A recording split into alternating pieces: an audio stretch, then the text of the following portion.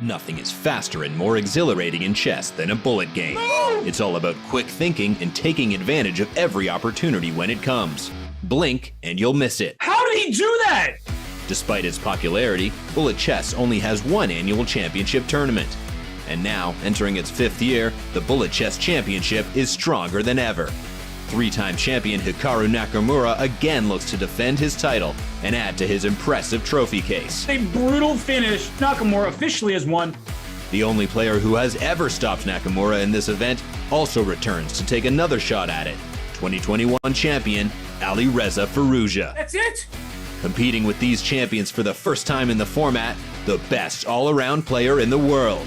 Magnus Carlsen has dominated chess seemingly forever, but he's never played in the Bullet Chess Championship. Will one of these big three of Bullet take home the $20,000 crown? Or can someone else claim the title? Maybe Naroditsky, Tang, Hansen, Caruana? It's me! That is the Fabiano finale. In this speediest of speed chess championships, only one champion will emerge. Welcome to the 2023 Bullet Chess Championship.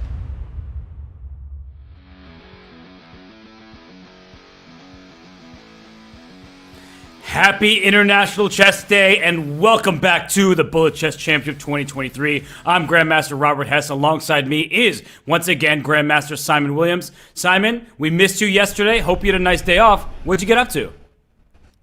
Yeah, thanks, Robert, and happy Chess Day to everyone. It's good to celebrate our favourite game. I was supposed to be doing a simultaneous at a club, but it got cancelled, so I actually watched the dodgy horror film instead, Robert. So it was kind of relaxing, but it's good to be back looking at this crazy but exciting tournament. And Robert, I heard I missed some action yesterday as well.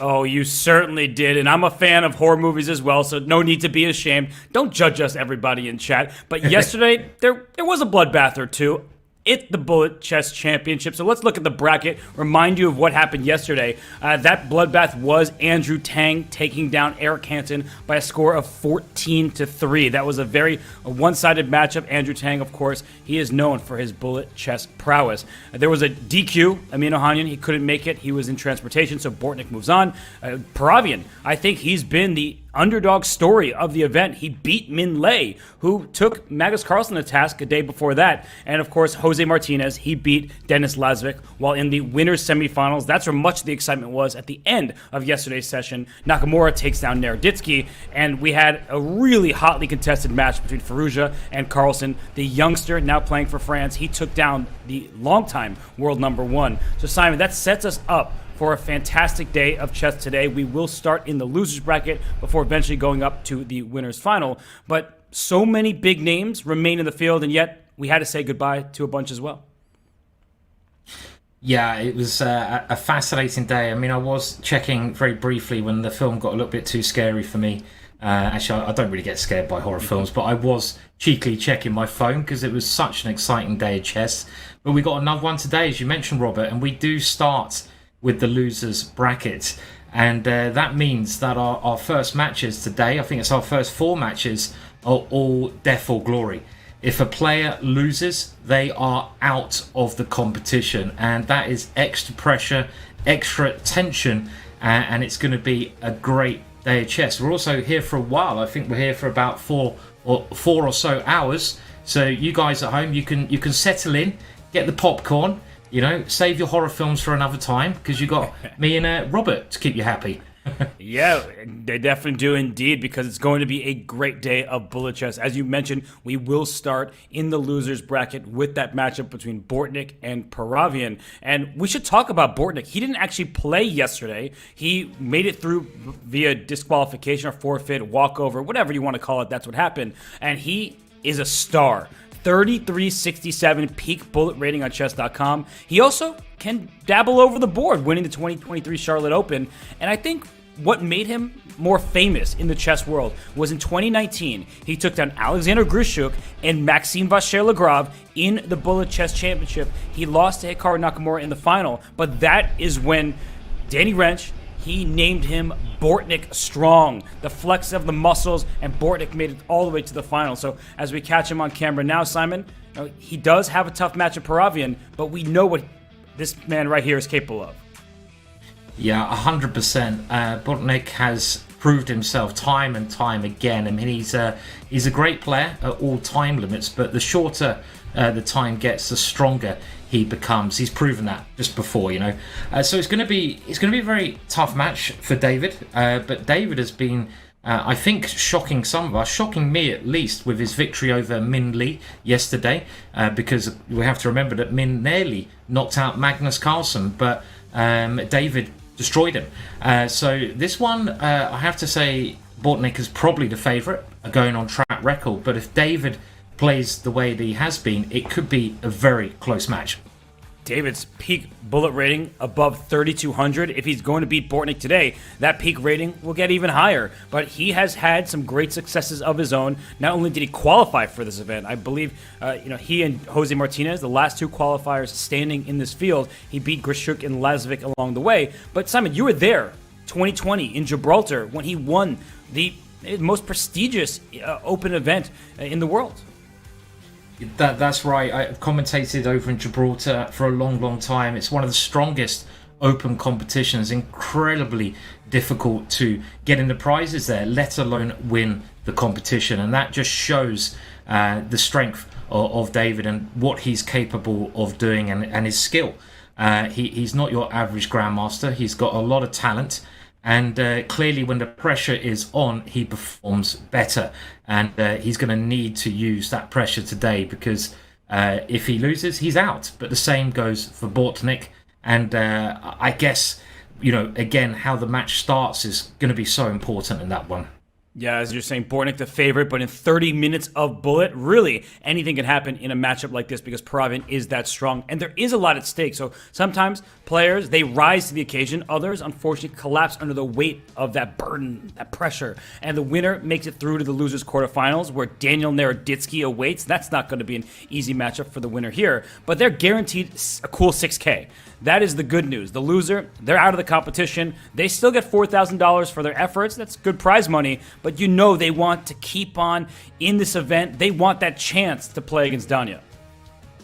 100%. I mean, that is a big prize playing against Danya. And also, the difference of $2,000 is a lot of money. I mean, in half an hour, how often can you win $2,000? And I'm trying to work out how many dollars that is per minute. 30 minutes, and it's $2,000. I'll let someone in the chat do the maths. Unless Robert, 66 and 2/3, so 66.66. 666. Oh, you're just a genius. More horror film vibes going on there, but that's nicely worked out there, Robert. Really, yeah, that's not bad cash, right? Per minute. I mean, wow, do that for a while and you'll be swimming in it. So it's a lot of money and a lot of pressure for both of the players.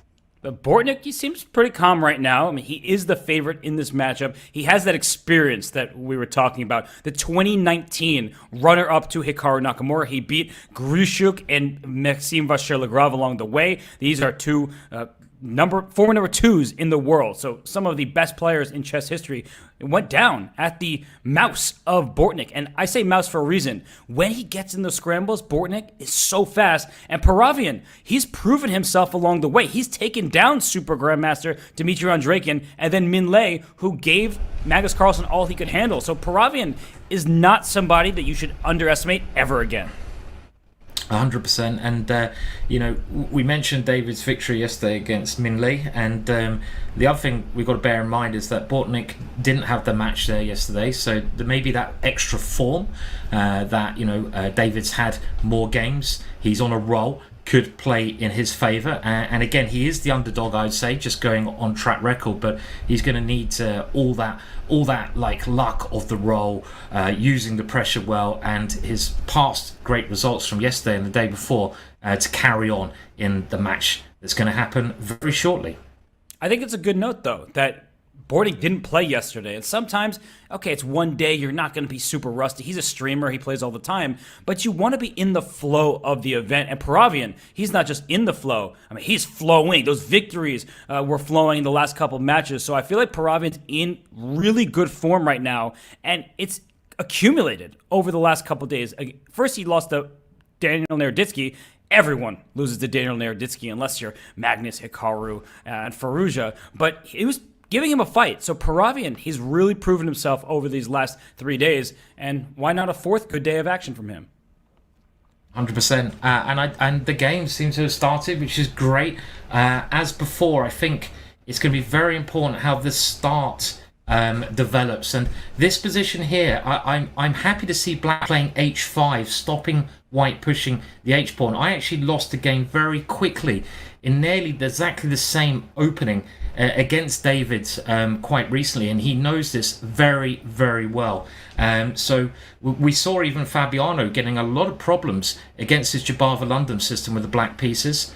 So the opening stage, I think, is going to be rather key, Robert, in this match. This is a complete opening win for Paravyan. Not only on the board is he perfectly fine. Look at the clock. He is up 20-plus seconds against Bortnick, and that's bad news for Bortnick. If the match is going into preparation territory, I mean, Paravyan is one of the best prepared players on the planet. Yes, totally agree. And this position here, it probably is fairly even, but if you compare the bishops, black's bishop is just clearly better. I think I'd prefer to be black here, and he might just pick up a pawn now. So already going a pawn up, and he needs to start strong. This is one thing we've made clear, because when Bortnick gets going, he can just get a really strong roll, and that could be another pawn dropping there in the board there. So looking good for black. Yeah, what play from Paravyan here. Every move with purpose, and he is up so much time. But this is where Bortnick can trick you. You feel like, okay, I'm going to win on the clock, and then he gets into Superman mode and plays at a lightning pace. I don't think he's going to get this one, especially with the G-pawn running up the board. But there it is. Bortnick just picked up a bishop, and his rook was ready to stop the pawn. Yes, and black playing for the win there. Very brave play. Will he go for a draw now by moving his king backwards? The white rook gets behind the pawn, and I think black should have taken the draw there, Robert. This is really risky play. He's going for the clock though, right?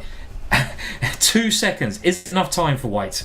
I think that Paravyan's about to get this one. He just needs to keep his rook and pawn on the board. He's doing just that. 0.4 seconds, and there it is. So Paravyan does get game one, but did you see Bortnick cut the time deficit from about 15 seconds to 4 by the end? He is scary fast, and I'm just letting everybody know, if you have not watched Bortnick play Bullet, that's what you should keep your eyes on. Not the clock at the start of the game, but when both players get around 15 seconds, he gets into that next gear, and it is just so seriously impressive.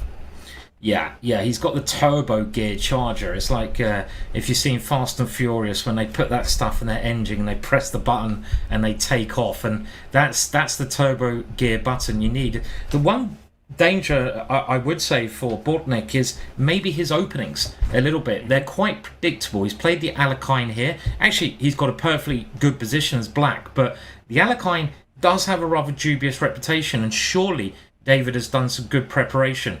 And this position, well, it is ending up probably a bit better for black here with the extra pawn.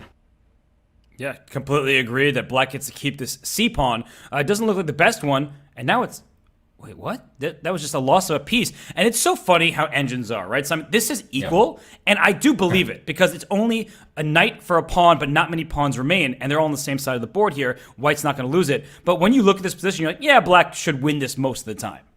I 100% agree. I mean, he is 2 points up if we're going to do it by the old school kind of point system. And the knight is really tricky, right, Robert? Especially in blitz chess. And here there could be a mating net. If the knight comes down in front of the rook, the white king could be in a lot of trouble at the right time. And there you go. There's the blunder. That knight just proving to be too strong. Yep, he falls into a fork, but as you're saying, there was a mating net as well. Very difficult to deal with multiple threats, especially when low on time. And we get this Jabal London again. So Bortnick, he's even up the match. He's going back to his tried and true opening. But I really feel like Paravyan, he is going to have the edge, as you've been highlighting, in the opening stage of the game. He is so well prepared. He loves his solid openings from the white side. With the black pieces, he prepares deeply. And this is a player that, as we talked about, you saw him win Gibraltar. That's a classical tournament over the board where Hikaru's won that many times, and a lot of Super GMs play. 100%. And you're right about the opening, Robert. It's very important to pick up on how the trends are going in these quick matches, because they could play lots of games in the same opening position. And I feel I've looked at this line a lot myself, and it's one of the problems with the Jabava London. White is okay, but if White does try to push for the win, Black gets lots of counterplay against the White King, as we're seeing here. Whose king is safer? That's the important thing at this time limit.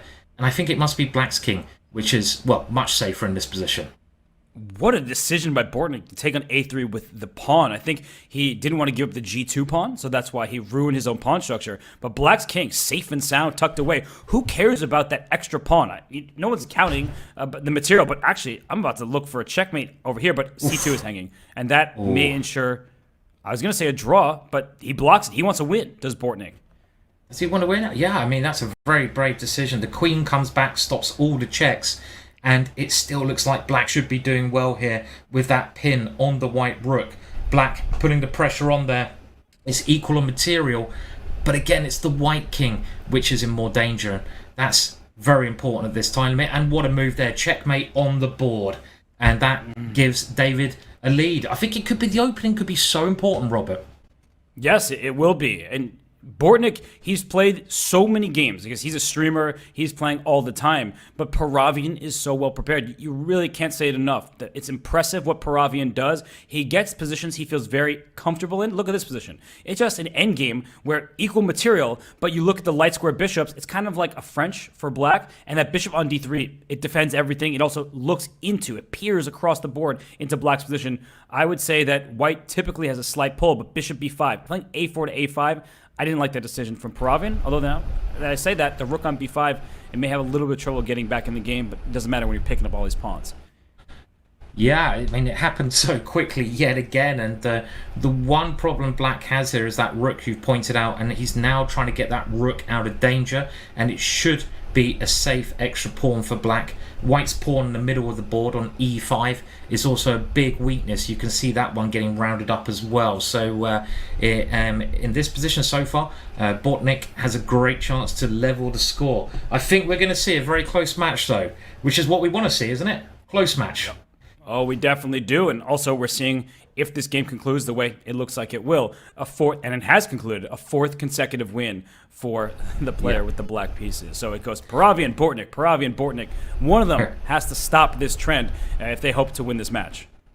And look at this, Robert. We now see Bortnick decide to play e4. He clearly wasn't happy with the way the opening are going, and I think this is a very wise choice. When things are not going your way, you've got to switch it up. That's the sort of positive about playing the same opponent. You can prepare better. You can work things out on the fly. But again, Black has a very comfortable position here, I feel. Everything developed. Black's rook comes into the middle. Only thing I would say is maybe the Black king is slightly weaker than White's king. Maybe. Yeah. I mean, it does look that way at first glance, but the way that Paravyan's playing, it looks like he's shoring up his king safety. And I just want to give a shout out to Bortnick, because a lot of chess players are stubborn. They're like, I've done the research. I've prepared for years in this opening. I'm not going to change it. No, it's not the opening's fault. I just need to play better. He recognized that Paravyan was getting good positions every game, that he had the black pieces. And, look at that tactic, Simon. Yeah. If that was captured, the rook on f2 was loose. He picks up material. Paravyan is on fire right now with the black pieces.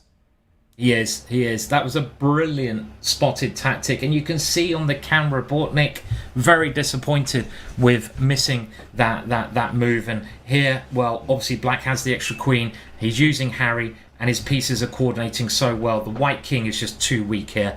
It should be knight g2. We'll finish it off. There you go. Probably time to resign. Just resign is that saying again.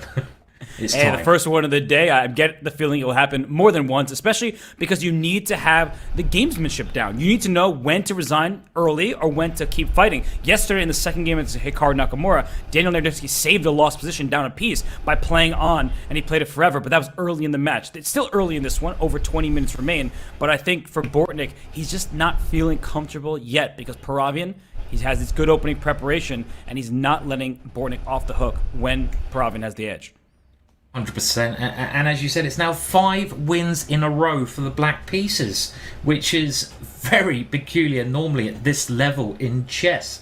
But a big score. This one, though, I have to say, is one of the only positions where I'm really starting to prefer white. Because black's pawn in the middle, it should be weak. That move is given as a blunder. I'm not sure why it was given as a blunder. A bit above my head there, I'm afraid. And black fighting back now. And that was a really nice move by Bortnick to get his rook activated, and then a nice retreat by Paravyan. This is a winning king and pawn endgame somehow, and you know why? This pawn on g6 can't move. So if you get an extra pawn, and look at this, black has an extra pawn on the king side, white has an extra pawn on the queen side, but only white's pawns can push up the board. It is a winning king and pawn endgame for Paravyan all of a sudden. 100%. This could be the first, and it should be the first win for white. White's pawns should queen on that queen side. They're much more dangerous. Why is he thinking he's just got to push? And here you go. You're going to see a pass pawn being made. Any chances of black? Well, black's going to have to get a little bit lucky here. But this is going to give David, if it goes the way we think it's going to go, a 2-point lead. He's going to queen first. He's got 10 seconds left. It should be enough time to win this one. And this is where pre-moving comes in. You see Paravyan's speed. That's a checkmate on the spot. And Bortnick, you saw he's flustered right now. He's like, what am I doing wrong? And the answer really is, what is Paravyan doing right? It's the opening stage. It's the precision. It's the endgame technique. Well done for Paravyan. And Bortnick, he goes back to the Jabal of London. Yeah, I mean, if anyone wants to know a good opening as black against the Jabal of London, I do recommend they look at this line that David is playing. Like I said, I lost horribly to him. Myself with the white pieces, and it is one of the critical lines at this moment in time. But in this position, I think white's done a much better job than some of the other games. Getting the queen off, I think, helps white, because the white king has been in a lot of trouble, and maybe even that black rook is going to start to look very stupid here. Yeah, and that's why he sacrifices. That's great recognition by you and by Paravyan. I don't want that silly rook. I'm going to get in trouble in the dark squares down the line. Let's just give up that rook, shatter white's pawn structure. But Bortnick's handled it perfectly. He put his bishop on c3. No infiltration squares for the rook. Watch out for some checkmating nets, but the king safely scampers into the middle. And I think that Bortnick, with the lead in the clock, with extra material, he should be able to secure victory. He should be able to, and he probably needs this one. Otherwise, he's going to go 3 points behind. So this is an important game. He's relying on his C pawn and maybe his A pawn to come rushing through. Black does have a bit of counterplay, though, now on the king side. It's simply a race here, isn't it? Who's going to queen their pawn first? And it looks like white should be winning that race. He didn't throw in rook b1 check. If he checked the king first, there would be no rook a5 shutting off the black rook from the a file. So nicely spotted by Bortnick. Unfortunate slip that happens in bullet for Paravyan. That was a well-played game, though. I think we have to give Bortnick the credit for bouncing back after a couple difficult defeats. 100%, and that closes the gap to 1 point. Only 1 point in it. And we see, yet again, another sharp Alekhine opening, and so far I am preferring white in these positions, because it looks like white's king is just the safer piece here. That pawn on e5 in front of white's bishop often gives white good attacking chances, and now he can take his pawn back. But I don't know. Bortnick is he's proving he's changing my mind on the Alekhine. I'm now thinking maybe I should learn the Alekhine. maybe this is kind of an opening for me, Robert. He's making it look good. He does, because he actually works very hard on his openings, and it seems like that was a mistake, a bishop sacrifice. If you take it, there's queen a4 check, and that's why he didn't capture. But what I'll say about Bortnick is he created this course on the Jabal of London, and wow, he is now up a piece. And with Daniel Naroditsky, he also knows the Alekhine inside and out. So it may be a dodgy opening in the classical chess levels, but he works super hard. He's a lot of experience. So yeah, if 92 check, nice fork there. He's taking this game. He has evened up this match. Yeah, it's all level now, and we're back to where we started. Okay, we have the e4 opening from Bortnick, and these positions generally should be quite even, but the flow is currently with white at the moment with Bortnick, and can he keep it up as he goes? This seems like, again, like a position where I prefer white, I think, because black's pawn in the middle could well be weak later on. And it's gone. So he sacrificed it, but for this tactic, don't take that bishop. That is a poisoned bishop. There would have been a bishop h2 check, and that would have discovered the queens against each other. So instead we get into an endgame where white is up a pawn. So Simon, you're 100% correct. We look at the position. It's a clean extra pawn for Bortnick, and he takes there, and he's just going to win another. Yeah, it's 2 pawns up. It is opposite coloured bishops, meaning if the rooks come off, probably a draw. But the rooks aren't off. The rooks are on the board.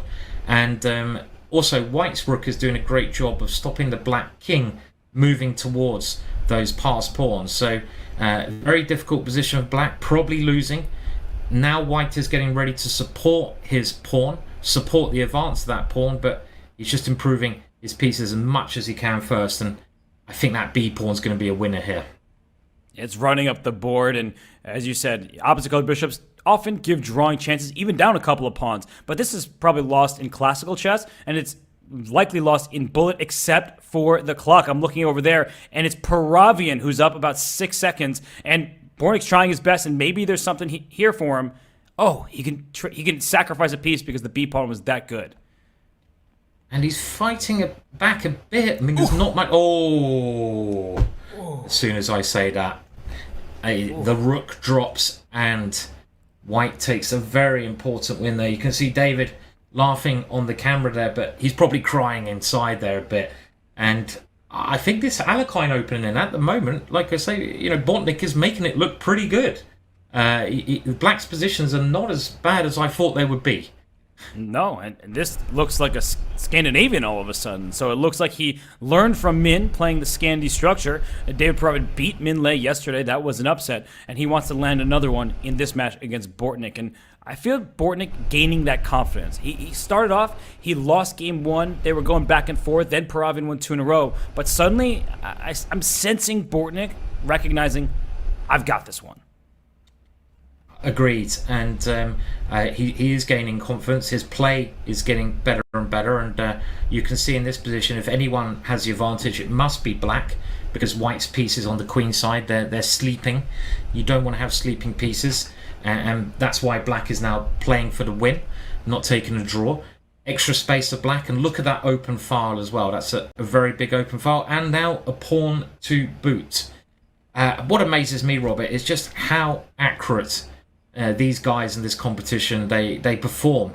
It's quite phenomenal. The level of their chess is really amazing for the time limit.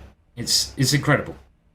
Mistakes inevitably will happen in bullet chess, but as you're indicating, very high level of play. And we see black up a pawn. Can he convert this? He should start pushing that h-pawn. Get 4 in a row. Connect 4 along the 5th rank. That should be good for black. But unfortunately, he's a little bit tied down over on the queen side because of this pass pawn situation for white. I'm looking at the clock. And now suddenly Paravyan is down on time. And we know how lightning fast Bortnick is. Yeah, I think the clock's going to be the key thing on this. Black is doing well. Black has the extra material, but it's 8 seconds, 7 seconds each. And who is going to lose on time? It looks like Bortnick has the speed in this one. That is the key thing. He's 3 so seconds now. So fast. Can he get rid of that bishop in time? He can. He's just pre-moving, right? He's just going around the board with his knight. It's gonna just be pestering white, and he wins with a second to spare. It was really close on time, and then the end gap, 1 second. That may not seem like a lot, but it actually really is in bullet chess. So we have to be mesmerized by the late game speed of Bortnick. He'll be down on the clock early, and it's in part because of his opening repertoire. I think he gets some shaky positions, but the way he's able to weasel his way out in any time scramble, I mean, it's such really high level stuff. Yes, agreed. And I think he's found the right opening as well to play. This seems to be giving him, as white, much better positions than the Jabava London was. And you mentioned it, Robert, that ability to adapt. And I think it's a real skill in chess. You could say in life as well. You learn skills in chess that you take over to life. Like running around like you're playing bullet chess. No, that's not always the case. But adapting. And I like what he's doing here. Look at the queen and the bishop. Okay, but black's managed to get the queens off now. That's really helped black's structure a lot. And what's going on here? It's an even material endgame, but black's pawn is in white's camp, and white's pawn is in black's camp, and I think white is better just because the e4 pawn sticks out. It's overextended, and he's taken. Oh, he goes back. Now that is classy. He didn't want to allow the black rook to get active, so he just walks his king back and says, "Your e pawn's going nowhere." Yeah, very clever move. One of the most important things to remember in rook endings is the activity of your rooks. And whoa, can you play pawn on? What a tactic that is! Look at that. The black pawn suddenly becoming a queen, and that is very painful for David there. Another potential loss here. Well, I mean, David, I think actually is the happy one right now. He's getting it with the black pieces. Oh, sorry. So, no, based on what we've been seeing in recent games, it seemed like it was all Bortnick, but suddenly Paravyan is the one in charge, and he needed this game so badly, and he is taking it. He's up on time. He's up a queen, and as long as he doesn't blunder all his pieces, it's a win for black. Yeah, and with the time as well, he should be just putting this in the bag now. My mistake there. Important win for David. It goes so quick. I sometimes lose track of who's playing. It's it's the speed it is. But I think the gap is only 1 point now, with 9 minutes to go, and they have to win by 2 points as well, right? To go through. They do. So a 1 point deficit, that's not the worst thing in the world for Paravyan, but it's not good to drop your d4 pawn. I have to say that sometimes you do it, you get initiative, but usually you don't like to trade queens in the process. Yeah, it's all okay to sacrifice, but you've got to get enough compensation, and generally when you sacrifice, as you mentioned, you want to keep the queens on the board. But this has maybe given him something. 2 bishops, the black king not entirely healthy. Okay, it has now castle, but with 2 bishops on the board, you're always, in these kind of positions where there's open lines, going to have compensation. And I might even prefer white here. Bit easier for white to play. Bishop c7 is coming. He could have taken on d8 and bishop c7. He is again. If he trades rooks and plays this bishop c7 doesn't work now because the knight protects the other knight. But he had it, and I was waiting for it. I was like holding my tongue, being like, watch out for that idea. And it's sometimes you're in the flow, you're just coming up with moves, you trust your opponent. But we do have the eval bar off to the side that helps us in addition to coming up with some of the tactical shots that, if they don't work, who cares? We can take the move back. But the players, it might be their last chance. Yeah, and he just played it one move too late there, didn't in the position. It's still, I think, quite dangerous for black because of this pawn on the side of the board. And look at that pawn go. The knights are kind of dominating the bishops though, and that knight getting over, but 5 seconds up on the clock for white as well. How do we rate this ending? Probably good for white. But 5 seconds lead, I don't think is enough for Paravyan. Just the speed that Bortnick plays. And look at this. The advantage is going up and down, back to the middle. They're both queening here. Oh, and that was a blunder. That will end the game right there. Yeah. Do we have a level? I think we have level score now, maybe. We do. As I make it. And you can see Bortnick very upset with that one. This is really, really tense. And the reward, if you win this loser's bracket, is that you get to play against Danya. And I don't know what kind of reward that is. It sounds quite scary. But it's going to be tough for these players today because they want to stay and they have to win 2 matches, right? 2 matches in a row.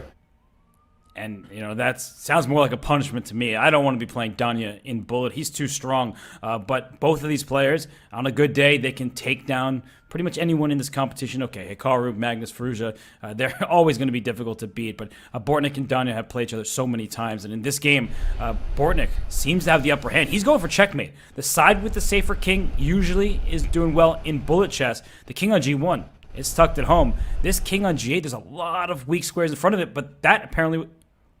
Oh, knight takes c4. Wow, what a tactic there. Spotting the move very quickly, but I still actually... Oh, he's playing such good defensive chess. I was going to say I'm actually preferring white because the knight and queen are very dangerous, but I love what black has done with the dark square bishop because that dark square bishop can get rid of that knight. Very tense position here, though. Yeah, just don't move your knight on f6 because then queen h7 is mate. But now you can take on g5 and take this bishop on f7. That's exactly what Paravyan, I thought, was going for, but he brings his knight to e4. So what is happening?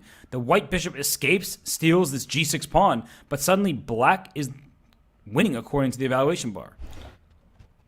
Wow. Some amazing tactics there. Oh, look at that. That was Queen E1. Just about keeps in the game, but he picks up a piece there.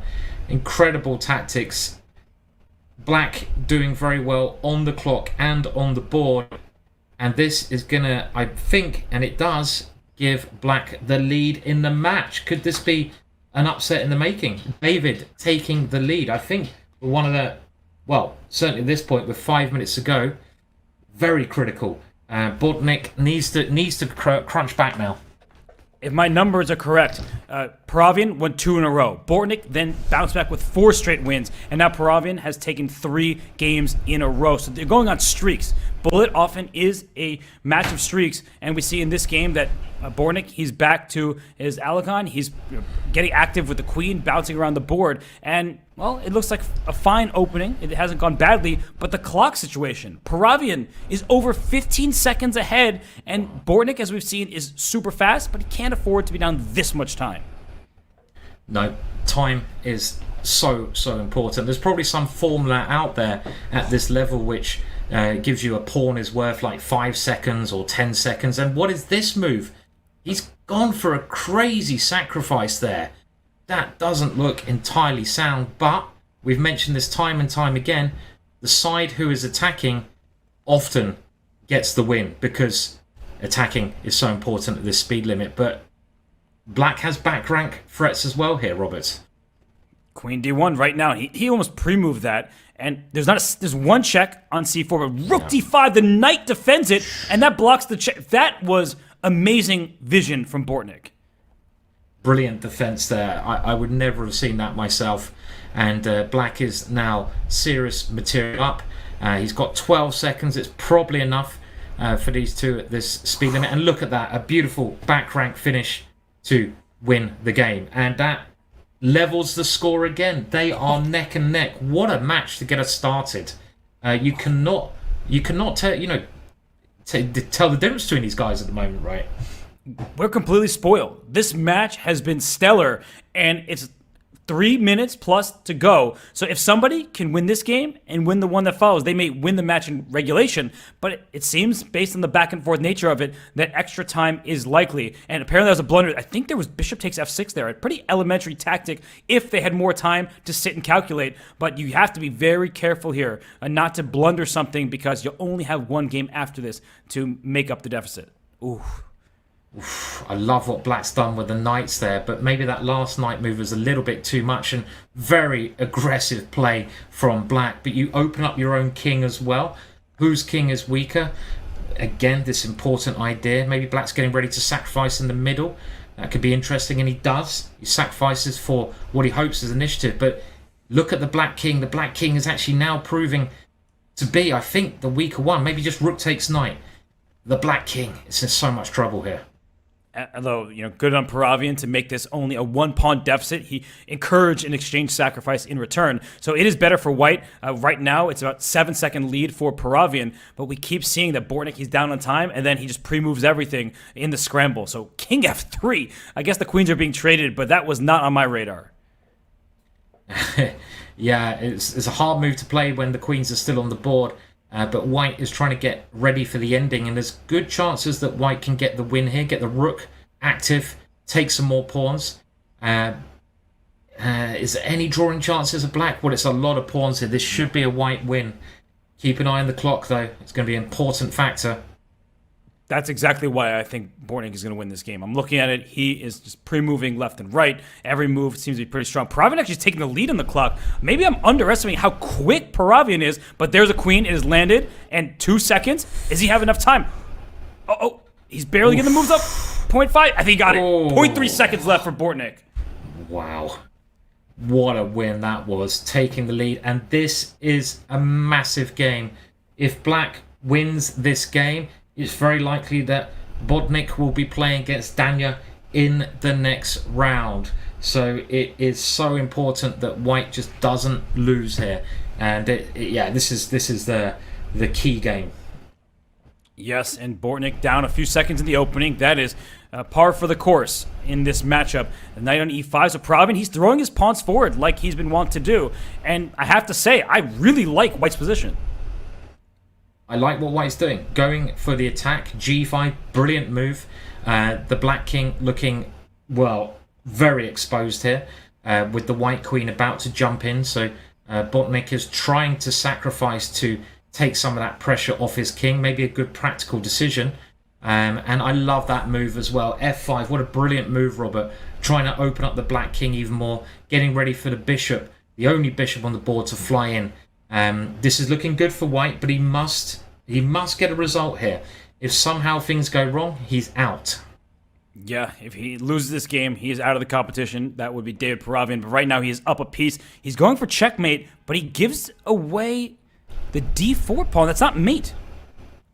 Yeah, I mean, it looks very scary, this position for Black, but Black is now equal on material. White would love to get the rook to check the Black King, but the White rook is always blocked here. Good maneuver there, though. That was really clever. Yeah, he walked into a killer. And he missed it. You can't miss forks like that, but he has a second chance. Did see that? Oh my goodness. If there's a checkmate, maybe this was really clever stuff, but he walked into a fork himself. Unbelievable. And Paravyan's up on time. He's got to move. Paravyan's got to move. Why is he frozen? Oh, no. Unbelievable, this.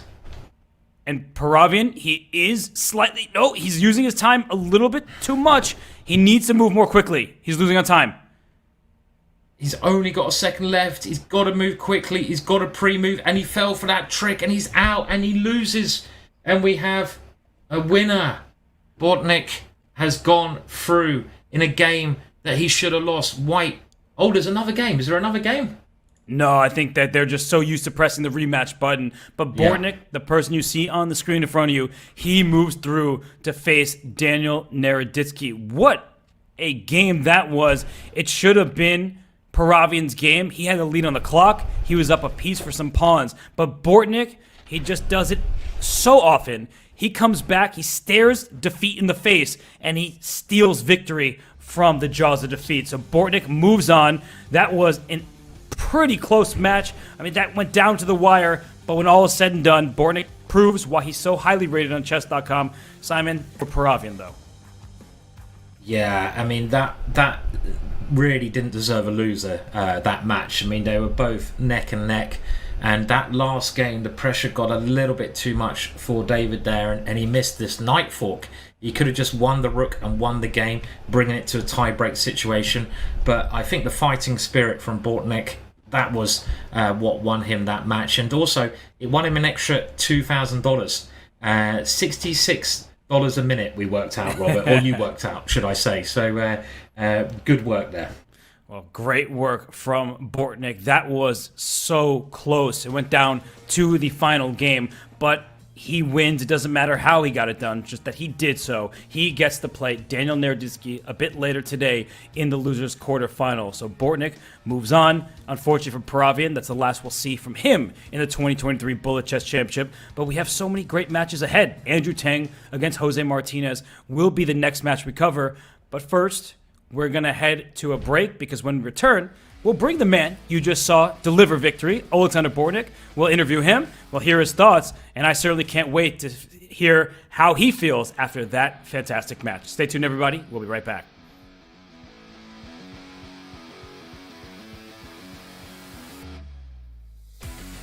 What's the best way to follow any chess event from the Champions Chess Tour to the Candidates, Speed Chess Championship, Title Tuesday, FIDE World Championship, and so much more? Chess.com/events has all of the top chess tournaments played both over the board and online.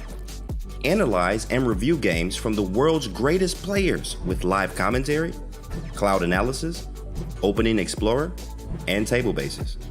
Find all the key event information, including schedules, prizes, results, news reports, player bios, tie breaks, and more.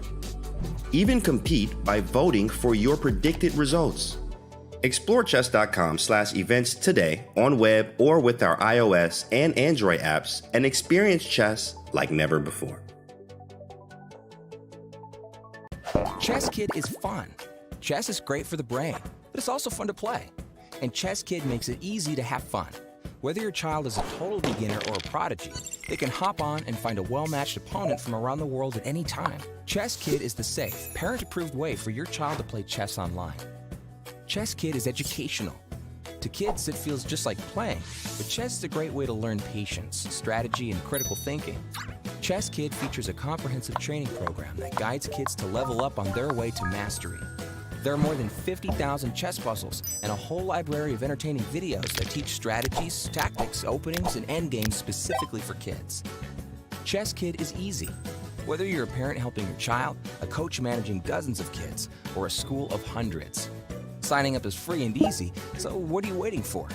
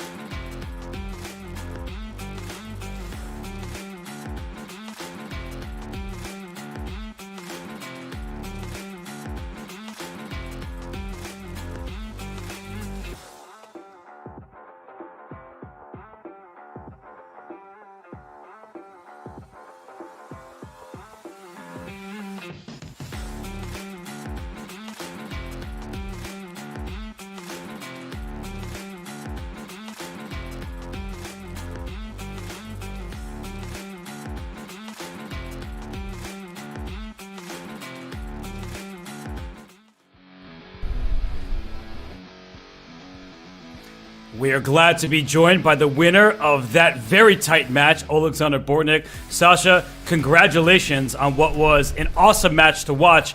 How are you feeling? Are you finally able to breathe a little bit? Oh, hello, commentators. Hi, Chad. Thank you so much. Oh, that was actually a very tough match. He was extremely fast, and we're just playing, some bullet games. And I watching my clock. I'm down like 15 seconds every game. Every single game, I just was behind him on time. And I didn't recognize that was final game, actually, we played. I thought it's more like 2 or 3 games more. I even didn't see what the score is. It was really fast in the end, and hopefully I won. I won the last game.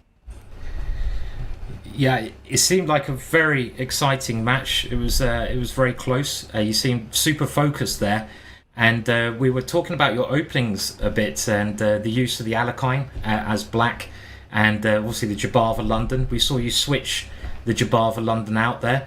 And do you play the same openings in Bullet that you play in classical chess generally? No, absolutely different. I'm not using the Alakine or Jabava London because against 2600 when you play in, that's not the best opening choice for the classic. But in Blizzard's always work. Like you could see, so probably I won more games with black than white, I guess.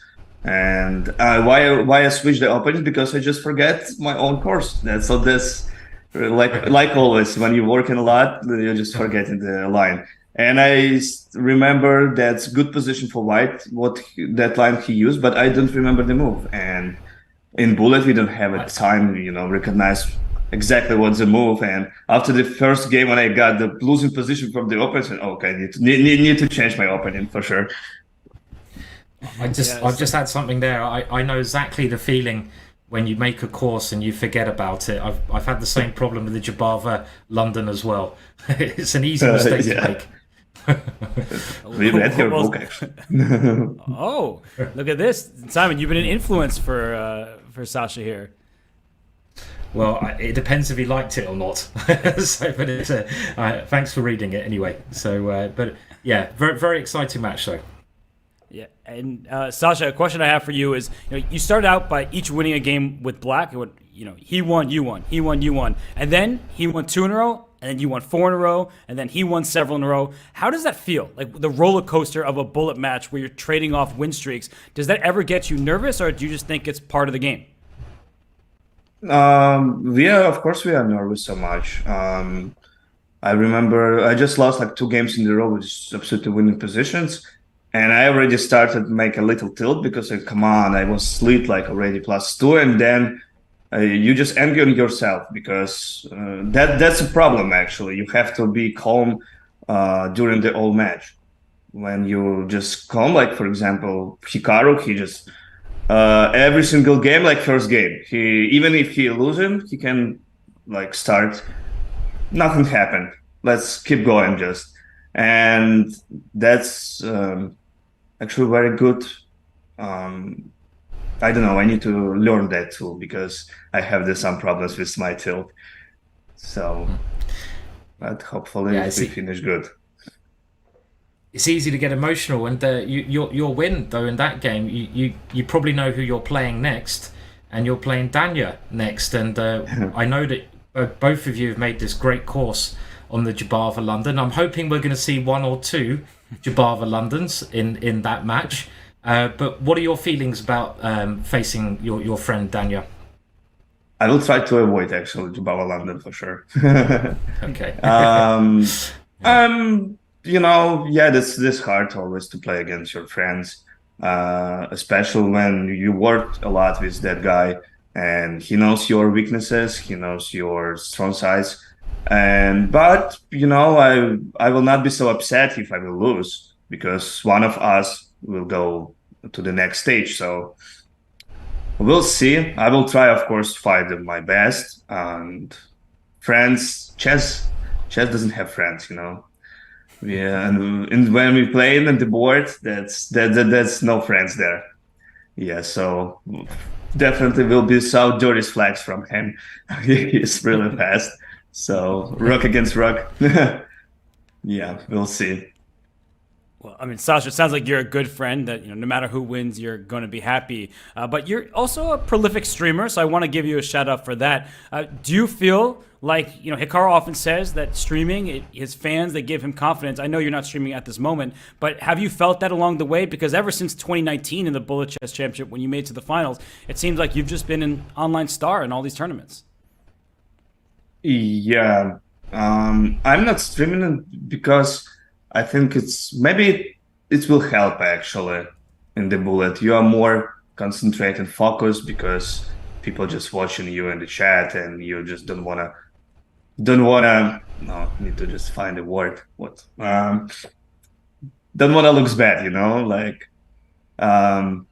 So maybe maybe I should actually stream too. But when we started, we could use the headphones actually, and it's only for in the second day because I like to hear the music and listen to music when I'm playing. So yeah, let's see. My last question, I'll let you prepare for dining, but my last question is, what music do you listen to when you're playing?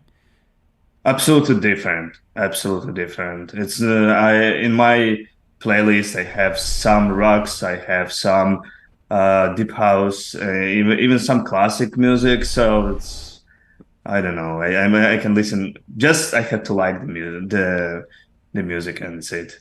And have something special, guys. Well, we'll let you listen to them. Some music, prepare, because we know you have another match coming up shortly. But thanks so much, Sasha, and congratulations on what was a fantastic match win. Thank you so much, guys. Thank you. Well done.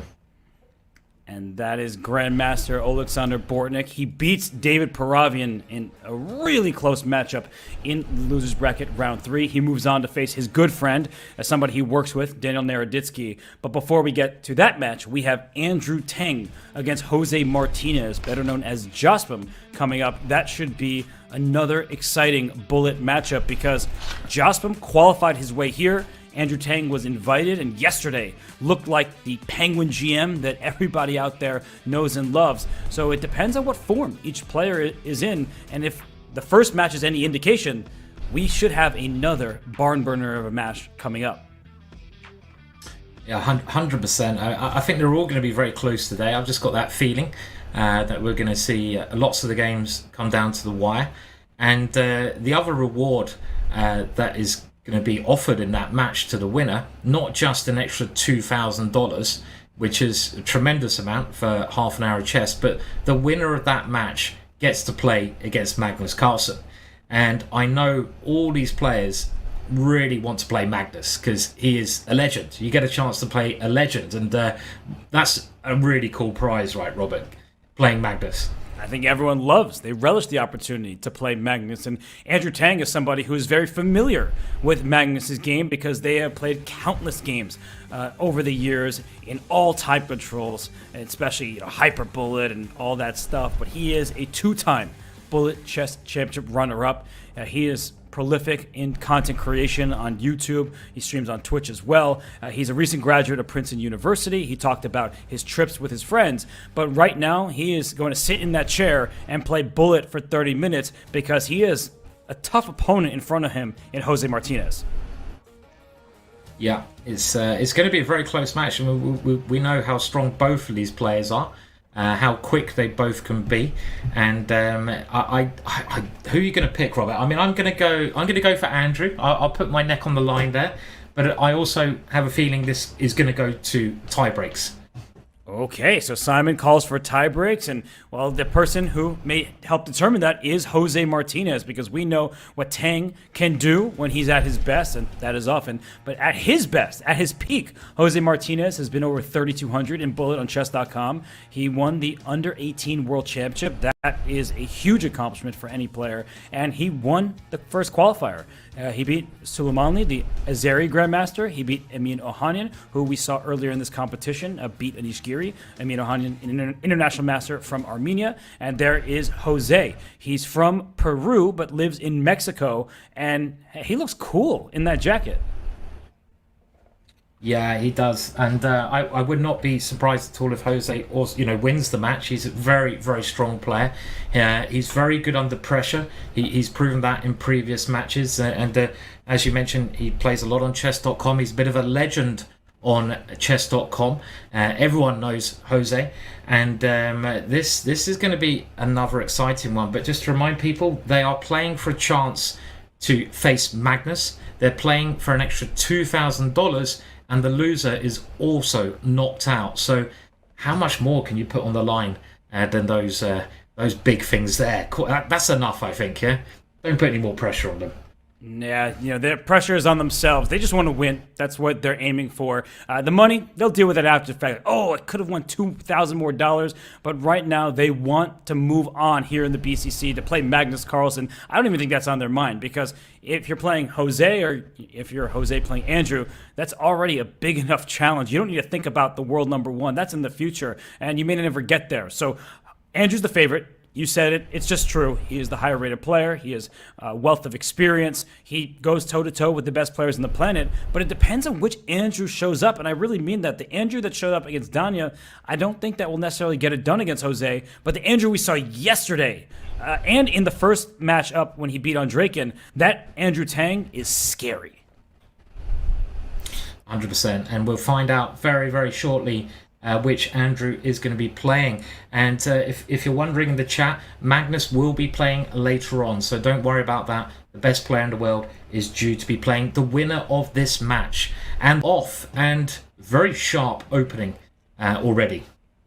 And is this some kind of theory that I don't know about? Because they made all their bunch of moves in 5 seconds each before Tang paused and brought his king up to F2. I like Black's position. We keep saying it. The side with the safer king is usually the happy side in Bullet, and Black is a safer king and is up a pawn. Yeah, agreed. Black has the extra pawn. The king is on F2. It is only one pawn. It's not a winning enough material advantage at this time limit. It's more to do with the pieces, and Andrew does seem to be unraveling his position a little bit. That knight grabbing a nice square, but this bishop doesn't have anywhere good to go. Okay, it dives into Black's position there. Yeah, so it's all the way in Black's camp. The A5 pawn is loose, and Jose says, go take my queenside pawns.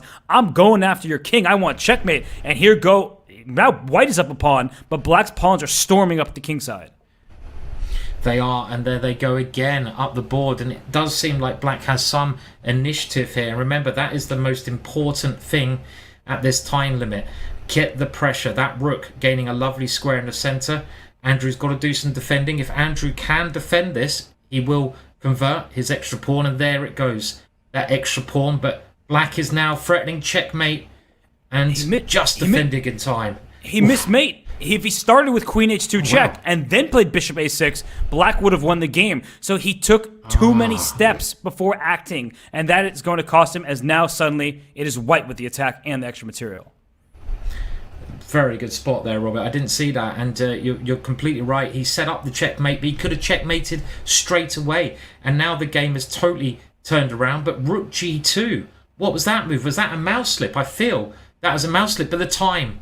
I didn't even have a chance to look at the clock there, Robert. I don't know how the players managed to look at the clock and the board at the same time. I can't as a commentator. That's why he made the move Rook G2. He stopped any sort of checkmates that would happen on that diagonal, and it took Jose some time to figure out, wait, is that piece just hanging? And he grabbed it. So I think Andrew, he just showcased his speed. That was a really nice effort at the end by him, but Jose had a winning position. I mean, Jose is going to regret not taking that first game. Yeah, every point is going to be critical in this one. And moving on to the next game, White does have an extra pawn, and it looks like White has the better attacking chances here. Look at White's light square bishop. This is a key piece, and the queen threatening some big check there. Black has to weaken his king even more, and now the white knight has some holes it can move into at the right moment. Can that knight move in now? It looks very tempting. He's just pushing the H-pawn here. Very interesting position. But he just blundered something on the back rank, it would appear, but no, that was not right. Maybe there's just a simple Rook D1 instead of Rook C8 check. It's so tempting to give a check, but there was pin action along the D file. He's going for a mate. Knight of 6, Rook G8. We see what's trying to happen, and he walks right into it apparently, because Rook F1 check for Black. Apparently that's just one check, and you don't have a follow-up. Well, we will find out here. The Rook surely can check. Now, I mean, it still looks dangerous, but you have Queen takes C1, so if the Rook checks, the King comes here. This is the first time I've ever tried doing arrows. So the Rook checks there, the Queen can take it. Look at that, Robert. I actually used the arrow button in Bullet. Are you impressed? I'm very impressed. I'm proud of you, in fact. And I think we should be proud of Jose as well, because he's rebounded from game one, and I don't see any safe checks for Black anymore, and that's why Andrew resigns. Yeah, that was actually a pretty nice finish in a very, very complicated position. And they're back on straight away with the next game, and they're following the same opening as before, but this ended up being very good for black here. And maybe this is knight d3, I think, is the improvement. I'm getting a bit carried away with these arrows now. And white, I like white's position. He's got a lovely hold of that square that his knight's on, and he's also pushing on the king side. Yeah, no, this looks suddenly like white is definitely in charge. And that's like, ooh, a protected pass pawn on the 6th rank. That is not good news for Jose. And, well, he's been able to stabilize a bit somehow. This king on g2, also not the safest piece with a rook coming to g8. So he goes for that right here. And that king on h3 actually is... Oh, queen f5. He blundered this pawn. I was about to say that rook was tied down. And now bishop d6 follows with checkmate. Massive blunder there. And all of a sudden, the white king was the major target. And Jose taking the lead. And someone mentioning that they didn't see my arrows. I'm a bit disappointed about that. I'm sure I didn't make them up. Maybe I did. Maybe I just had them in my mind. I might try them again at some point, but it's very quick for arrows. And here we go. Black winning a pawn immediately in this game. Yes, and that's a pretty important pawn right in front of the white king side. And, well, now that the position is where we're at, the extra pawn is on e6. So it's not going to help making a pass pawn, and that means it's maybe not the biggest deal in the world. And this bishop on g7 doesn't really have any targets to work against.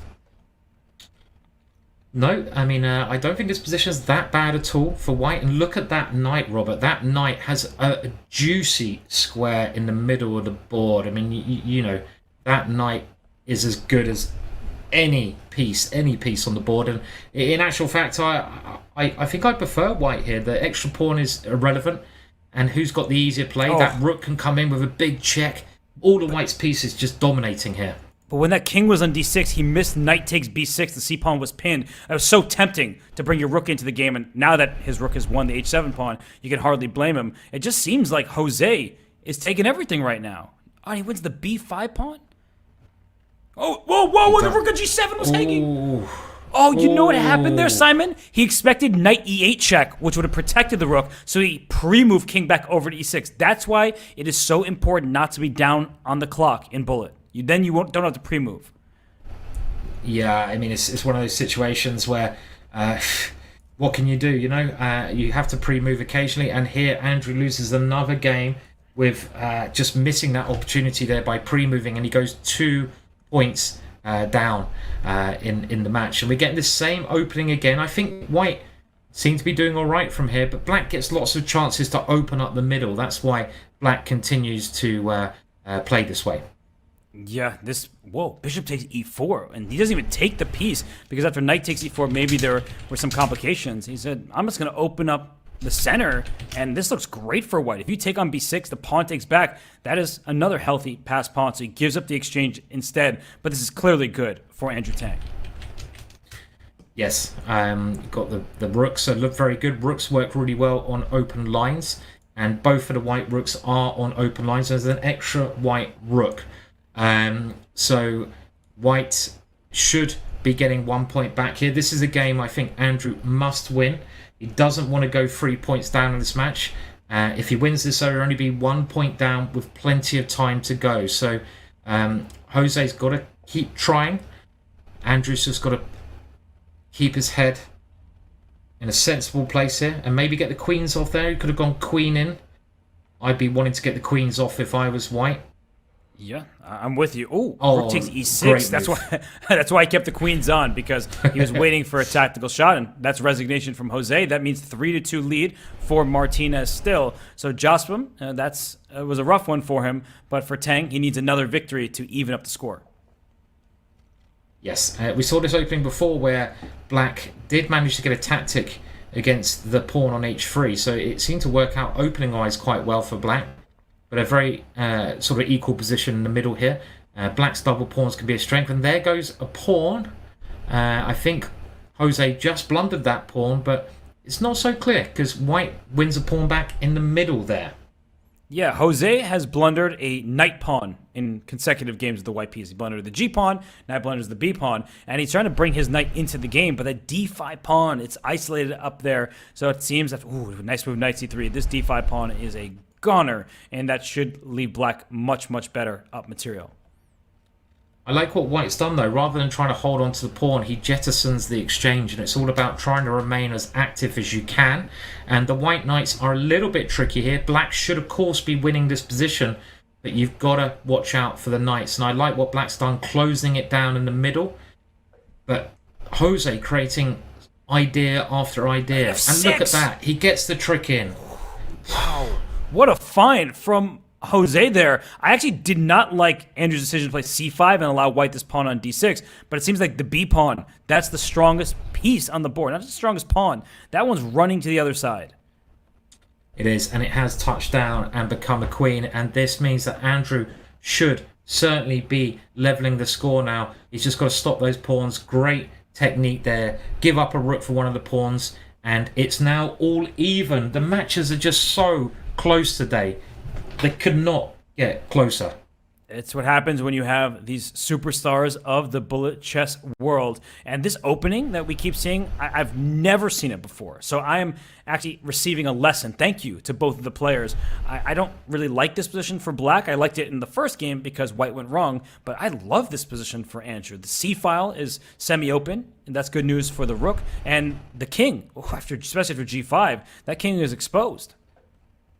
I agree with you, Robert. I think in bullet chess you might be able to get away with this kind of opening as Black, but positionally it should only be White who's better.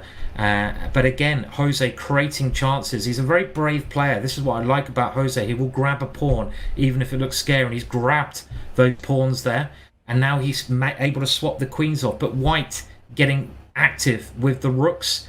This could go either way. Very tense situation. Remember, whoever wins this one takes the lead in the match.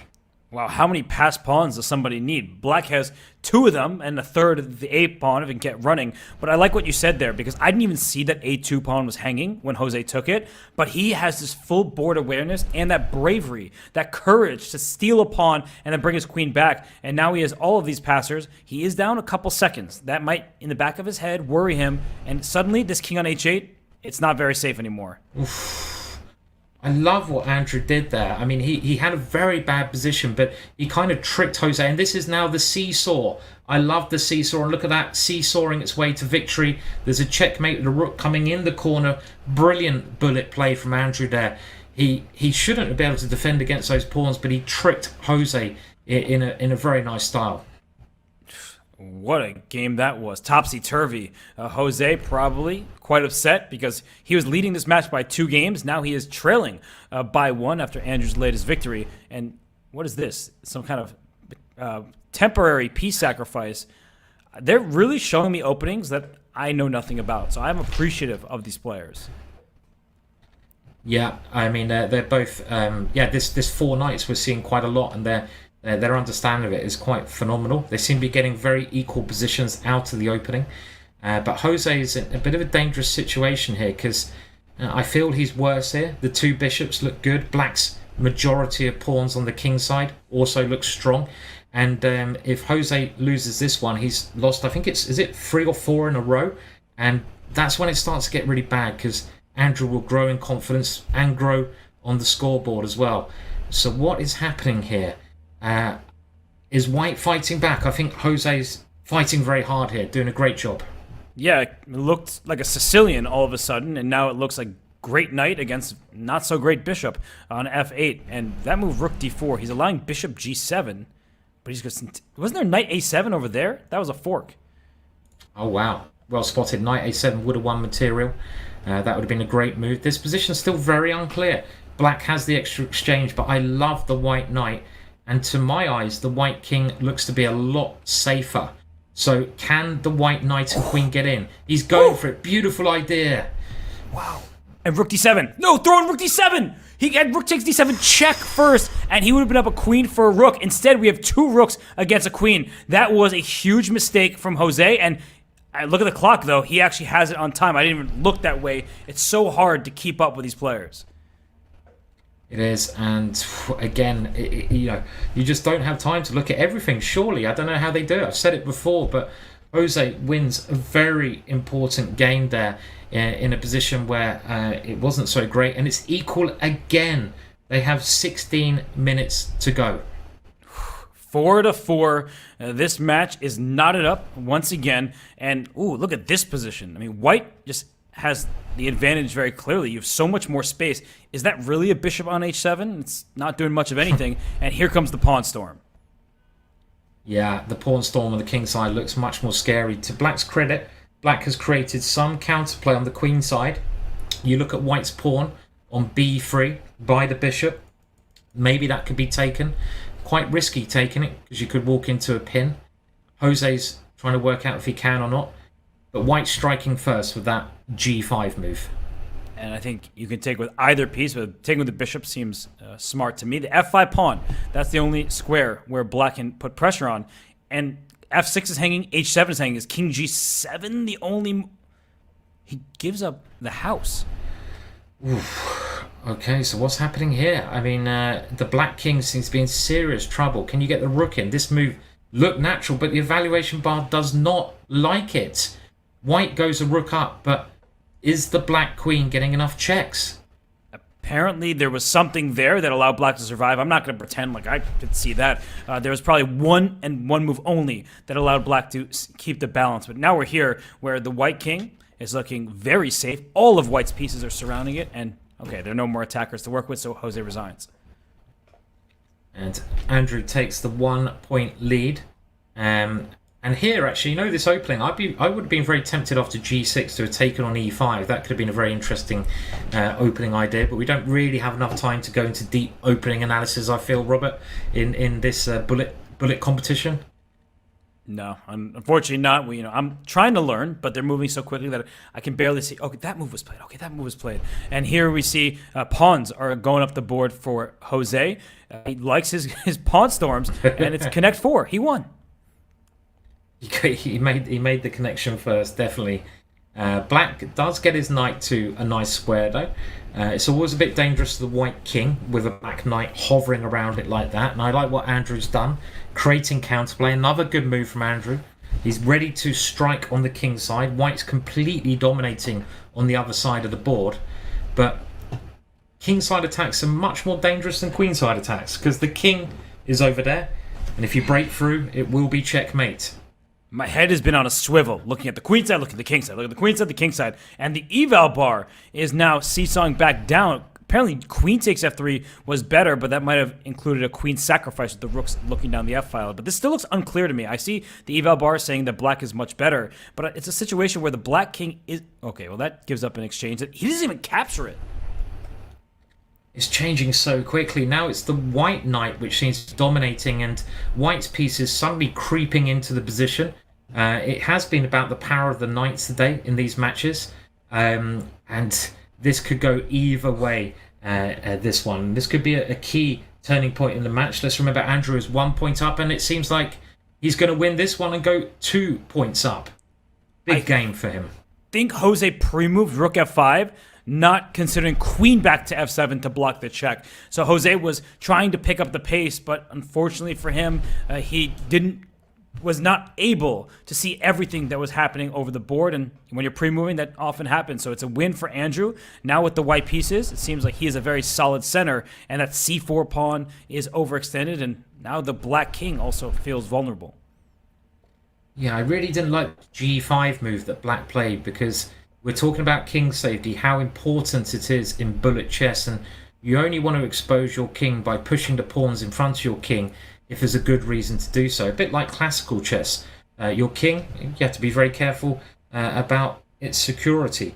And the white piece is now starting to encroach upon the black king's position. And if Andrew wins this one again, the lead is growing and growing. It could be 3 points. The rook swings over. Black can't survive this, surely, Robert. No way, especially after that cruncher. Your king takes the next rook swinging to h1, delivering a checkmate or winning all the pieces. So that was another win for Andrew Tang. There's still 11 and a half minutes remaining in this match. So there is time for Jose to catch up, but just the way those last bunch of games have gone, it seems like Jose is bordering on tilting. Yes, it does seem a bit that way, and the flow is with Andrew. I think we've seen what Andrew's turned up though today, Robert. It's the dangerous one, and a dangerous Andrew is capable of beating anyone The winner of this match will play Magnus as well. How many times do you think Andrew has played against Magnus in bullet chess? That's an interesting fact, stat we'll have to find out later on. I would say too many for their own good, but I don't think anyone can say what's good for Magnus' chess. He knows what's best for it. He has been the highest rated player in chess history. So, yeah, I'm not going to question what they do. It's been good for them both. And this position looks good for white because that king on g7 looks vulnerable. And now we've the board cut in half, where white has an extra pawn on the king side, black has an extra pawn on the queen side, but white's king is very safe. And, that looks like there's an option. And, f5 is a great move. Fantastic move, just opening up the black king, and you hit the nail on the head there, Robert, just pointing out that the black king has no protection, and you need to have protection, and that king, it needs to have a bishop around it, and white's just opening it up there. Maybe the queen can even come in. Queen takes h5, look very strong there, but this is also a very good move. Yeah, no way you can survive this. Jose learned, Okay, was that another pre-move? Because he was up a rook if he didn't go knight f5. So there have been these moments where maybe Jose's pre-moving a bit, but Andrew has no time. So he probably was thinking, if I don't win by checkmate, I'll win on the clock. He wins with 15 extra seconds. So Andrew has been down on the clock in quite a number of games. So that, I think, is what Jose can rely on as we reach 9.5 minutes remaining in the match. Yeah, 2 points in it at the moment as well. So there's still time. 9 minutes is a lot of time for one of these matches. And they're playing quite a solid position here. This is the kind of position I think Jose plays really well. You know, just maneuvering his pieces, kind of waiting for the opponent. And I would say that's kind of Jose's style. He's like a viper. He just sort of waits there, and he will just strike as soon as he gets the opportunity. So you can see the black pieces in this hedgehog formation. They look passive, but they wait for their opportunity. And there you go, just repeating the position again. Yeah, Jose, the pressure's not on him to win this game. He has the black pieces, so even though it's bullet chess, some of those mantras still exist. In d5, that's one of those critical moves. Can you get away with it? And if you play too early, it regularly backfires. But that's why Jose, he's just hopping around with his knights. He's up 5 seconds. He's playing really quickly and very accurately. He is, yeah, and they're both just sort of dancing around here, seeing if there's an opportunity. The problem with these kind of positions is often if you're the first person to push a pawn, you just make your position worse. So you kind of want to try to do as much as you can with your pieces. And here you go, Jose strikes. Is it that Viper strike there in the middle? He opens up that bishop in the corner of the board. Look at that bishop, Robert, the light square bishop. Brilliant play from Jose in this game. This has just been a stellar game, no matter the time control. And Andrew sacrificed a piece because his position was already in grave danger, but there's no attack. Look at every move Jose has played. He keeps a 6-second lead on the clock. And this has been just maybe the best game of the match from start to finish. Yeah, I agree. Yeah, it's been very, very good quality. And Black's kept his cool. His time should be enough here. We know how dangerous Andrew can be, but should be a win for Black, and it will be just 1 point in it there. Checkmate on the board. That was seriously impressive. That whole game was a spectacle, and now it's a 1-point match. So the good news for Andrew is he still has the lead. The bad news is Jose is the one with the confidence. 2 wins in a row, and that very nicely played game. And we get a position where, okay, I wouldn't say there's much of an advantage for white, but now we see actually a bunch of trades, and it got tactical out of nowhere. Yes, and we see an ending now where white has the extra pawn, but black's rooks are very active here, and black should just about have enough in a critical moment. But okay, actually that pawn is scary.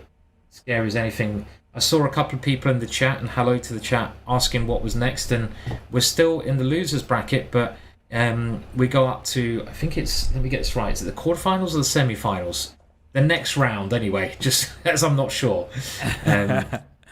Yeah, it's the quarterfinals. Yeah.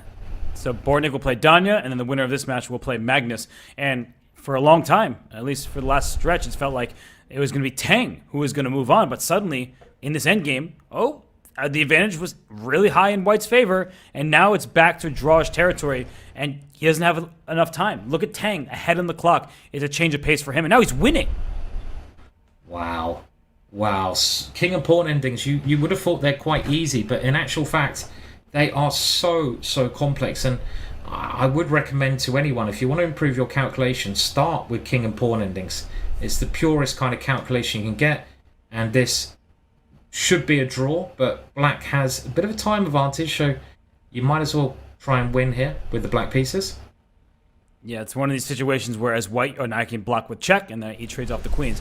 But it's like, you know it's a draw. Like, come on, just give me the draw. Like, no, I'm going to try to flag you. And Andrew is not accepting the draw yet. He's wasting some of the match clock. I wonder what his strategy is. Well, he still keeps the 1 point lead, so maybe he's just trying to keep that 1 point lead, because if he wins one more game, he gets to the magic 2 point lead, and that will be enough to win the match. We see one of my favourite openings here, the collie. This is a really easy opening to play with the white pieces because you have a simple attacking plan. Bishop takes h7 is devastating here. If white can play that move, he might just be checkmating. So, for example, it's given as a bad move, but maybe not for the reasons that we're seeing there. Yeah, I think there's 94 ideas. He could have played it earlier when there was a pin on the knight on d2, something like that. But this position looks perfectly fine for black. And in fact, I prefer black's position. The semi-open c-file is nice for black to use. And now, especially that the light square bishops are coming off the board. Whoa. Yeah, I agree. And that knight in the middle of the board, the black knight, which white now removes, was just so strong. But black's other knight has a beautiful square. Look at that knight as well. And the bishop, black's pieces finding tremendous squares here. And is this just an eternal pin? Like, that pin's not going anywhere. You can't move your king. You can't block on the diagonal. And wasn't there queen takes d3 a moment ago? Excuse me, queen takes d4. What? That knight was pinned. What happened there? What happened there? Black just sacrificed a piece. He didn't need to do that, Robert. There was no need to sacrifice a piece. Time trouble does bad things to us all, and look at the clock. All of a sudden, Jose is down under 10 seconds. He should resign, right? Speaking of match strategy, he needs as much time remaining as possible, and he is down a full bishop and a full 12 seconds. I agree. This is a great time to resign. Just make sure you have to keep an eye on the clock. There's no danger for white here, and he does. He makes the right call. It's 2 points up for Andrew now. Jose under a bit of pressure to get a win on the board. And Andrew goes to the French defense. So an interesting opening choice by him. White is going to throw those pawns forward on the king side, but black is saying, your king's on the queen side. Maybe I can muster up some pressure against it. I mean, there's knight takes f7 here. It would be very interesting. Bringing the black king out. Knight takes pawn in the position. I don't know if it works, and that's probably what Jose is now thinking about, because he's tanking a lot of time. He decides it doesn't work, so that could cost him. And now Andrew is the one thinking, and he's trying to figure out a plan because he brings his queen back to c7. White has been pushing pawns at the board, g5, h4, h5, but he goes for this, and h7's hanging. So Andrew gives up h7 for f4. I think that gets him activity, but maybe that king on f8 won't find true shelter. Agreed. If the queens come off in this kind of position, black should be better because black's pawn structure is better, having more central pawns, but okay, actually now Andrew's taken over the initiative as well. He grabs a pawn. This could be a very big game if black can convert it with 2.5 minutes left. But I feel white's king is safer. Sorry, Simon. I feel like white's king is safer right here. Rook h1 at any... Oh, can't go rook h1. I forgot about the bishop on b7. It's an easy move to miss that one. I was thinking the same. Use the h-file. Get your rook over there. I was thinking here, maybe... this could be a crazy thing to do, but maybe Jose... No, I was thinking maybe he should resign and just get on with the next game, but it's a bit too early. Could this be... Oh no, he's fighting back now. Oh, it's still... Queen takes the check. bishop with check. Oh, that was a huge blunder, and he's got to move. He goes king c1 to avoid the checks, but now... Checkmate! Mate in one. He thought it was check there, and he fell for the checkmate, and you can see the disappointment on the video. That was a major win, Robert. Could that be the match? 3 points with only 120 remaining, unless Andrew loses in... I think Jose's a pre-move the entire game, and that's what he's doing. If he can win this entire game off of pre-moves, he has a shot, but... it's hard to beat Andrew Tang even when you're moving slowly in a classical game. So beating him solely off of pre-moves, not likely to happen.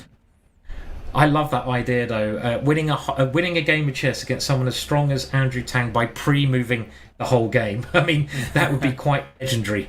And you're right, it's probably the only tactic you can do. And well, actually, Black has some chances here because there's 54 seconds left. So the point being, 2 points is enough to win, and Jose needs to win 2 games. If he just wins this 1 game, it's not enough. 43 seconds left. It's going to be quite close if he can get through. I'm keeping an eye on the match clock and on the game clock here. And C2, there's Queenie 1. So he might win this game, but I can sense by Andrew, he's probably looking at the match clock as well. And now it is official. I think I'm looking at the time right. There are 15 seconds remaining in the match clock. Andrew has 18 seconds on his clock, so he could always just lose on time. And he's getting checkmated. That doesn't really help, but he knows he has made his way through to face off against Magnus. Wow, only seconds in it, and wait, you can see. What just happened? How did he survive? I don't know. I thought that was checkmate as well. I have no idea what happened there. I think Jose is just pre-moving like nonstop, so he didn't care about the checkmate. But this is funny. I thought it was checkmate as well, and the next thing you're losing. We can't even spot checkmate anymore. That's how quick and crazy this is. Wow, if Andrew wins this game, no way. No, it's a draw. Oh my goodness, that would have been, just add insult to injury. But Andrew Tang moves on to face off against Magnus Carlsen. And the game that you can't see right now on your screen, they're just messing around. But Andrew Tang, he moves on to losers quarterfinals. He takes on Magnus Carlsen. That was a close match, Simon. That was a very close match. I mean, the scoreline maybe at the end. I'm amazed we haven't actually gone through to, prolonging the matches with tie breaks, because they've been so close each match. And the other thing I think is, Andrew's so relaxed, isn't he? He's probably the most relaxed player around, because this is bullet chess. But he doesn't show much emotion, very quietly spoken. And I remember in one of these events, he actually had a heart rate monitor, and his heart rate didn't even go up that much. My heart rate would be around 180, I think, if I was playing in this. I'd probably just die of a heart attack. But it doesn't happen with Andrew. He's able to control his emotions so well. Yeah, it's really unbelievable, and he plays engine-like moves, and sometimes I guess you have to be a bit robotic in your demeanor and do not get fazed by what's happening in the game. So with that win, Andrew Tang moves on.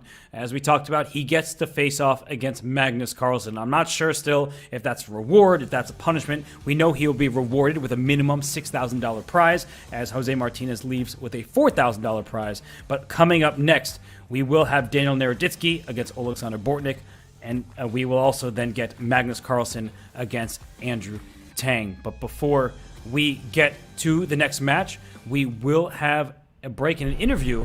And before we even get there, I want to make a mention of something. We started the show by wishing everybody a happy International Chess Day, and we still want to wish you a happy International Chess Day. It's still today, unless you're, I guess, in some parts of Asia or Australia. But if you've been wanting to try out Chess.com premium features before committing to a membership, now is that time. In honor of International Chess Day, cash in on 30 days premium for free. Enjoy a full month of unlimited puzzles, lessons, game review, and more. This offer ends on July 27th, so don't miss your chance. Use the command CLAIM in chat to unlock 30 days of premium right now. Also, right now, ask some questions in chat that you have for Andrew Tang, because on the flip side of this break, we'll bring in the Penguin GM for an interview and his thoughts about playing Magnus in the next round. Stay tuned. We'll be right back.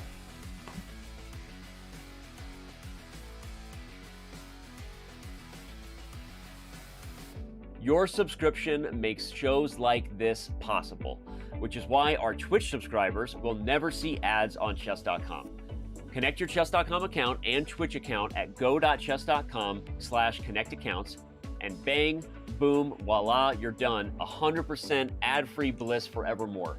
Whether you're following our events on site or on stream, type the command connect in the chat, and thank you for helping bring these shows to life.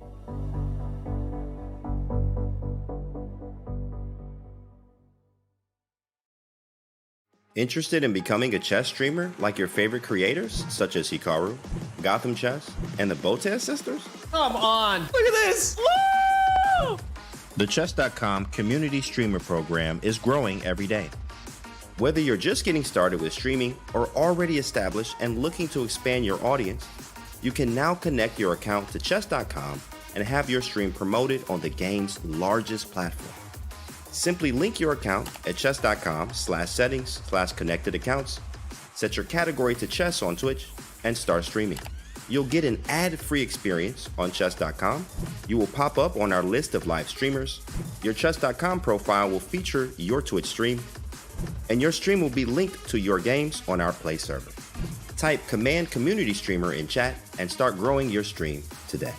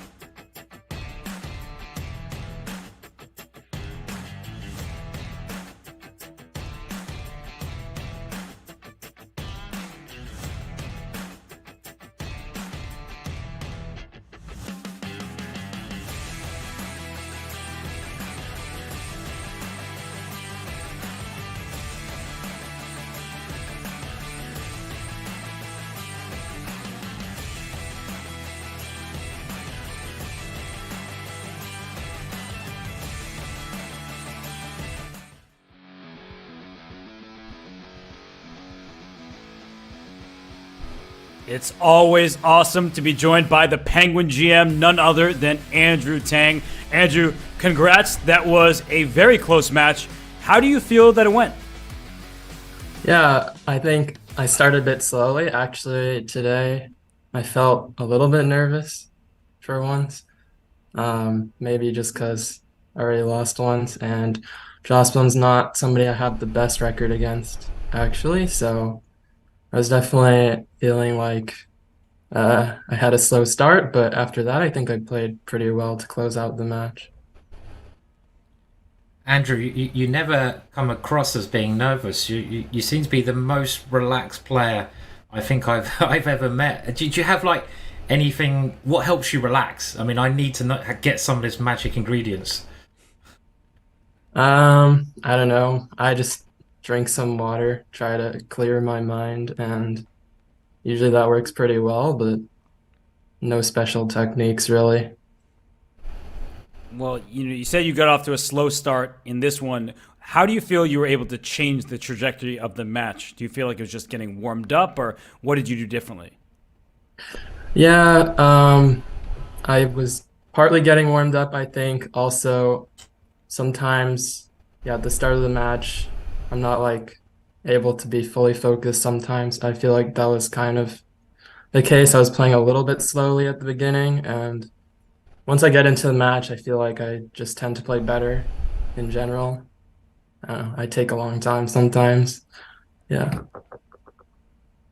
And Andrew, like historically, who is like your hardest opponent, maybe in this competition or in general in bullet chess? I think Hikaru is a bad matchup for me. Like against Magnus, I think maybe my chances are a little bit better because I tend to flag him sometimes from lost positions, and against Hikaru, he is a little bit faster, but also he's so tricky. Like I get winning positions against him all the time, and then he like tricks you 3 times and you lose, and then you're tilted, and then next game he tricks you 2 times, and yeah, for some reason like you can't hold on to these winning positions against him.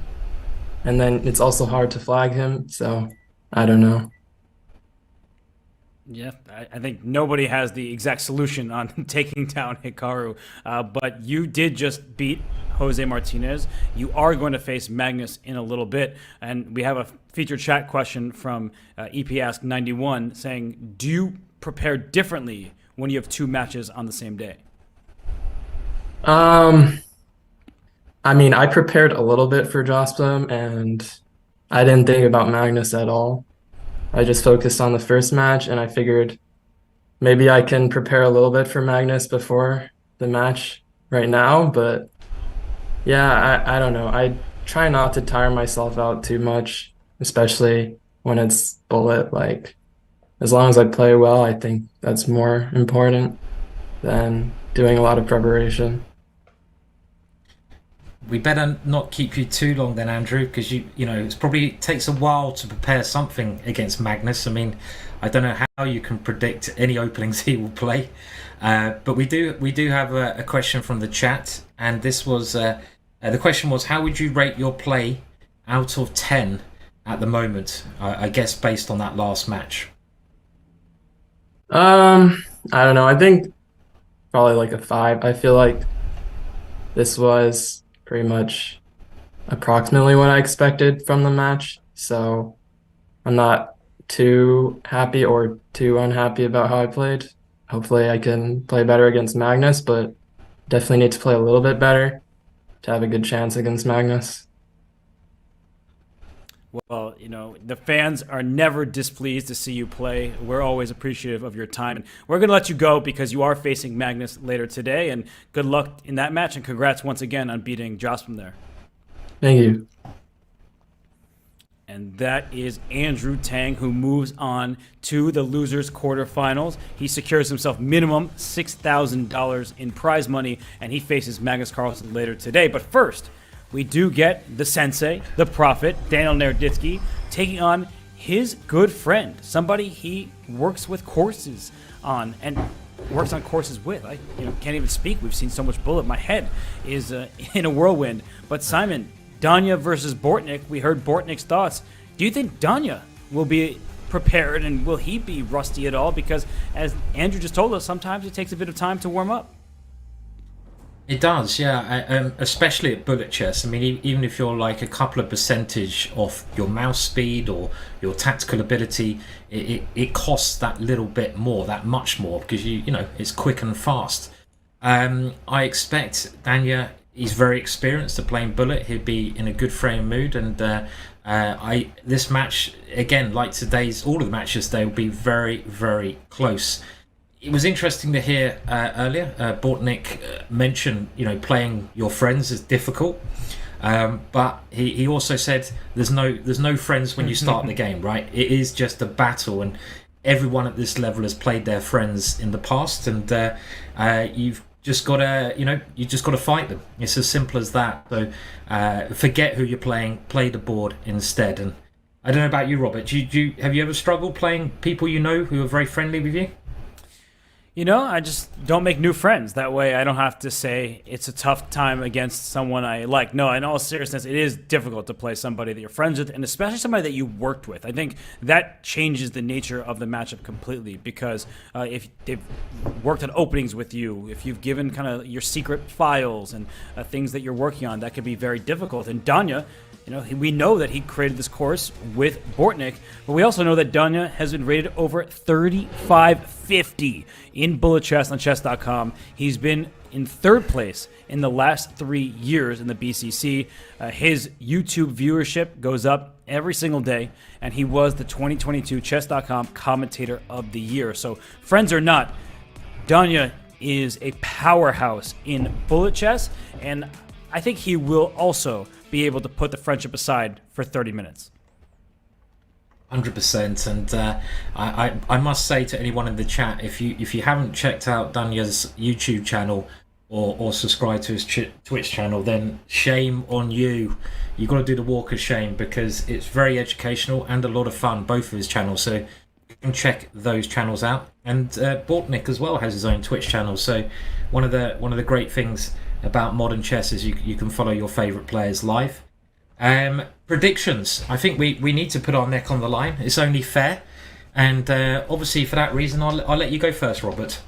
Okay, since someone has to go first, I'll do that. I think that Danya is a heavy favorite. Bortnick is really, really good.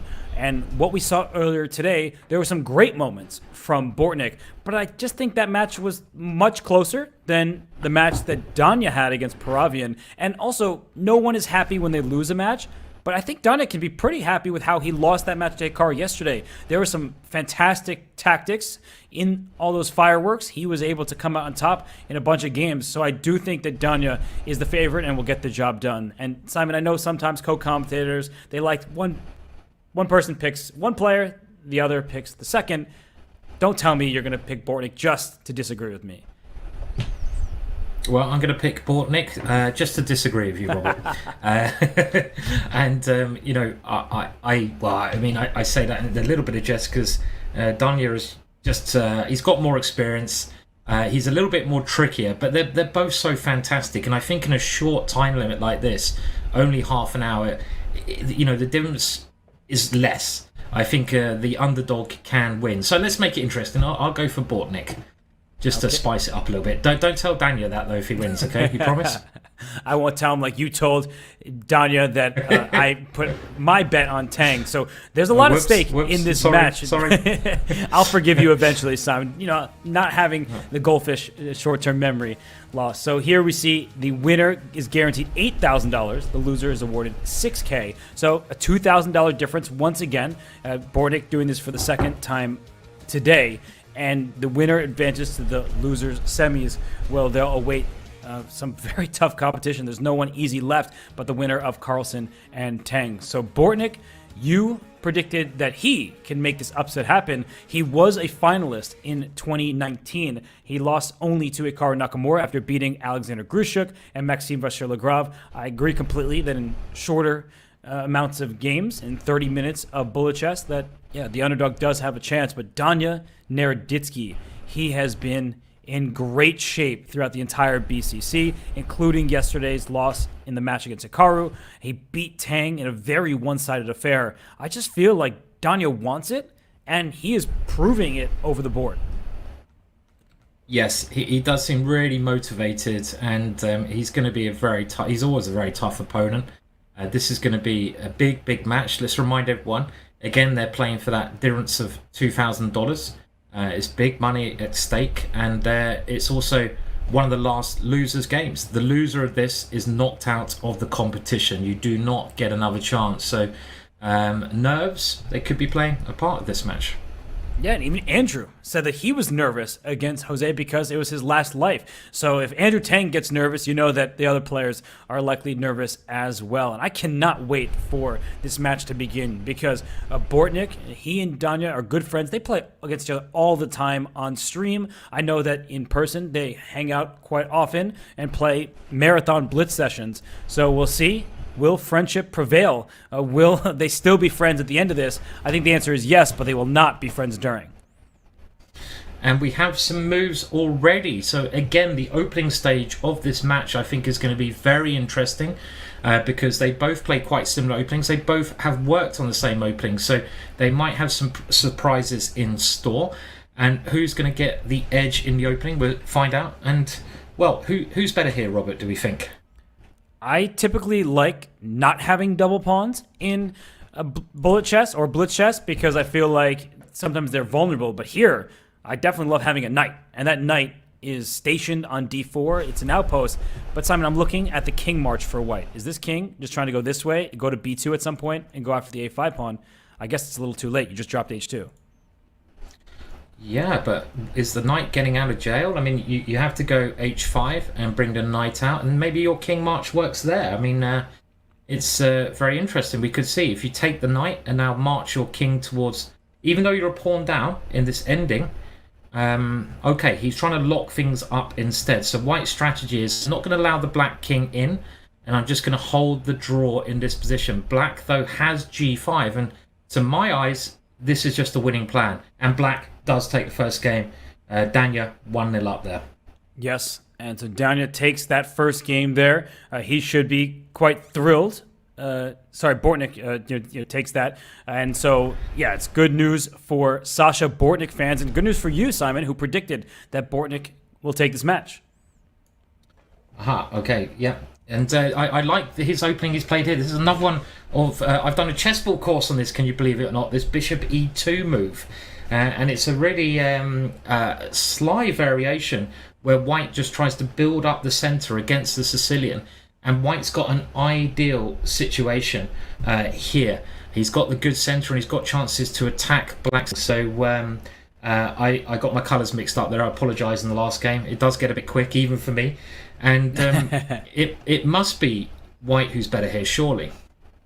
Well, white's up a pawn, but d4 is weak. We just acknowledge that the eval bar hasn't moved an inch. We're working on that, so please bear with us. But the d4 pawn, that's on a dark square. Only black has a dark square bishop. So there are trade-offs here. Extra material for white, but the pawns that are weak are unfortunately for white as well. And now that the queens have come off, I'm pretty sure that does help black a lot, because one of the problems with that pawn structure, when you have the more space, is that it's easier to attack from a position of space. But the attack becomes less dangerous when the queens are exchanged. Saying that, a very complex situation on the board here. Time could be the most important thing. And Danya has an extra 13 seconds here. Yeah, Bortnick, he said it in his interview earlier today against Paravyan. He said, I was just moving too slowly. Somehow I was down 15 seconds, and he's down 10 plus seconds right here. It doesn't matter how many pieces he's up. As long as he doesn't deliver checkmate, Danya wins. Yeah, Danya gives away his rook, moves the bishop back. 12.2 second time difference. That's way too much in a match like this. That is a big time difference. That will certainly play a major part as things go on. And we're into the other game, King's Indian Defensive, very symmetrical scenario. So not much to say at this moment, but who's up on the clock? Well, at least in this one, Bortnick is moving quicker. He probably realises that time is something he's got to improve. Yes, and we see this position where the bishop, I was going to say the bishop pair, and I don't even have time to get the sentence out. It was a bishop pair for white, but a bishop pair no more. Now it's just opposite colored bishops, but b2, that pawn on a dark square, it can't go anywhere. So right now, bishop takes b2 is met by rook takes f7 check, some fancy tactics from white. Yes, and it seems like white has, well, I guess it's fairly even at the moment in time. Lots of pawns are getting hoovered off. White does have the extra pawn, but it's not a pawn you can do much with. Saying that, I'd rather have the extra pawn, of course. A draw looking like the most likely result. But the time situation, again, just look at that. This is where Danya could have the major advantage. He's up 15 seconds, and Bortnick is going to have to improve this scenario with the clock. And look at Danya, brings his bishop to a4 to protect the b3 pawn. It frees up his rook. He makes a pawn move. Remember how draws work in chess. 50 moves without a capture or a pawn push. And now it doesn't matter because black's pieces are falling off. But Danya, he's doing this perfectly. He makes a bunch of moves, burns some of the clock, then pushes his pawns. And now his pawns won't stop pushing until they become a queen. Yeah, and that gives him the lead in the match. Very nicely played there from Danya.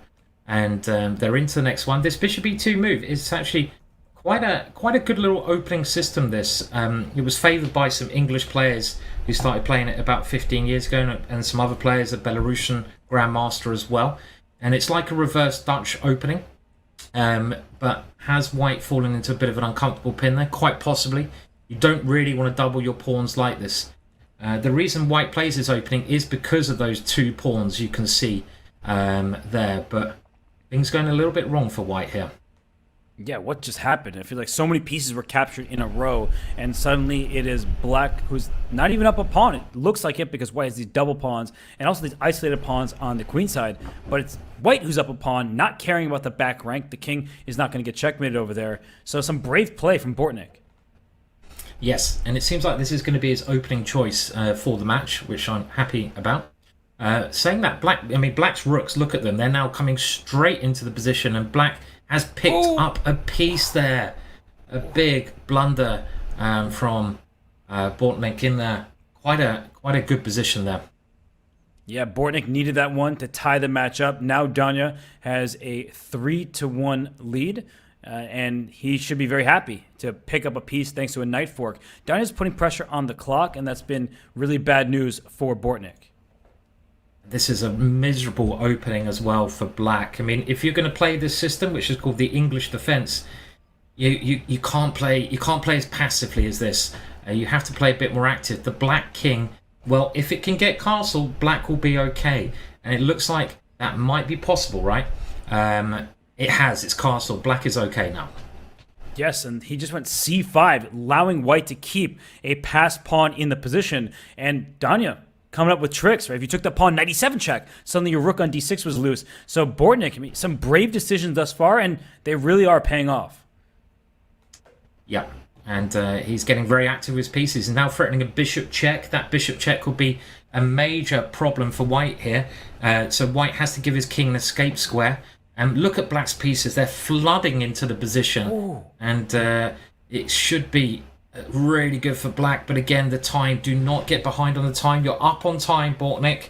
Just remember, stay up on the clock. Just take great defensive moves. Great defense from Danya. Like, that's gonna do it though. The G2 pawn falling is a big problem. But oh wow, what tactical awareness with Bishop H2 there? Wow, unreal. How many people would have actually played that move, Robert, when there were so many other moves? And that was a great win for Bortnick from a very bad position. Could that be the change in the scenario now? Did you see that mating pattern for Bortnick? He saw that not even instantly. He saw it in advance. Maybe he's the prophet after all. And Bortnick now cut the deficit in half. It's only 1 point spread, and he gets the white pieces in this game. He plants a knight on e4. We've seen this at the highest level. Black isn't really worse, but players, they like to play against this dark square bishop and say it doesn't have the best of diagonals. Yeah, liking the knight here because it has that square in the middle of the board. But I guess, well, black does swap that knight off for that reason. Not liking the double pawn so much.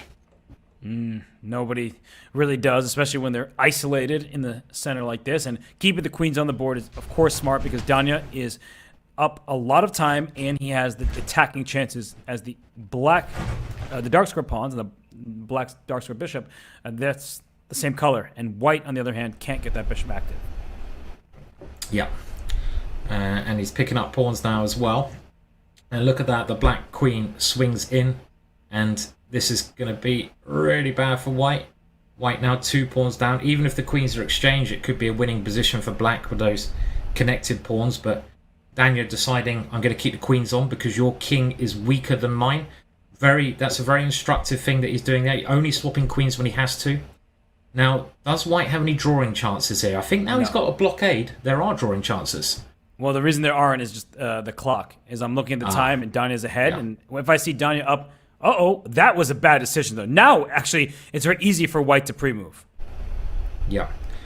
I guess white can pre-move with the bishop the whole game, right? So, but look at his time. Oh, this is quite sickening. It's like, who can move the mouse the quicker here? And Danya is the mouse champion. And you know what's interesting is Bortnick was making long bishop moves. They take a little bit more time, but he's oh my gosh, he got the 50 move rule off with 0.3 seconds left. That is how quickly they play. That was unbelievable. Wow, that is bullet chess for you, and that is why I hate it. That is why I'm so bad at the game, because you have to move so quickly. 50 moves with 0.3 of a second left, holding the draw.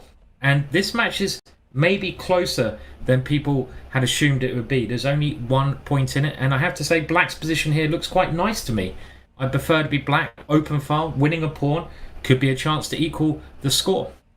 Yes, Bortnick is playing really well. Ever since dropping 2 games to Danya, he was down by 2. Now he feels like he is the one in charge. He's up a pawn. He has control of the second rank with that rook sliding out to A2, attacking another pawn. So just gaining extra material move by move. And we're also very nicely going through the colours of the rainbow on the chessboard, which I like. And I'm never sure which colour I like best. I've tried out lots of different combinations to see if I play better with a certain colour. Robert, come on, what colour do you like of the chessboard? I know it's a random question, but I've got to ask. What colour do I like on the chessboard? Have you ever been asked that before? I have never, so I'm appreciative that you asked me about my feelings. You know, a lot of my co-commentators, they don't care, but you do care. I don't think I have a preference, though. Do you? What about you? I like the green. I like a bit of green. So this one's a nice one. I approve. Definitely approve of the green board. We should probably go back to the chess. And it looks all of a sudden that Danya has tricked Bortnick again. Look at those 2 pawns. And his time is just too big here. Again, this is maybe what's going to be the telling point, and you predicted this as well, Robert, that the time could be the major factor, and big win there. Yeah, no, look at that time differential at the end, 15 seconds, and Bortnick, he knows. He said it himself about his match against Paravyan, but he also might be tilting right now because he just went knight takes d5, he's attacking the black queen on f6, and Danya slides his queen over, the bishop on e3 is in trouble, and you take that first, you take the knight on b4, extra piece for just 2 pawns. Yes, so another problematic position, and that could also be an issue. Okay, he's threatening a crafty checkmate there, and you can't get the open file here as white. That's a problem. No. With no attack, you know, you want to push some pawns in front of the black king, but you only have a knight over there, and that's it. Yeah. I think I was looking at the wrong board there, so just to confuse you all, you know, maybe I am colorblind. Who knows? No, Simon, what's happening is you have one board, else. And I have a different. No, that's the thing. You were talking about your arrows before. You were drawing arrows on your board, but my board is the one that's showing up on the broadcast. So now people get insight behind the scenes. Why sometimes we're both confused, but I think Danya is not confused. That was checkmate, and now that means his lead has ballooned up to 3 points.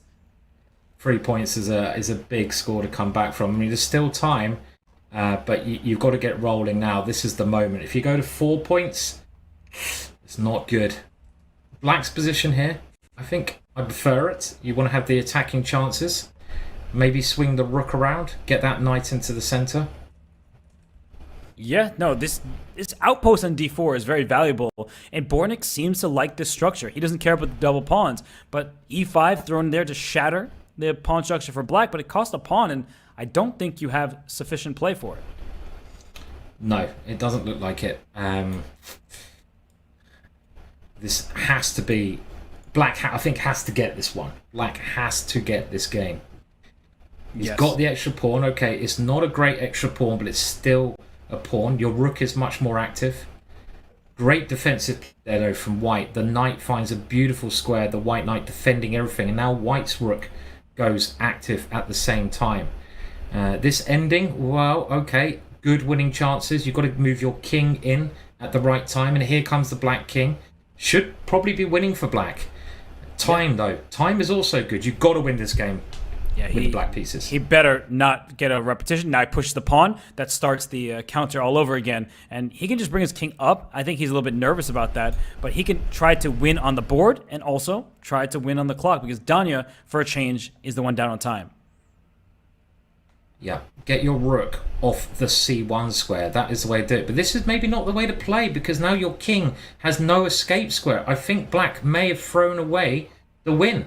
He's got to win on time now. This is the only way, because the king just can't get in. Look at the black king. He needs to throw an Nothing F4 to do. Yeah, he did it, and he's still up on time, so this is going to be close. Danya is very fast, but Bortnick as well, and he has it. If he gets his rook out the way, oh, he is getting it.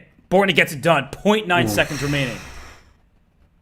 Very important win there. That had to be done to keep the match within grasp. And now I think it's just a 2-point lead. And the black king a little bit weak here. If you can start an attack against it. After you lose the bishop in front of your king, it becomes a target. Yeah, so we see that Bortnick with the white pieces, he's not really getting much of anything right now. The king on g7 can be exposed in some of these positions on the dark squares, but white has no firepower in front of it, and I think this is just going to cost white a pawn. Yeah, and black is nicely situated with his pieces. They're all controlling the middle section of the board. There goes maybe another pawn as well, even though the evaluation bar has seen something. And white, in the blink of an eye, picks up a couple of pawns. Too quick for me to see how, but he's done it. I could barely, roughly even position now. I can barely open my eyes. What is happening? All the pieces are disappearing, and now it looks like it's an even by material endgame, but black's pawns are split. So I would prefer white's chances. Yep. Time advantage, though, for Danya, and there goes the pawn. So... what's going on here? So black with the lead on time by a lot, but white has removed black's last pawn. I actually feel like there's some good chances here for black because of the clock. Yeah, agreed. I think this is fairly even, actually. I mean, even though you're 2 pawns up and you're winning on the chessboard, the time situation is you're 10 seconds down, and that is ticking away, and there goes 1 pawn as well. So very easy to get flagged here, and that is the big difference with bullet chess. It's the clock, and look at the speed that Danya's moving. He's just harnessing that clock. And you know what's been so amazing about this is except for that move, knight f5, the evaluation never changed because Danya was avoiding pins. He wins the game on position, but he really won because of the clock. An extra 4.5 seconds for him, and he avoided all the pins. He just knows what his opponent's about to do, and then he knows how to place his king in response. It's exceptional. You mentioned this yesterday, or the day before yesterday, Robert, when I was commentating, that the difference between like your standard amazing player and your more amazing player, like the top 4 players in bullet, is their how they can predict what their opponent's going to do and actually prepare and pre-move for their pre-move. And that might sound completely ridiculous, but Danya just showed it there. He was pre-moving for his opponent's pre-move. And don't ask me how you get this skill, but it's like some kind of Jedi mind trick even, right? That the top guys have, and Danya has that, and it's helping him get the extra points here. It's truly ridiculous. I don't have that myself. I don't know how these players do it, but the ability to accurately predict what your opponent is doing when they're moving in 0.1 to 0.6 seconds. It's incredible. And in this game, white is now up a pawn. And so Danya, he's going to try to press. The rook takes e3. That was missed by Danya very clearly. And I think that should save the game for Bortnick. Yeah, black is okay here. Just about. Oh, but the Still clock. quite complex. Yeah, the clock. And that passed A pawn. Well, it's an extra pass pawn. It's a big one. No good, because Danya's just going to move his king around a bunch. If he needs to give up the A pawn to not have a repetition, he'll do just that. So his king will go back. Here it goes. And he'll play queen f2. Exactly. Oh! Oh! Okay. And he won. He's won on time. He won by checkmate. What a game. Oh, my words. Look at Danya hitting his head there. He should not have lost that game. And then he's tilting. Big moment. Do you see Danya? Look at his face. He just gave up his queen again. I don't do this in bull chess ever, but here in this game, after bishop b5 check, he mouse slipped with queen to d7 double question mark. I'll go back to the live position, but he put his queen in front of the bishop to lose it. He meant to play bishop d7, so he lost his queen in the last game, didn't see the queen on a3 covering the f8 square. He lost his queen in that game because he unfortunately clicked his queen instead of his bishop. Now it is suddenly a 1-point match. In the blink of an eye. In the blink of an eye, it went from a very commanding lead for Danya, who looked like he was going to go 4 points up, to only being 1 point up. And what's that going to do for your spirit as well? You're going to, no matter who you are, you're going to be feeling pretty bad. So this is a game. He's got to stop the rot now, or can Bortnick level the score? He's got a big time advantage. This position is wild right now. Whoa! Bishop h7. Look at that. Wait, he's going for mate. Okay, I guess he has a draw by repetition, so that allows white to take the half point. So what Danya might do is he might make the 2-time repetition and then spend a bunch of time before he makes the third. That way he wastes some of the match clock. But the match is quite close. There's only 1 point in it. I mean, does he feel like that's a good strategy? It's really hard to know the right gameplay, and I think he feels like I need a bigger lead before I start wasting time. And we can see here they're straight into the next game. Isolated pawn position, the kind of position where actually white generally has the easier position to play, because you can just attack h7, that pawn by black's king. Always nice to attack in bullet chess here. Yeah, no, it is nice to attack for sure. And I was just thinking about this, that perhaps Danya is happy about that draw, because what you learn is you don't want to castle queenside. Not talking about on the chessboard. I'm talking about losing 3 games in a row. So Danya made that quick draw. He did not lose another game, and he has a great position with black. That outpost on d5, the bishop on d2 is pretty useless unless Danya blunders. Bishop takes h6, but actually he had to move f5. The engine went all the way down. It's clear that there was a tactic. It was the move f5, and he has it once again, like right now. Oh, they found it. f5, yeah. Great tactic there. I love your castle queenside. I've never thought about it. 3 losses in a row like that. And I maybe I've never lost 3 games in a row, Robert. Do you believe that? Maybe since you became a GM, I could believe that. But I think when everyone is young, they castle queenside. I think I castle queenside far too often. And that was another win for Danya, who again takes the lead to 2 points. 7.5 minutes to go.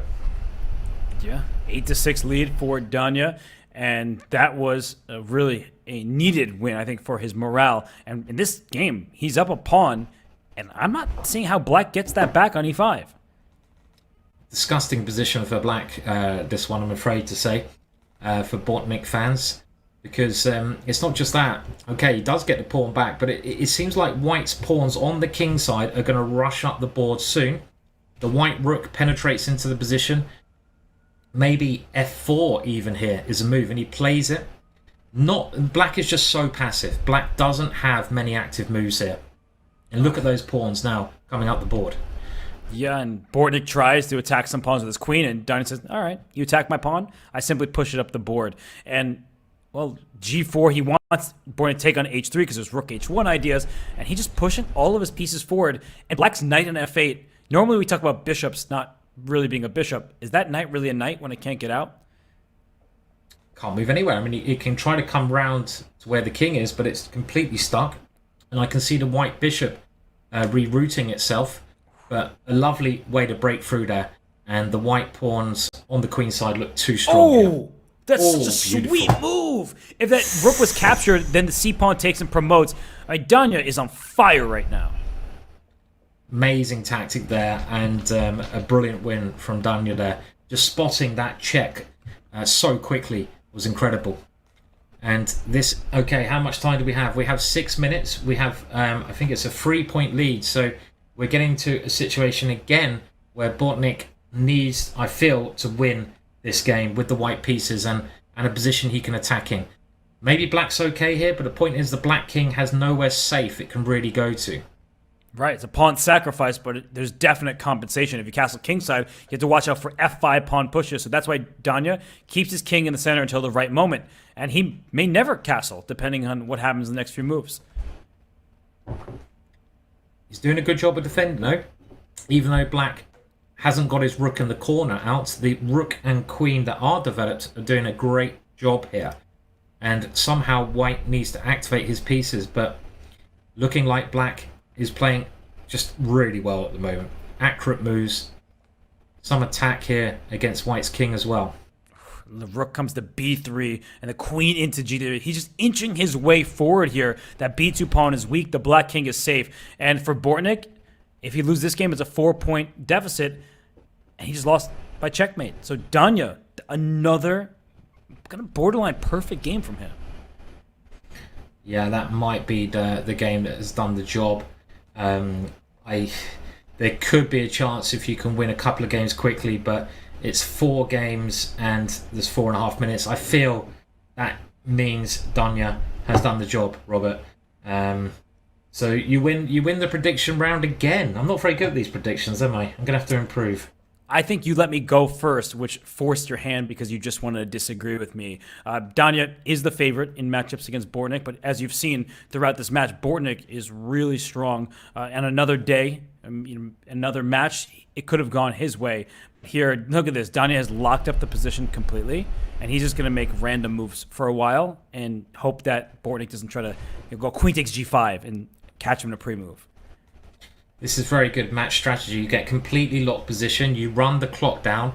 Even if you somehow lose this position, you've wasted a couple of minutes just to guarantee that the match is yours. I expect at some point we might see Danya celebrate. I think one thing you kind of avoid doing when you're playing a friend is overly celebrating. I mean, I remember a horrible situation where I was playing a very important game.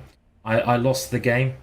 And then the girlfriend of the opponent I lost to came running in and started snogging him in front of me. And I was like, come on, just please.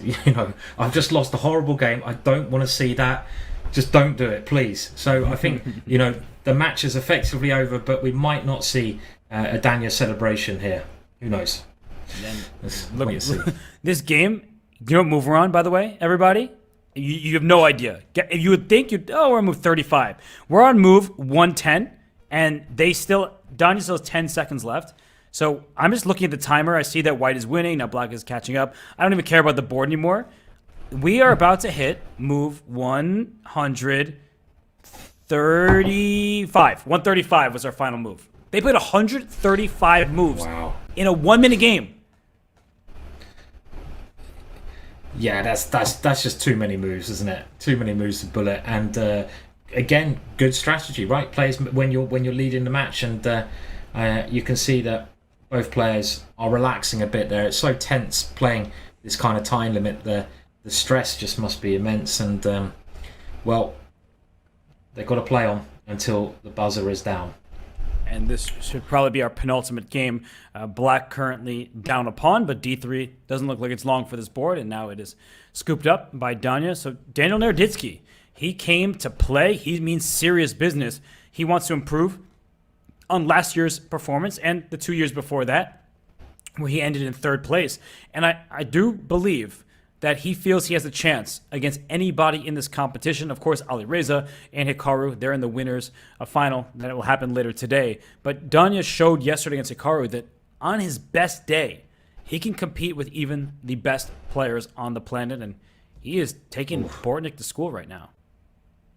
Yes, yeah. I mean, he's got another chance. I mean, that's the exciting thing about this double elimination. I really, I really like this format. By the way, some crazy tactics on the board here. The White Knight threatened the Queen in checkmate. But it's nice that you can lose one match and you get that next shot. And just while we watch the end of this match, let's remind everyone who is playing next, because we have maybe the greatest player of all time, Magnus Carlsen, possibly playing against the quickest player of all time, Andrew Tang. So it's going to be a great match, that one as well. Looking at this, White, okay, a rook up, but obviously there's no reason for Black to resign with the time situation. 40 seconds to go. Probably one more game after this, as you said, Robert. And Danya gets that one, and maybe he'll take one more for the road because he has just been the faster player today. And as Simon was just mentioning, up next will be Magnus Carlsen against Andrew Tang. And if that weren't enough for you, we will finish the day with 45 minutes. The time control slightly longer. Not the time control, excuse me. The time for the match slightly longer in the winner's bracket. We will have Hikaru Nakamura and Alireza Firouzja playing 45 minutes of 1 minute chess. So it's been really a great start to the day, and it's only maybe getting better as Magnus appears and Hikaru later today. But Danya is the person we should talk about. He's played a really strong match, and in this final game, Simon, the Black King doesn't look very safe to my eyes. I don't see an easy way out for Bortnick. No, all the White's pieces are just converging around the Black King. Even though Black is material up, that's pretty irrelevant when you're attacking. I don't know if there's a killer blow here, but increasing the pressure like this makes a lot of sense. You can take that pawn. Checkmate now threatened on the board. Computer doesn't like it, but I like threatening checkmate, and that looks good enough to me. This will be the last match, and you can see the disappointment on Bortnick's face, but at least he got the extra $2,000 by winning his first match today. Right, and he looks pretty frustrated with what just happened, but Daniel Naroditsky, as you said, no huge celebration from him. I'm sure he feels for Bortnick. He advances to the loser's semifinal. That was a one-sided affair by the end of the match, but earlier on, Bortnick gave Danya everything he could handle. He did, yeah. I mean, Daniel was just too strong in that match and a little bit too quick. So it seemed at one point that Bortnick was getting back into it, but then again, Danya got his dominance by winning the next couple of games. So exciting match, and there we see the final score. 13-6 in the end. Danya goes on a run to finish things off. He blundered his queen a couple times. That wasn't ideal. You saw him get upset, and he was beside himself. What am I doing? How did I just lose my queen in 2 consecutive games? But it doesn't matter in the end, because all that matters is you win your match, you move on in the bracket. And Danya, he now knows that he awaits the winner of the match we're about to see between Andrew Tang and Magnus Carlsen. And we are definitely going to interview Danya before that match takes place. So, I mean, Simon, really just stellar stuff from Danya. Yeah, he just played very, very strong, and we will have an interview, I think, quite shortly with Danya. And just to remind everyone again, there's 2 great matches to go. We've got Magnus Carlsen playing next against Andrew Tang, and then finish off the day. Well, maybe the match that everyone is excited about is the match between 2 previous winners, Hikaru Nakamura versus Alireza Firouzja. That is going to be tremendous.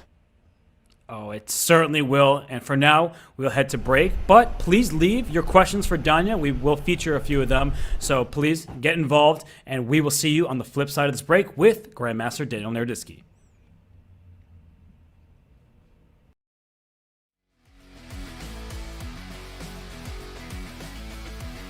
Hey everybody, it's Danny here, and as you may know, Chess.com and Chessable are now one, and I'm here to show you how you can make your Chess.com and Chessable one in just a few clicks. To start, let's log in and connect our Chess.com account. I just scroll right here above the browser and click Log In. Scroll down and click continue with chess.com. Now, if you're already logged into chess.com, it's just going to ask you if you want to approve that connection. I'm going to say yes, sir. But after approving, it'll bring you right back to the Chessable homepage. Now, the Puzzle Connect feature can be found under Tools, and you click Puzzle Connect. Now, what that does after you type in your username is it's going to pull positions from the games you played on chess.com, create your very own personalized Chessable course, and then quiz you with the positions where you may have missed the best move. And the more you play on chess.com, the more games it will have to quiz you as long as your account stays connected. It's pretty sweet, and it's going to help you get better learning from the mistakes in your games. Yes, this is a pro feature at Chessable, but if you go to chessable.com/link, you can get 30 days of Pro for free.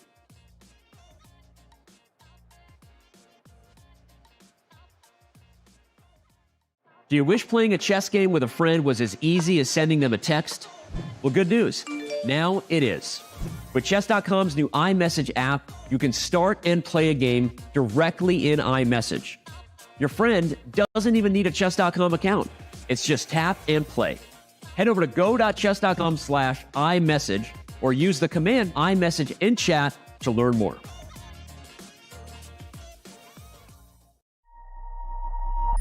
Chess.com's game review recently got a major update. Here are 4 key notes.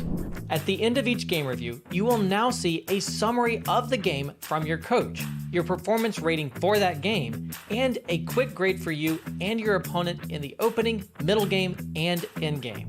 We've added a new classification called Miss for when a move fails to take advantage of an opportunity, but it is otherwise a sound move.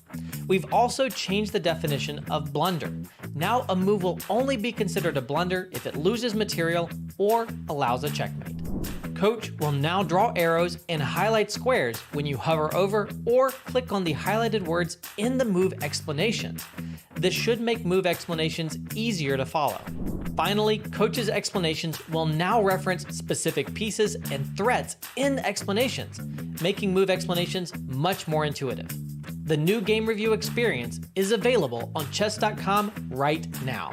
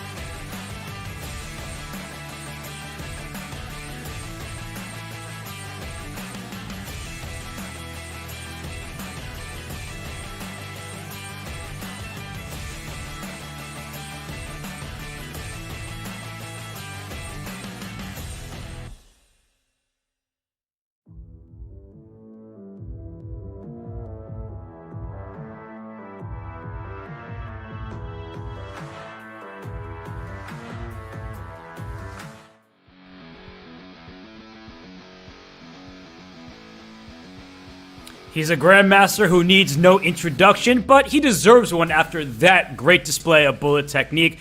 This is Daniel Naroditsky. Danya, congrats. How you feeling after that win over your good friend Alexander? Well, I'm feeling good about the match. That was the definition of topsy-turvy. Obviously, I absolutely hate to play my close friends. Sasha is just, he's a class act. He's, 5 times the bullet player that I am. I was just winning purely on the clock. And that's normally how I beat him. So, my apologies to Sasha. He played great, but it does feel good to advance. I really do want to play Magnus this tournament. Not that Magnus Tang is a walkover, so I'm glad to be back in the tournament. But once again, my apologies to Sasha, and he had a great tournament as well. Yeah, well done on the victory there, Danya. And you mentioned you were getting lots of tricks in and winning on time. I mean, that I think is part of Bullet. It's what makes it Bullet in the end. But do you have any? I mean, how do you move so quickly? I mean, do you ever practice your mouse skills? I was wondering in this format, or do you just never?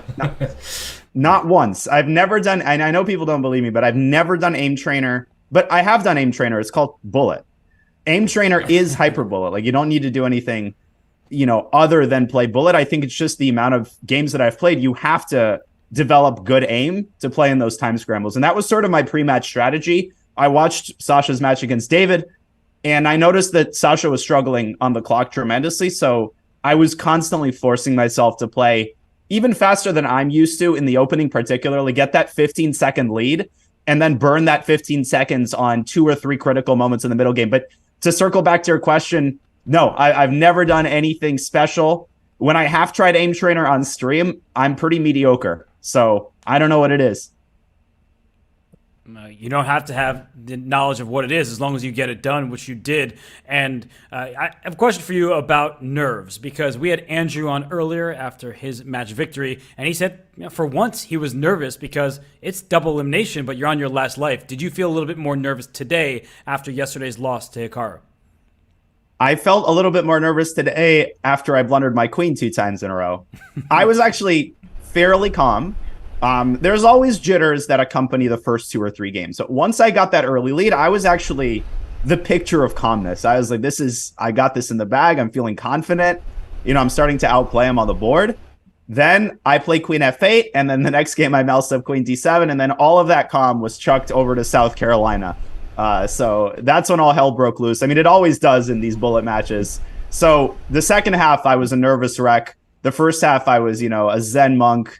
And if you put those two together, I guess I was a little bit calmer than I was against Hikaru, because it doesn't matter what the situation is. When you're playing Hikaru, it's just so anxiety-inducing. The pressure that he puts on you is second to none.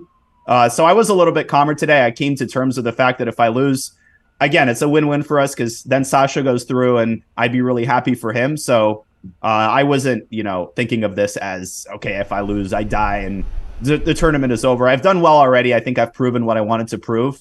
And at this point, I'm just playing for extra credit, so to speak.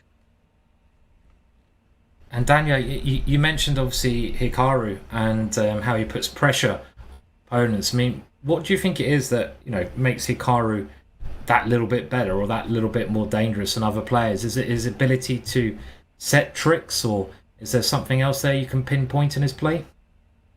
Well, I agreed with his assessment yesterday. I think one thing that's not talked about enough, there's 2 things. The first is openings. It seems to me that people don't realize how well Hikaru feels the positions that he gets. And as I talked about in an earlier interview, in Bullet, it's not about how many moves of a chessable course can I remember. It's, can I get positions where I know the ideas and I feel the positions. And Hikaru is a beast at adjusting his opening choices to his opponent. So yesterday he was playing Vienna, which I find to be very unpleasant. Against E4, he played some Alekhines with black, which I don't like playing it. So he feels exactly what to play to make his opponent uncomfortable. And his opening repertoire is so universal that, it's like you walk into a restaurant, you've got a 10-page menu, and he can choose the dish off the menu that's most unpleasant to his opponent. But the other thing is that Hikaru is a technician. And people think of him as a tactical player. Of course, he's universal in his style, but the way that he converts advantages is second to none. Like, when you get a bad position against him and you're 5-10 seconds down on the clock, the feeling of hopelessness is one that I don't get against anybody else, because this is what I made my bullet career out of, right? I get lost positions every second game, and then I weasel out of it. I had a couple of those yesterday, but it's just this total feeling of hopelessness when you're losing, and you're like, well, I must be up on the clock. It must have taken him a lot of time to get that position, and you look and he has 45 seconds, and you have 20 seconds. So just all-out assault on the clock, on the board, in the openings, in the end games, his technique, obviously his sight of 1 or 2 move tactics. It's the whole package, and it really isn't just one thing, I think. Wow, that was really elaborate description of what makes Hikaru. So thank you for that. But you mentioned the discomfort that Hikaru puts you in. You also touched upon the discomfort is playing your friends. So Johnny Baker asked the question: is it hard playing against your friends? You answered that, but I guess to spin off of that, how do you deal with that discomfort when you're playing somebody that you're close to, like you are with Bortnick? Well, as Sasha said in the earlier interview, there are no friends on the board, so there's a mutual understanding, and a lot of the credit goes to Sasha, that, when we're facing each other in a match, nothing is personal. So me flagging him rook and knight versus rook and knight and 2 pawns is because I want to win the match, and it has nothing to do with any personal animus. To the contrary. So it is unpleasant afterward and before, because we know that, we want each other to succeed, and I want him to win the Bullet Championship. And it's hard when I myself have to stop his run, or vice versa. But I think it's very important to have this understanding that you got to play the exact same way that you would against anybody else, and you owe that to a real friend. And I like the fact that he would never hold any of this against me, and again, vice versa. So, you push all of that away, you play the 30-minute match, and then you meet in the evening, have dinner, and raise a glass to the person who advanced. Nice explanation there, Daniel. And a question from the chat here, and it is: who do you think you have the better chance against in the semi-finals? Tough question. Wait, what are the choices? Magnus or Tang again? Oh, Magnus versus Tang. Okay, just making sure. Well, obviously I beat Andrew earlier in the tournament, but I think the final score against Andrew is not representative of our approximately equivalent playing strength. I think it depends on the Magnus that we're going to see. If it's a Magnus that gets 10 hours of sleep and, sips on a coffee rather than something else, I think Magnus is just a force to be reckoned with. I would have to say Andrew. I mean, obviously I want to play Magnus from the perspective of the high that you get just playing the former world champion. Apologies. But, from the perspective of my chances, of course, I would rather play Andrew. And this is no knock on Andrew. He's an absolute beast. So it's kind of like choosing between the frying pan and the fire a little bit. Well, we know that you'll be maybe put in the flames if you don't get on over to your broadcast meeting, because, come on, I know what you have to go to. Danya will be covering Blitz Champs Stanford, so he won his bullet match. He's going on a happy note, but I know you got to get over there before the team yells at you. So thank you so much for stopping by. Well, yeah, that's starting Danya, 5 p.m. Eastern. If you want to watch, it's a really cool event with Stanford football players, and I'll be commentating with along with the one and only I am Casa Corley. But Robert, Simon, thanks again for your amazing coverage, and my apologies to Sasha, but I'll do my best to keep the legs churning, to borrow a football term. Well, good luck to you, Danya. Have a good one. We'll watch your show later today, and thanks for dropping by. That is Daniel Naroditsky, always giving us words of wisdom, some anecdotes from his experiences, and just the description he had of Hikaru's play and just overall tenacity was really awesome to hear. And he moves on to the loser semifinal, where he'll await the winner of our upcoming match between Magnus Carlsen and Andrew Tang. Simon, Danya said, with no offense meant, of course, to his friend, someone he's played against a lot, in Andrew Tang, that would be his preferred opponent in the semifinals. So that begs the question, what does Andrew have to do to get through the massive roadblock that is Magnus Carlsen? Well, these guys, Andrew and Magnus, they've played so many times before online. I mean, they fought each other on occasions in the middle of the night, in the morning, in the day. So they know each other's game much better than anyone else. And it kind of does depend on the form of both of them. Andrew's had his warm-up match already. I think that will help him. You've got to get into the zone. When you're playing Magnus Carlsen, you've got to be as near to 100% as you can possibly be. If you're at 95%, well, that little 5% against Magnus is going to tell. So it kind of depends on that. It depends on what Andrew turns up, but also what Magnus turns up, and you just got to give it your best shot. You got to, you know what openings to try out. There's not many weaknesses in Magnus's game. The one thing I would say is just try to attack him. I think it's always helpful to get the initiative in these battles. Yeah, and what we saw from Magnus against Firouzja is that when it came down to that final stretch of the game, when mutual time trouble ensued, they're in the scramble, Firouzja was faster, and there may be no faster player with just a couple seconds on the clock than Andrew Tang. So Andrew can't afford to be down 15 seconds like he was at times earlier in the day and in some of the other matches. But I think if Andrew shows that top-class speed, Magnus will be in trouble. Yeah, it's a good point. Andrew needs to play quickly. I agree with you. You've got to use the clock. The better chess player is Magnus. So what other advantages can you use? The clock. So get out of the openings with a time advantage and maybe do what Daniel recommended in his last match. Daniel said he tried to get a 15-20 second advantage and then at 2 or 3 moments in the game, tank a little bit of time when it's needed. But speed is going to be something Andrew will need. That rhyme, that was good, eh? Did you like that? That was clever. Yeah, I didn't mean that. Another movie reference. I appreciate that. And Andrew, he does look calm. He told us earlier, he was honest, that he was nervous. But now that he's playing against Magnus Carlsen, I feel like oftentimes you feel like, all right, Magnus is the favorite. The pressure's not on me. And we'll see if Andrew can get off to a good start. Because for Magnus, yesterday against Firouzja, he was down 3-0. And guess what? The final margin was 3 points. And we're off. And it's a king's gambit. Love it. I love this choice of opening already. It has given Magnus a very big advantage. He's in a pawn up with a great attacking situation. And I think Andrew Tang kind of, he just pre-moved into this. So that this has worked fantastically well. The extra pawn is an extra central pawn as well. And you can attack on the F-file. So a very crafty opening choice that's there, Robert. And Andrew, he used the pin on the c-file before. He could have taken the d4 pawn. So he had the right idea, wrong execution. And now Magnus remains a pawn to the good. This looks fantastic for him. And there's too much pressure going on. The e-file, the queen on e6 is loose. The knight on d5 will be hanging if you take on e5. And the rook takes back, hitting the queen and the knight beside it. So this looks like a winning advantage for Magnus on the clock and on the board. And you know what I like best? Magnus is singing. Can we just unmute Magnus and hear what he's singing? And me and Robert can just chill out and just hear the great karaoke star in his own environment. That's what I'd like to see. He's got his headphones on, he's tuned in, and he's getting into the vibe here. Well, we might have to wait for that, but this is something Hikaru does. I mean, is Magnus getting tricks from Hikaru? Getting his singing voice out, Robert? Do we think? Do we know if Magnus, can sing a little bit? I mean, he does so many things at a top level. He's the #1 rated chess player. He was the #1 in fantasy football, soccer. I mean, fantasy football is a very American thing, so let's call it soccer just for ease. But he was #1 in the world in that too. So maybe he's secretly a great singer. Come on, I mean, it's a bit sickening. He's good. He's just too good at everything. He's got to give other people a chance, right? I mean, you can be world champion at chess, but you're not allowed to be good at everything. So I'm going to say he's a terrible singer, just to make myself feel better.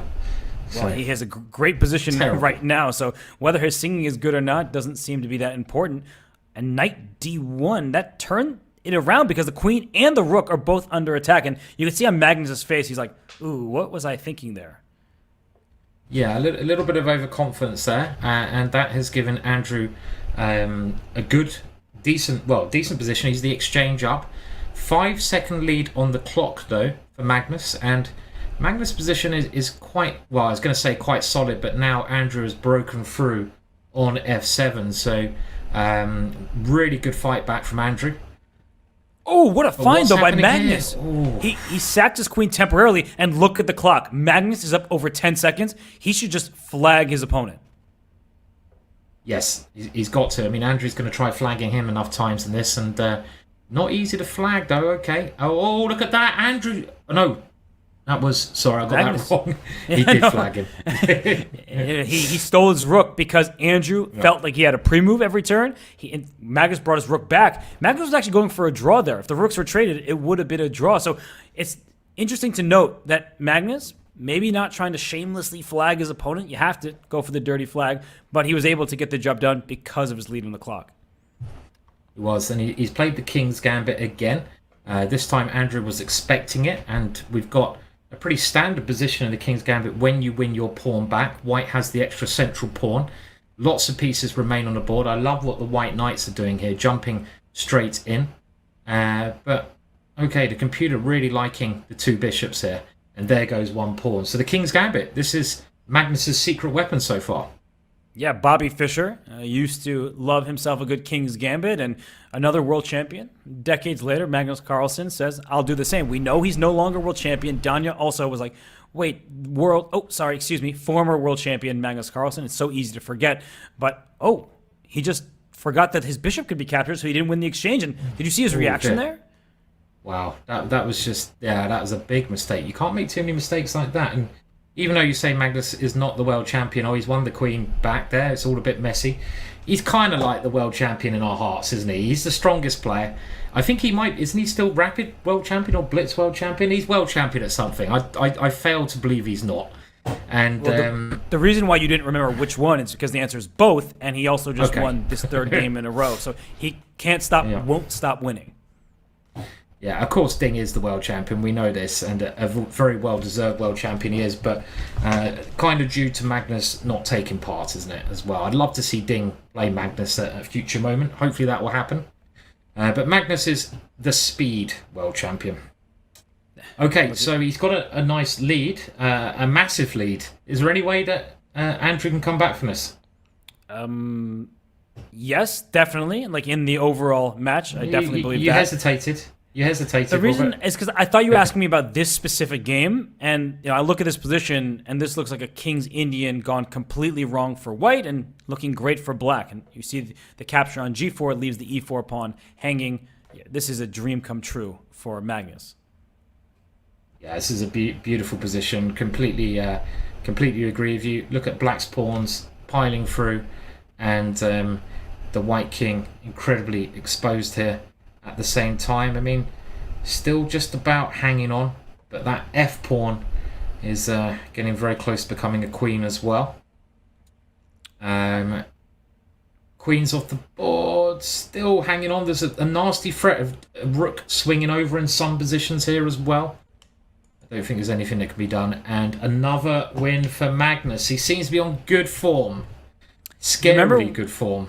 When Firouzja said that Magnus needed to level up, I think Magnus has officially leveled up. Like, this is ridiculous thus far. 4 straight wins, and convincing ones at that, leading on the clock throughout most of the games. He hasn't been worse in his positions very often, and now he goes to a setup where he has his bishops both fianchettoed, and now the board's opening up for those very bishops. Advantage Magnus, ever so slight advantage, but still, I like the bishop pair. Yeah, the bishops are looking quite good now, and he's swapped one advantage, the bishop pair, to a better pawn structure now. And the reason this is a better pawn structure is black's pawns are rigid in the middle, and that one there that Magnus is attacking is very weak, the one on d5. So it's very subtle advantages. And one thing that is clear about Magnus is his will. I mean, to be a champion like he is, it's not just about your talent, the amount of work you put in. You've got to have an amazing will. And you want to win everything. And that will to win is going to, after he lost to Firouzja, it's going to be shown in these upcoming matches. And I would not like to play an angry Magnus. Oh. He wants some kind of he might go king f1 at some point. Oh, he dropped his rook. He dropped his rook. Wow. He's blundered a rook after I say that. A whole rook. And Andrew gets that win. But I think what you were saying is true, because when he beat Eric, he was upset that he gave Eric any points. He wants to win every single game he plays. He has the heart of a champion, but also he's got the hunger of a lion. Like, he really wants to win every single game that he plays. I don't even know if lions are that hungry. Like, can someone who actually knows about animals tell us, are lions just seems like kings of the jungle, or are they actually also hungry all the time? Because Hungry Hungry Hippos was a game I never played. Hungry Hungry Lions. I reckon lions are hungry. They've got to be. They're big. They're big cats, aren't they? And I'll tell you one thing: my cat is always hungry, always eating far too much. So they've got to be. They've got to be hungry. And I love the way we sometimes digress away from the chess. It's nice to have a little break because I get a headache otherwise with the amazing play on the board. And this is so complicated, this position. I mean, the white king looks really exposed, but white is a piece up. Any result possible here? Yeah, I thought there would be almost a checkmate, but the knights are protected, and there looks like a pin down the c-file, but there's a light square bishop in the way. But Simon, clock and king safety, both in black's favor, and rook c4 picks up, not the d4 square, but this knight on e4. Yeah, and this is the thing, even though white was probably winning somewhere, if you have the initiative, it counts for so much at this time limit. And now it's equal-ish on material, and that white king is getting absolutely teared apart here. And I doubt it can survive. Is there a killer blow? Just taking the rook, all of a sudden, Magnus is a whole rook up. Did you see Look at the way he played that? Rook h1 check. That wasn't even just like, oh, I'm going to try to flag my opponent. That was the best move. So Magnus, I mean, he really is in charge of the match right now. He is just dominating the match at the moment. I mean, when Magnus plays like this, there's not many people who have a chance against him. Andrew's got to pick up his game.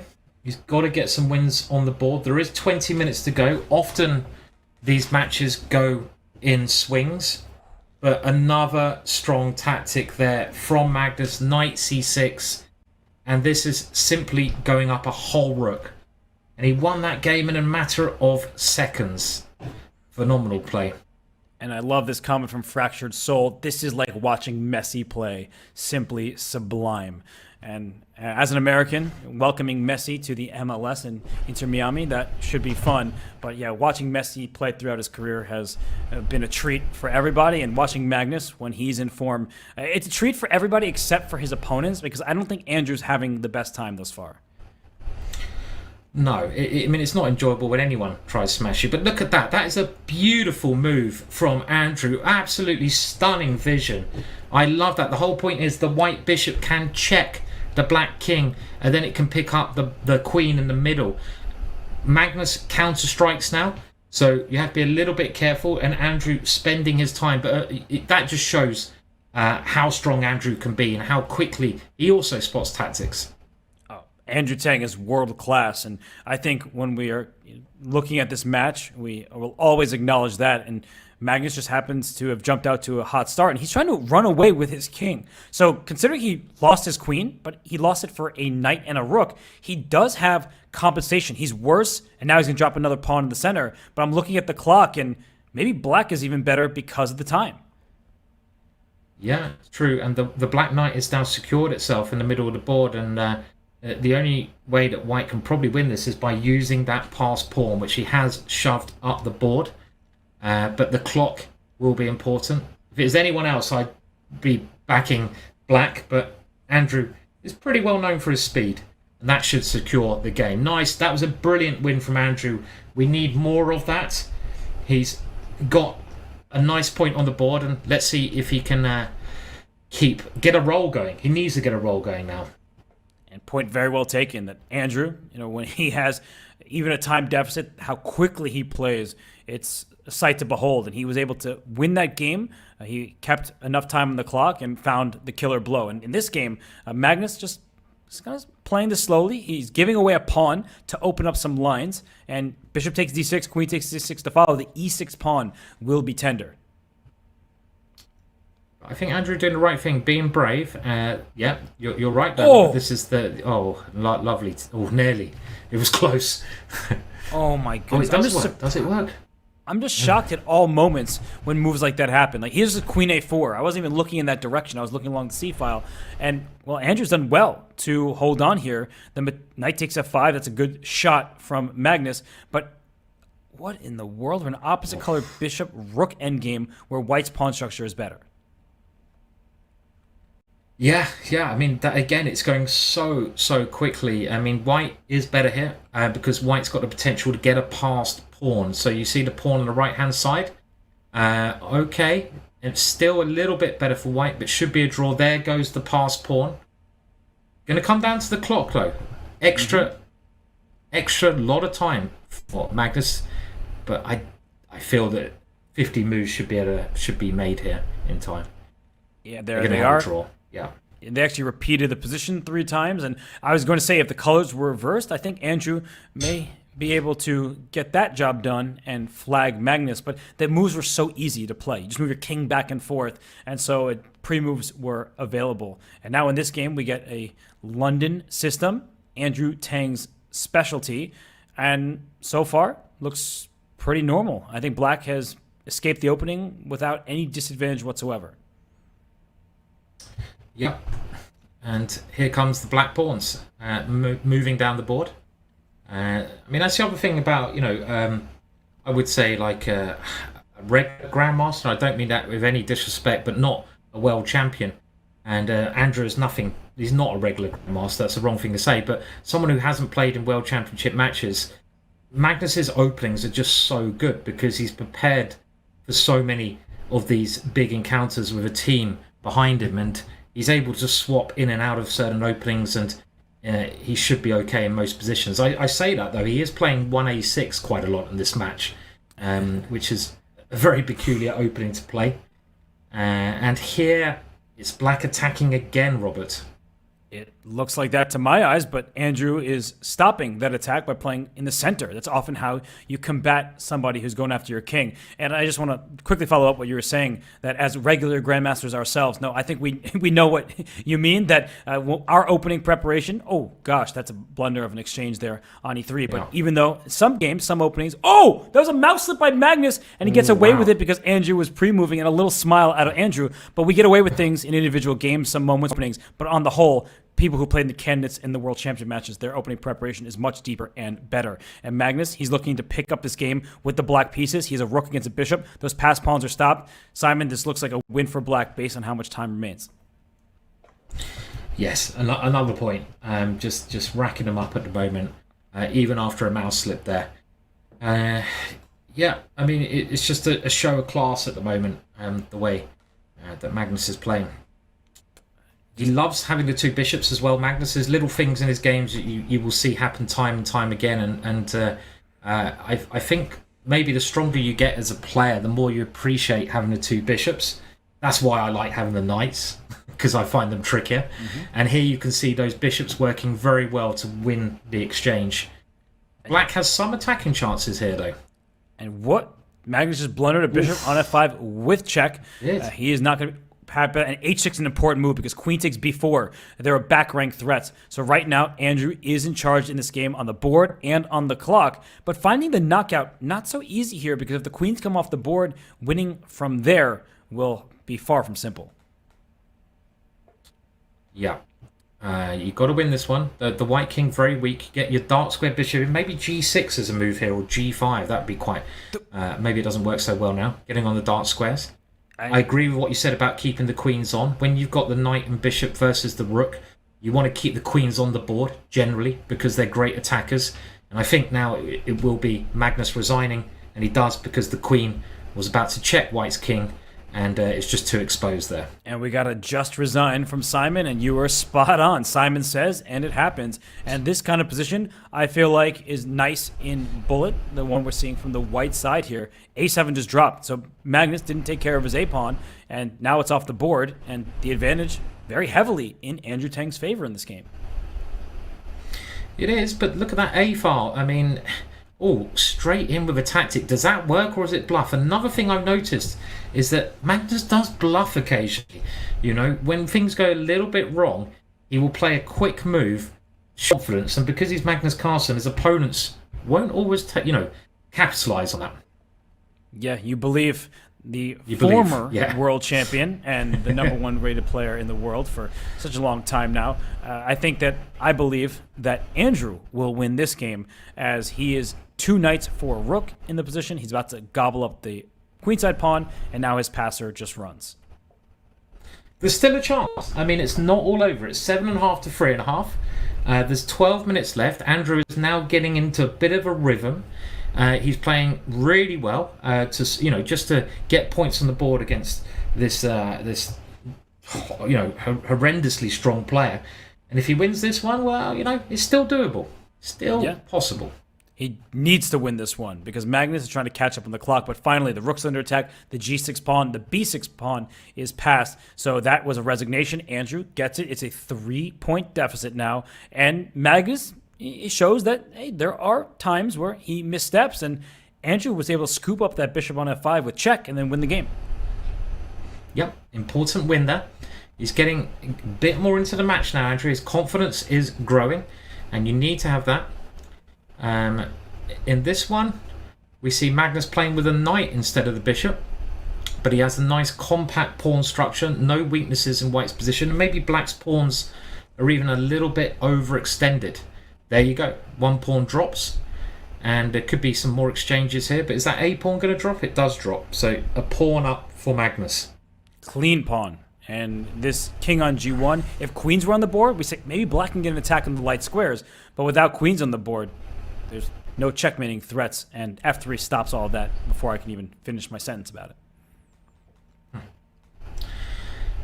And the next stage here would be able to... Oh, he just blundered there. Oh dear, mouse slip.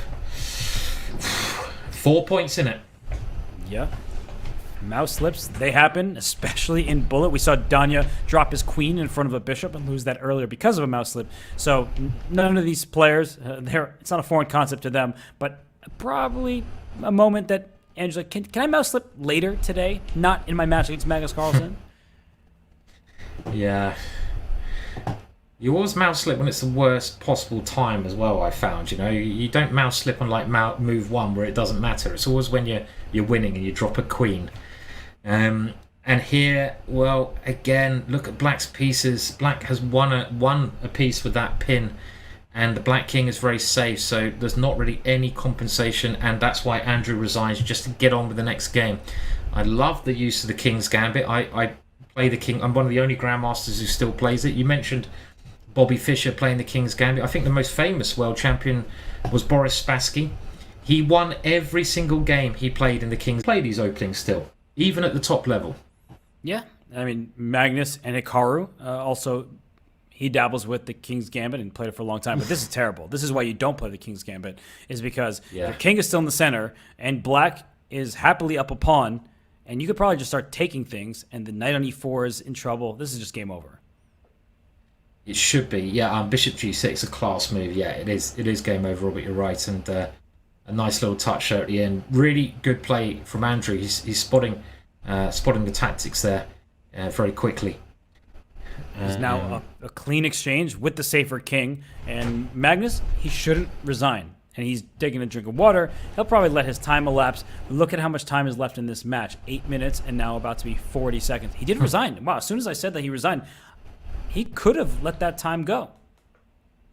He is super confident, Robert. You know, I mean, he just wants to win more games. He's confident in his ability.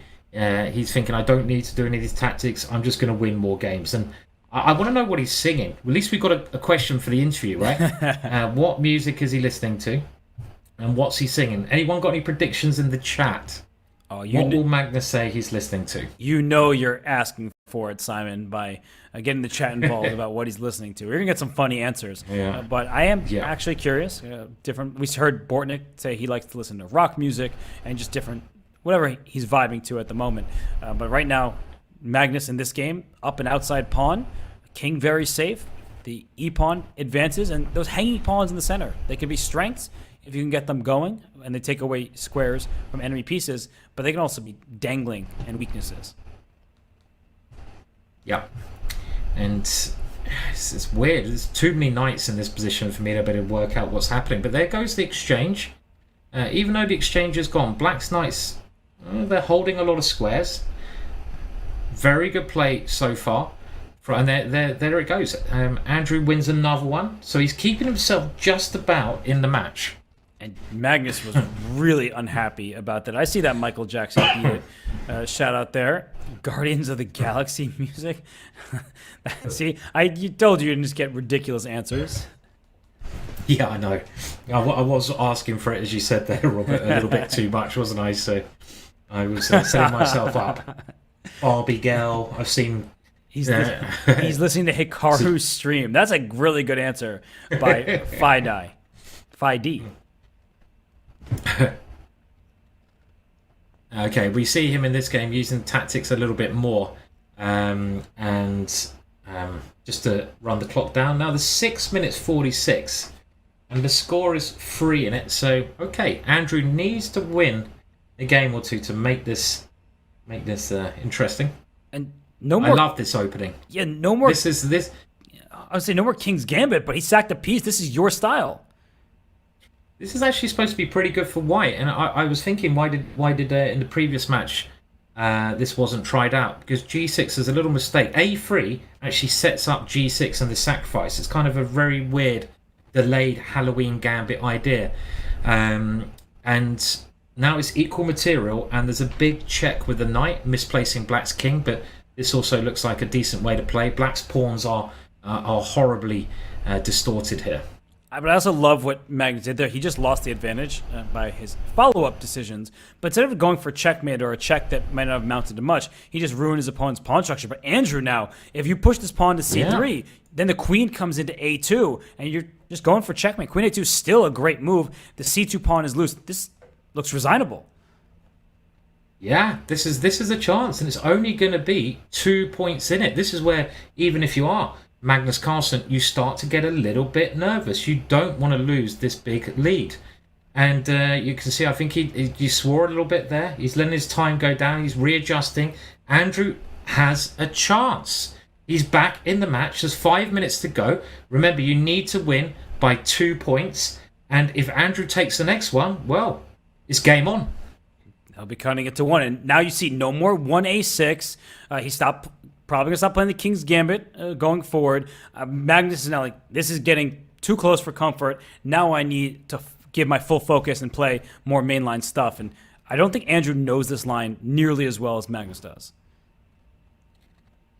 No, it's very hard to know the lines as well as Magnus, who has this team of workers. And this is a very interesting idea. And if Black can stop White from castling, it could be a disaster. And yeah, he puts pressure on that knight, so if White castles, he captures it. And now White can't castle. So White's king is walking a tightrope. But what happened there? Did Magnus blunder a piece? I think he just lost a piece. His knight was under attack. The piece of b4, was under attack and just didn't move it. That was strange. Look at his face, Robert. Oh, if Andrew can keep this together, which, oh no, it's getting messy. Rook b1. Oh, he's fought back into the match. White is completely tied up here. Wow. This is a big, big game, Robert, I feel. It is, yeah, because if Andrew won, it would be a 1-point match. But now Magnus, he's head bobbing. He's trading pieces if he wants to. He's also up over 20 seconds.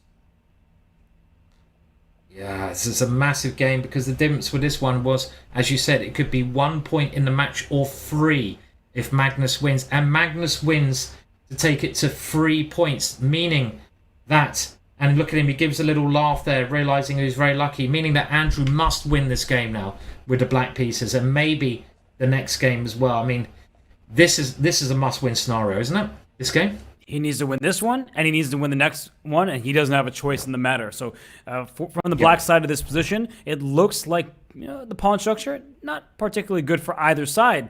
But the c7, c6 pawn is harder to get to. That pawn on f3 in particular, down the road, that could be a real weakness that White has to defend. Yeah, and I love what Black's done with the knight there. The knight finding a great square. Rook takes knight as a threat. So Magnus sacrifices first here.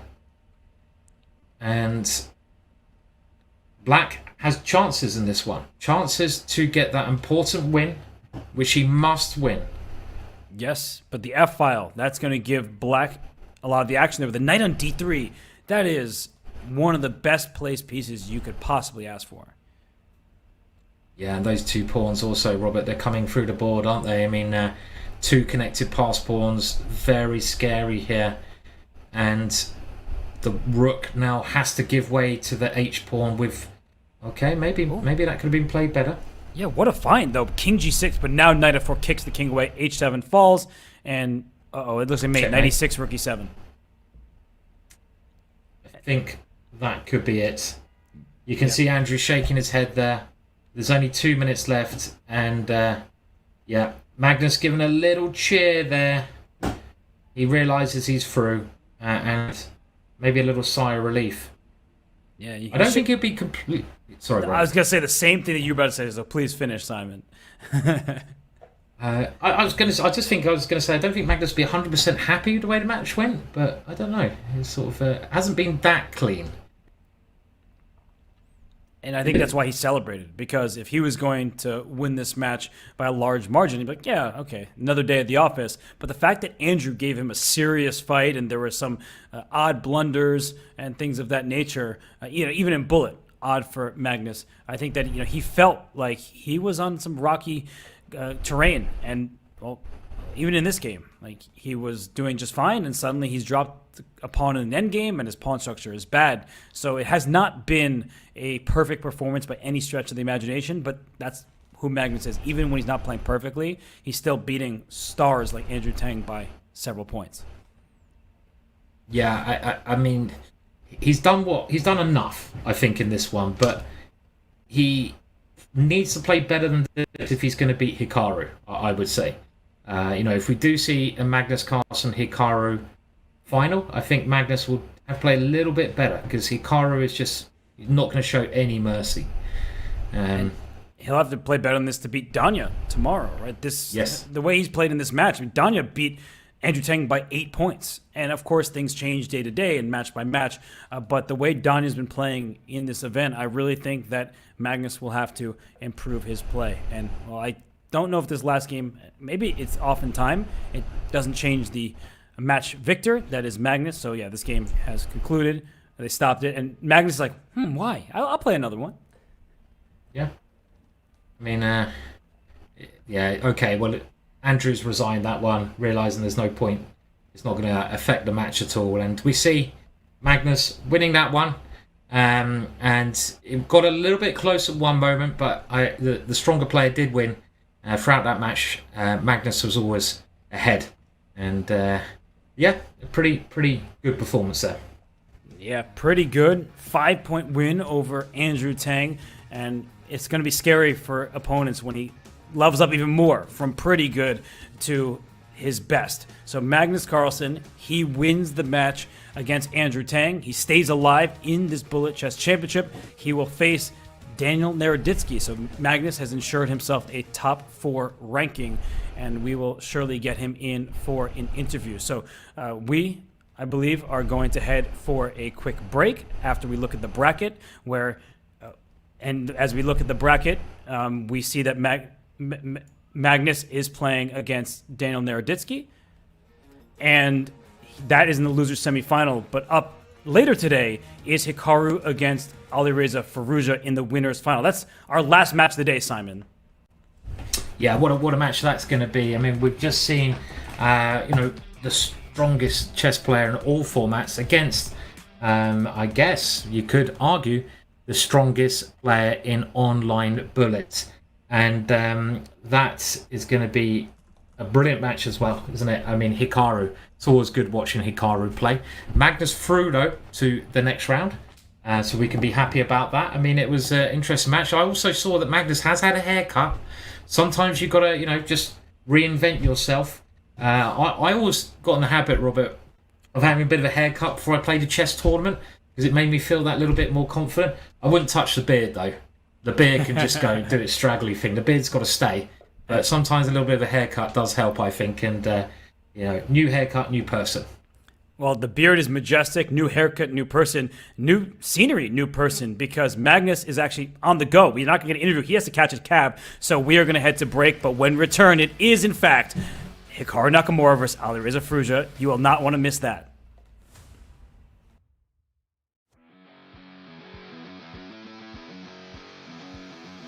Have a friend or family member who loves chess? Gift them a Chess.com membership today and see them take their game to the next level. You can choose a gold, platinum, or diamond membership for 1 month or 1 year. Want your gift to arrive on your friend's birthday or on a holiday? Gifts can be scheduled to arrive up to 90 days in the future. All premium plans include an ad-free experience, unlimited puzzles and lessons, and unlock all bots. Go Platinum to add unlimited game review or Diamond to unlock insights and coach explanations. Give the gift of chess today.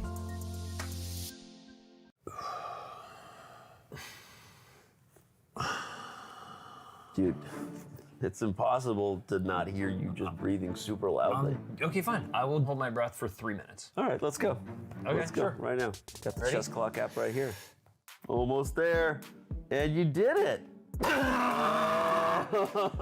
What can you do for 3 minutes? My wife says not a lot, but I can plank. Keep that big butt down. Dude, nice. 2, 1, you did it. Wow. I feel better. Oh, yeah. You were timing me? Yeah, you were in there for 30 minutes. Oh, man. Let's Sorry. play some chess and get some dinner. Let's do it. Time odds? Yeah. Okay. You bring your clock? Oh, I left my clock at home. Dude, you idiot. I told you to bring it. Let's just go get something to eat. Okay. Download the new chess.com clock app so you can time yourself playing chess or whatever other dumb stuff you and your friends do.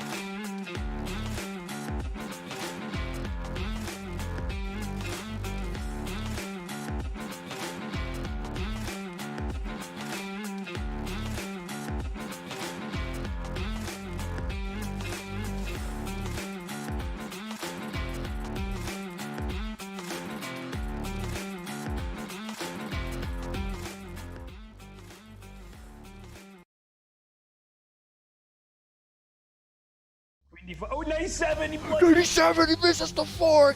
He's good, man. He's good. He can take on D5 with check, and the problem is now he has no mating attack. He's got to turn the game around. He's just giving up his bishop, and he's giving up. What's going on here? Double captured, and he's getting mated. He's thinking about winning when he's losing, and then he's going to demoralize you when he does that. Andrew quickly winning a couple games in a row. That is really important for him. Oh my gosh! He allowed a checkmate as soon as I said winning a couple games. He gets it done again. Just reminds us, Robert, why he's on top of the bullet world.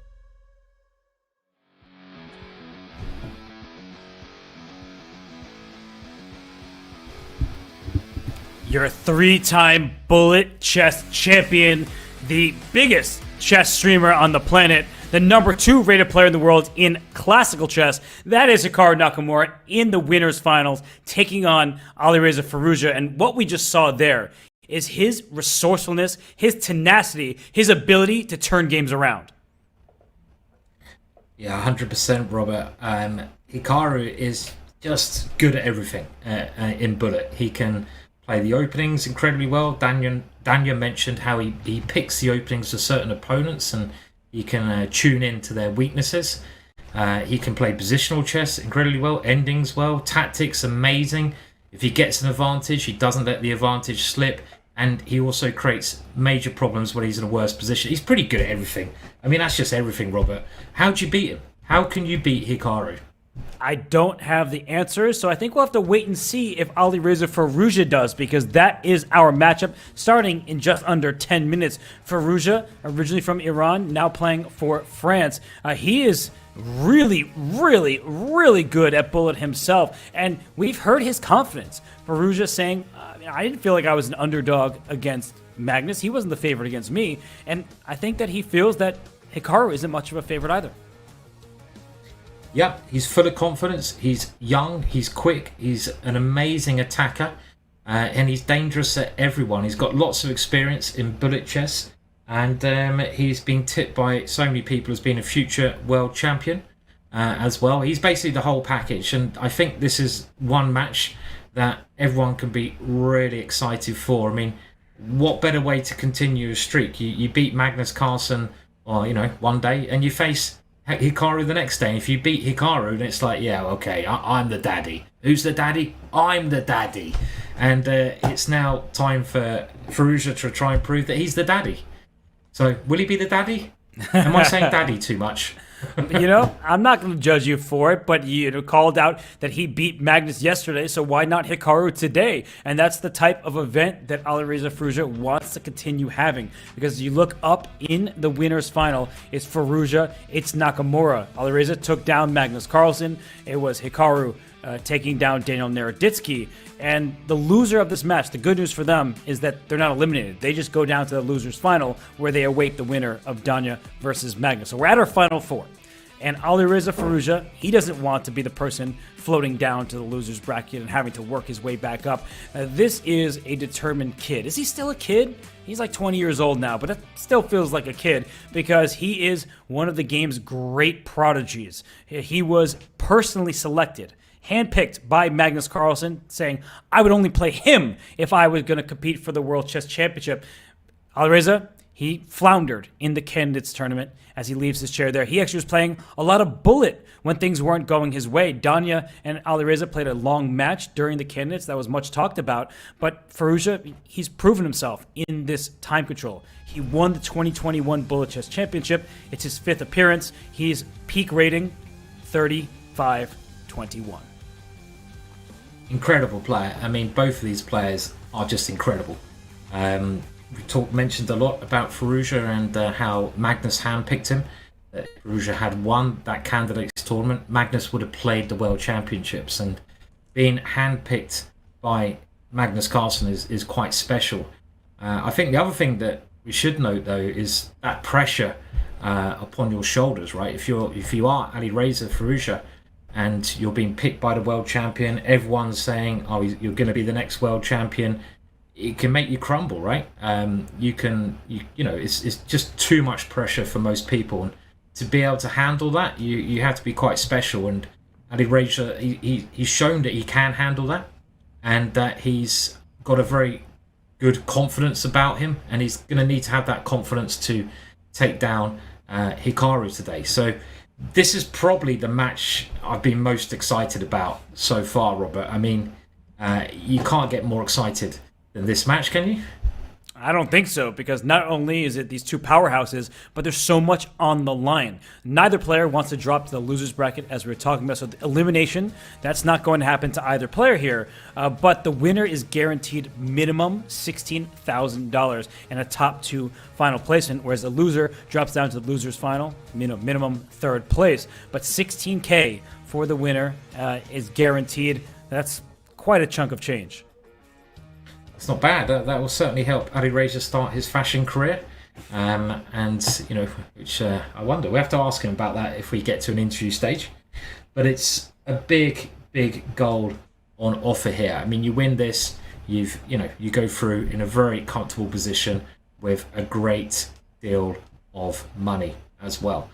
So it's going to be a big match. And another thing we should mention is this match is longer than the other matches. I think it's 45 minutes that they play for. Previous to this, all matches have been 30 minutes. And that, I guess, means it favours the stronger player. I'm not even sure who the stronger player is. I guess we've got to go for Hikaru. But both of these players have won this competition before, because it means the variance is less when you have more time.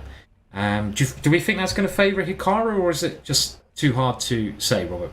It's so hard to distinguish between these two players, because Hikaru has 3 titles to his name. That gives him the nod. But Alireza beat Hikaru when he went on his path to the championship. As you see on this graphic in front of you, that not only is Hikaru a speed demon, he's the #1 classical rated American. He's #2 in the world. I think that might be the more important number to his name, because he and Paravyan are separated by just a few rating points for that top American spot. And for #2 behind Magnus Carlsen, he's the reigning 3-time bullet champion, reigning 5-time speed chess champion, and the number of subscribers on YouTube, it goes up and away, over 2 million at this point, in addition to all of the followers he has on Twitch. So he was the top seed as the reigning champion. But, for Hikaru, he's streaming. He is doing this live in front of his audience. He doesn't need to prove anything to anybody. He's been elite for a long time now, but it feels like he's never ever stops trying. He always wants to win. And for Firouzja, he's the younger of the two, and his full career is ahead of him. That's right, yeah. I mean, I don't think either of these players have much to prove, really, but to get to their situation, they're kind of born champions, so they just want to win. They've got that side to them where nothing else matters except for winning. So they're both going to be fighting very hard. I mean, I don't believe Hikaru fully when he says, the chess career doesn't matter and he's just a streamer. That sounds like a bit of a cover to me. It maybe takes a bit of pressure off him. He is the world's most famous chess streamer. He's done brilliantly from that, but he's an amazing chess player. He's #2 in the world in classical chess. He is incredibly strong at all parts of the game. So I don't know. He's not just a streamer, is he, Robert? I mean, he can do other things well as well. He can move the pieces occasionally. Yeah, there's this variant, I forget what it's called, maybe Fisher Random, and I think Hikaru he did okay in that event. Yeah, he's the Fisher Random world champion. So he keeps racking up the titles. Title Tuesday, it feels like he's winning maybe every other one at this stage. It's just incredible, the number of tournament victories he has, the trophies on his mantle. But Alireza Firouzja, so he's the younger of the two, and he doesn't have as many tournament wins. But what I was impressed by after the candidates did not go well for Alireza. They were probably a disappointment for him and his team, but then he rebounded by tying for first and ultimately winning the Sinkfield Cup and the Grand Chess Tour. So that rebound, that ability to come back after having some disappointment and frustration, instead of just throwing in the towel, he's like, you know what, that just makes you want to work harder. Yeah, I mean, what's that favourite expression, Robert? It's not how you fall down, it's how you get up. And we're all gonna have knocks in our lives, and we just got to get up and prove that we're stronger from them. And that's the sign of a real champion, right? to take the punch in the face, but get up stronger after that punch or whatever knock you get. And we're getting very close to the match now, I think. Yeah, and we have an empty chair on camera as Hikaru left, but he will be right back to start this match. And for Firouzja, he wants this. You know he does. I like the confidence because I don't think it's a false confidence. When he said that I didn't feel like the underdog against Magnus, he proved that he probably wasn't. And now against Hikaru, Alireza has beaten Hikaru before. And by the way, their ratings, if I'm seeing this correctly, Alireza 33-23, Hikaru 33-39 at the moment. So only 16 rating points as they're both above 3,300 in bullet chess. Yeah, that number's just too high for me. I'm not even sure what that means anymore. It's just astronomical. But it shows that they're just very closely matched. And we have some moves. We are starting. And we're starting with Hikaru on the white side of one of his favorite openings. And Alireza going for a King's Indian defense setup.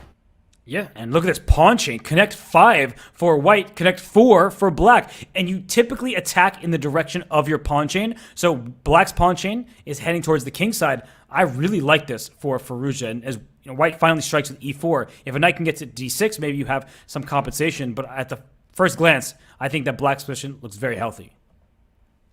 Yeah, I agree as well. I mean, if you compare the bishops, white's dark square bishop is trapped behind that pawn, and black's dark square bishop is pointing at that pawn in the middle. And the black knight has potential to swing its way in. And I think these first couple of games are so important because you can relax a little bit. You can't really ever relax, but you can slightly relax if you get a lead. And look at that. Black winning an important pawn. He can win another pawn here, but the B pawn is quite weak. Still very complex, this position. Yeah, isn't c5 about to drop and then b6? But Hikaru recognizes it's not just about the passed pawn. This endgame should be level. And I think at this stage, with limited material, the knight will sacrifice this off for one pawn, and that's the only pawn remaining that should just make a draw. Solid start from both players. Good save from Hikaru there. Looked like Alireza was pushing a little bit. Interesting to see what openings they both decide upon. And we had a Berlin here, so Hikaru showing that he wants to go solid against his younger opponents. And Hikaru knows this Berlin very well from the black side. He goes for the bishop, and knight takes e5, a tactic on f7, and the h5 knight is hanging. So well spotted by Firouzja. A bit of a careless move by Hikaru. That's what happens when you're playing instantly. Clear advantage Firouzja in this game. Yeah, it seems like a pretty safe pawn or two that white has taken. He's just got to get his knight out, though. This is a key thing. You know, if that white knight is not able to develop, it could be trouble, even in the ending. Hikaru now annoying that knight, but white has the lead. Shouldn't lose this game with the extra pawn, but there goes one pawn. A little bit of danger here. Yeah, one pawn down for black, but 7 seconds up, but that's peace. That is the game. Bang. Nice win there from Firouzja. Yes, and you can see Hikaru on a delay, by the way. Like he's streaming, so the camera is coming in on a delay because his reaction was several seconds after he blundered that piece. Yeah. Good start so far. I mean, there's a long way to go. Remember, it's a 45-minute match, and we're into the next game quickly. Mm-hmm. Nice tactic there. Showing a tactic. Yeah. Double X slam. You were seeing it first. The e6 pawn was hanging too many pieces loose, and the king on g8 would be in check. Yeah, and Hikaru just working out if he can go bishop takes knight there, but this is a safer way of doing it. But here, what's happening? The evaluation bar suddenly liking black there for a second, and these black bishops are creating a lot of counterplay. Yeah, so what is it? An extra pawn for white, but a pair of bishops for black. I like the extra material. I feel in bullet, it's good to give your opponent double pawns. It's good to steal a pawn, even if it's a gambit. If it loses, don't take the pawn. But I think for the most part, proving that compensation is very difficult in quick chess. Yep. Not much material on the board here, so probably a draw is the most likely. If we look at the time situation, though, that's a big advantage from Hikaru, who is 10 seconds up on the clock, and that is something which is going to tell in these endings.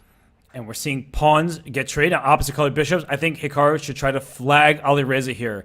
The moves aren't always going to be pre-movable for black, especially after f5. Now you got to get your bishop back, but this is not an easy endgame. In fact, isn't white... No, it's not winning because of the corner. Brilliant awareness from Alireza, but Hikaru, steal the a4 pawn, bring your king backwards, take the pawn, make a pawn move at some moment. Alireza is going to flag.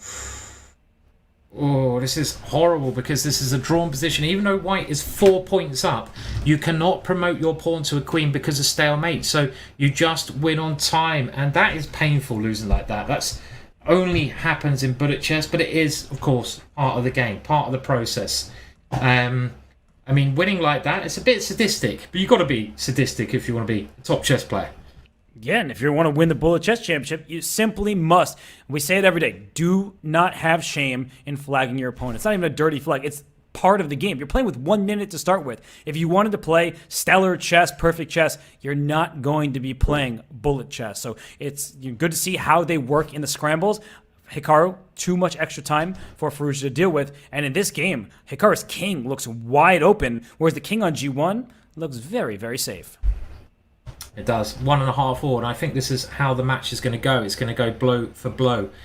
King safety, as you pointed out, Robert, is one of the key things, and this last move is attacking a pawn. Maybe white can just grab that pawn. He does, but the black king is so exposed here compared to the white king. The white king just tucked away safely on g1. Yeah, the king on g1. It's just tucked in. I got a blanket above it, and queen d3 double attack.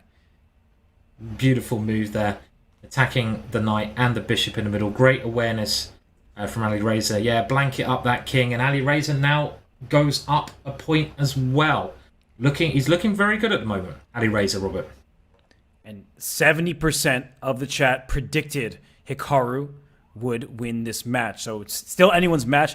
Very early on, 38 minutes remaining in this one. So yeah, we don't know who's going to win, but 70% thought it would be Hikaru, and I think 70% would say Hikaru should be the favorite in this specific game because that bishop on e5 looks pretty trapped to my eyes. Yeah, there's no way out for that bishop. Okay, well, he's found a way you can get it into d4. There's also knight g4 here, though. Was an interesting idea, but okay. The knight on d1 stops that idea, I guess, and Hikaru finding some precise defensive moves here to convert that extra piece. Alireza fighting a little bit, but they are so accurate. I mean, that's what makes these players sort of stand out, Robert. I feel like how they just blunder less. They make less mistakes. They take their chances when they're given to them. And just great moves, one after another. And we see a queen trade, bishop d4. He could have just taken on a7. He plays this move, bishop d4, and now we're seeing liquidation. And white is simply up a piece. There might be a bishop e8 to g6 with a rook e8 mate. That's probably what I would try to aim for, like right now. And that's what's going to happen in this one. Yeah, nice way to finish it. And Hikaru thinking a little bit there. Okay. Yeah. What just happened? So many pawns just went off the board. I must admit, Robert, after commentating this for a couple of hours now, sometimes my brain just goes to mush. So I don't know how the players do it, and this is not clear at all. Really not clear, because that pawn is on pre, but look at the time. It's mate. Look at the time. Rook h2 is mate. And so Alireza wins that game? Are you kidding me? What? I didn't even realize he won that game. I mean, from the start of that, Hikaru was up a piece, making all these good moves, and then suddenly several blunders in a row happened, and Alireza had just enough time to deliver the knockout. That was incredible. I mean, you could see it on Hikaru's face there. He's shaking his head. And this is dangerous territory for Hikaru. It was a bit too quick for me, I'll be honest. And somehow Alireza won that game, taking a 2-point lead. And the reason it's dangerous is a loss like that can affect you. You can start doubting yourself, and it can give your opponent strength as well. Okay. White breaking in the centre here. I mean, there was a knight f6. Yeah, sorry, Robert. No, don't. No, yeah, we have the same mind. I think it still should work. Some kind of knight f6 check with queen g4 to follow. The black king has no defenders, and Alireza, he spots it the second time. Yeah, this move just opens up the Black King. And maybe not. Oh, it is. It's just winning. It's crushing. And look, Alireza, that is the danger. You go on tilt. You hardly ever see Hikaru lose 3 games in a row. Alireza is just tearing through him at the moment. Yeah, and you cannot let those opportunities go by like Hikaru did when he was up a piece. And now Hikaru, he should be up a piece again because that bishop on c5, oh wow, what a actually save there from Alireza. He makes space for his bishop on the diagonal, but at the very least, Hikaru's going to go up a pawn. And I feel like this is something Hikaru says often, that perfection is often the enemy of the good, and he says that with respect to bullet chess, because when you start spending all of this time trying to find the objectively best move every single turn, you end up down 6 seconds, and you may not have enough time to convert your advantage. Interesting point there. Yeah, I mean, in classical chess, you try to play perfect, and you try to spend your time doing the right thing. But in bullet chess, you obviously can't do that. You just got to go with your instincts. You've got to play practical moves sometimes rather than the best moves, and that's something which you got to master. People I've seen in the chat saying this is not chess. Well, it is chess. It's just a different form of chess. It's chess. It's chess on some on steroids basically.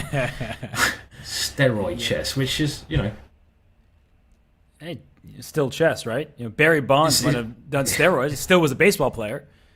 It's still chess. Yeah, I mean, it's just the zooked up version. What's happening here? It looked like Hikaru was winning, but is he going to throw this away? He was winning, but now, the trick. Hikaru gets the queen, and gets the game.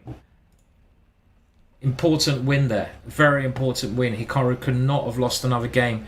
He's 2 points, and you can see, you look at their faces, he's gone into that Zen mode, right? Hikaru realizes that he can't let the game slip away from him anymore, and he's going full in Zen mode at this moment in time.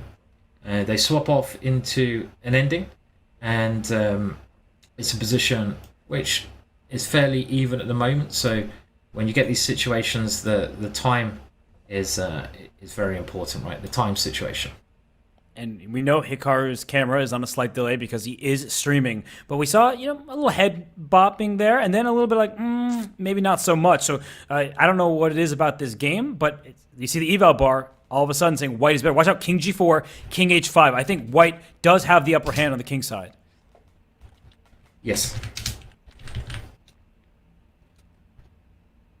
Little advantage there, and the time situation, well, Hikaru is well up on time. So again, this is he's up on time, but it's more important what's happening on the board here. And those rooks, the white rooks, are creating a net around the king, and we have a checkmate on the board. Another point. For Firouzja, yeah, Alireza, he's in really good form right now, elite form. And now Hikaru's going back to his B3 systems, his Nimzo Larsens. I really want to rename it the Naka, just because he plays it so much. But, it has your great predecessors, just like Kasparov's books. And this position looks fantastic for Alireza. I mean, you have this knight on d4, this bishop on d6 staring towards the white king side. Now another piece into the initiative. This is one of those openings that you can get away with against a regular grandmaster. Alireza, he ain't regular. He is really ridiculously strong. Kind of forget how strong Alireza is, right? I mean, the chat, you guys in the chat, you're all saying 70% Hikaru. You got faith in the great man, but Alireza, he's proving just how strong he is. And look at the scoreline at the moment. He's 4 points up. There is a lot of time to go. There's 31 minutes. This is how long the normal matches are. So there is time. But if Alireza can keep this focus, it's going to be very tough to that lead is important. 4 points is 4 points. And Alireza is completely concentrated. And oh, wow, what a tactical awareness from Hikaru. He gives up his queen because there would have been pawn takes f2 with a fork. He would have had a rook and 2 minor pieces for the queen. So what we haven't said is 2 minor pieces for a rook, and Alireza still in this game, and not just in it, apparently better because of the queenside pressure and now extra material. Oh, he hung a piece. Yeah, and Hikaru. Well, Black seems to be doing very well here. I mean, he got the knights rolling very well. White's got this one chance with his passed pawn. But I don't think that pawn should be good. I mean, look at that. Spotting a tactic like that so quickly is just remarkable. And this does win a piece, but still, Black, after losing that piece in a good situation. Yeah, 2 minor pieces still outclass a rook, so 3 was too much, but 2 still enough. And here we see that Hikaru brings his pieces in. That is game over as he just mops up the remaining pawns and gets a victory. Resignation from Firouzja, and it's back to 3 points. So it seems like a lot. 3 points is a pretty big spread, but Hikaru has plenty of time as he tries to make this comeback happen. He does. He still has time to do it. And they're following the same opening process. I mean, Daniel mentioned that one of the problems with Hikaru that he found was that Hikaru's openings were so well suited against him. But I must say, in this match, I think Firouzja has picked some good openings. He's getting good aggressive positions. Firouzja loves attacking, and he seems to be getting many positions where he's able to use that genius-like awareness of tactics that he's showing. Yes. What's the material count? Suddenly Black is up a pawn, and despite the name there, it is Firouzja with the black pieces. They are about equal in strength for the most part across the time controls, but today it feels like Firouzja is perfectly on form, and he is now winning the c5 pawn if he wants it, and he does. White does have a great knight, though. I mean, it is a pawn up for Black, and there's a little bit of pressure against White King, but look at White's knight in the center of the board. It's beautiful. If Black can ever dislodge that knight with a pawn, it would be he's trying to do that now.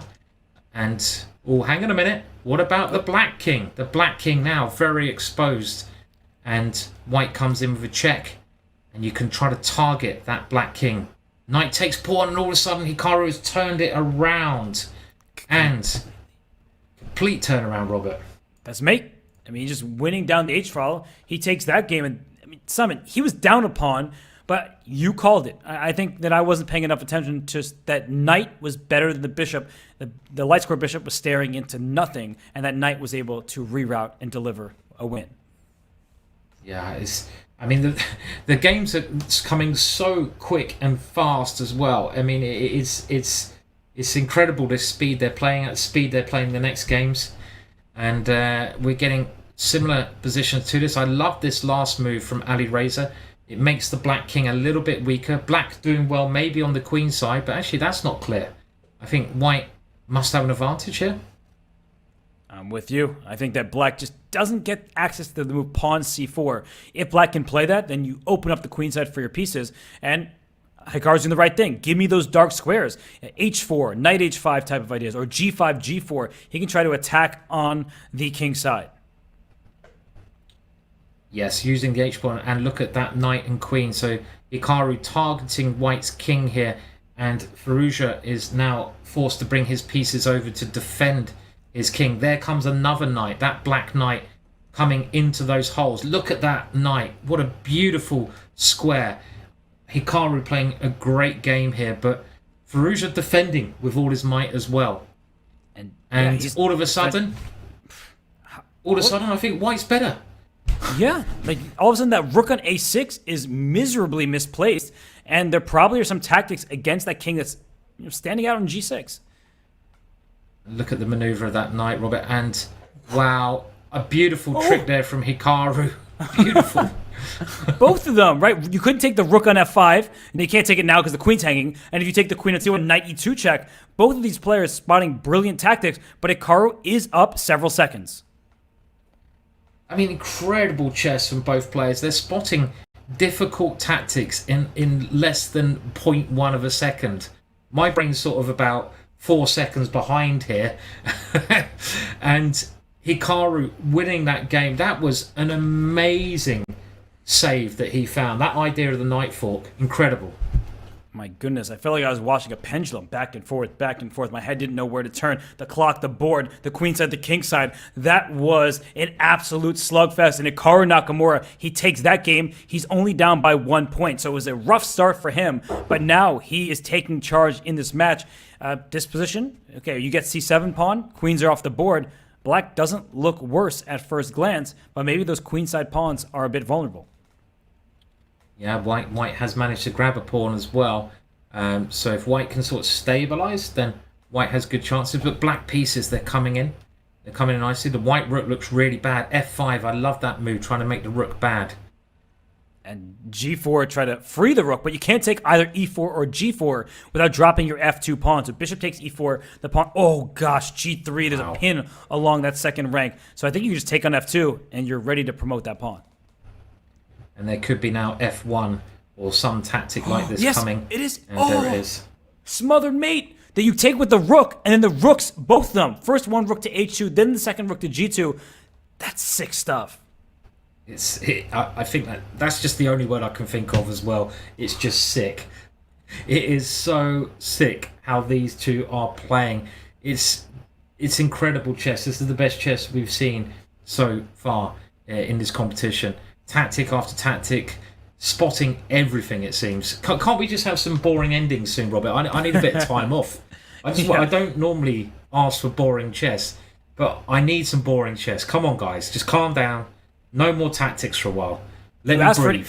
You asked for the endgame, we have an endgame, but this isn't an ordinary endgame. White is up a pawn, but that bishop on b8, knight d7 is about to happen to trap it, but that's why f4 was a good move from Firouzja. I'm worried about the bishop on b8, but this is what happens in an endgame. You don't have enough pieces. What are you going to attack the bishop with? Yeah, and that bishop seems to be getting out of dodge, and the extra pawn and ending, well, it does count.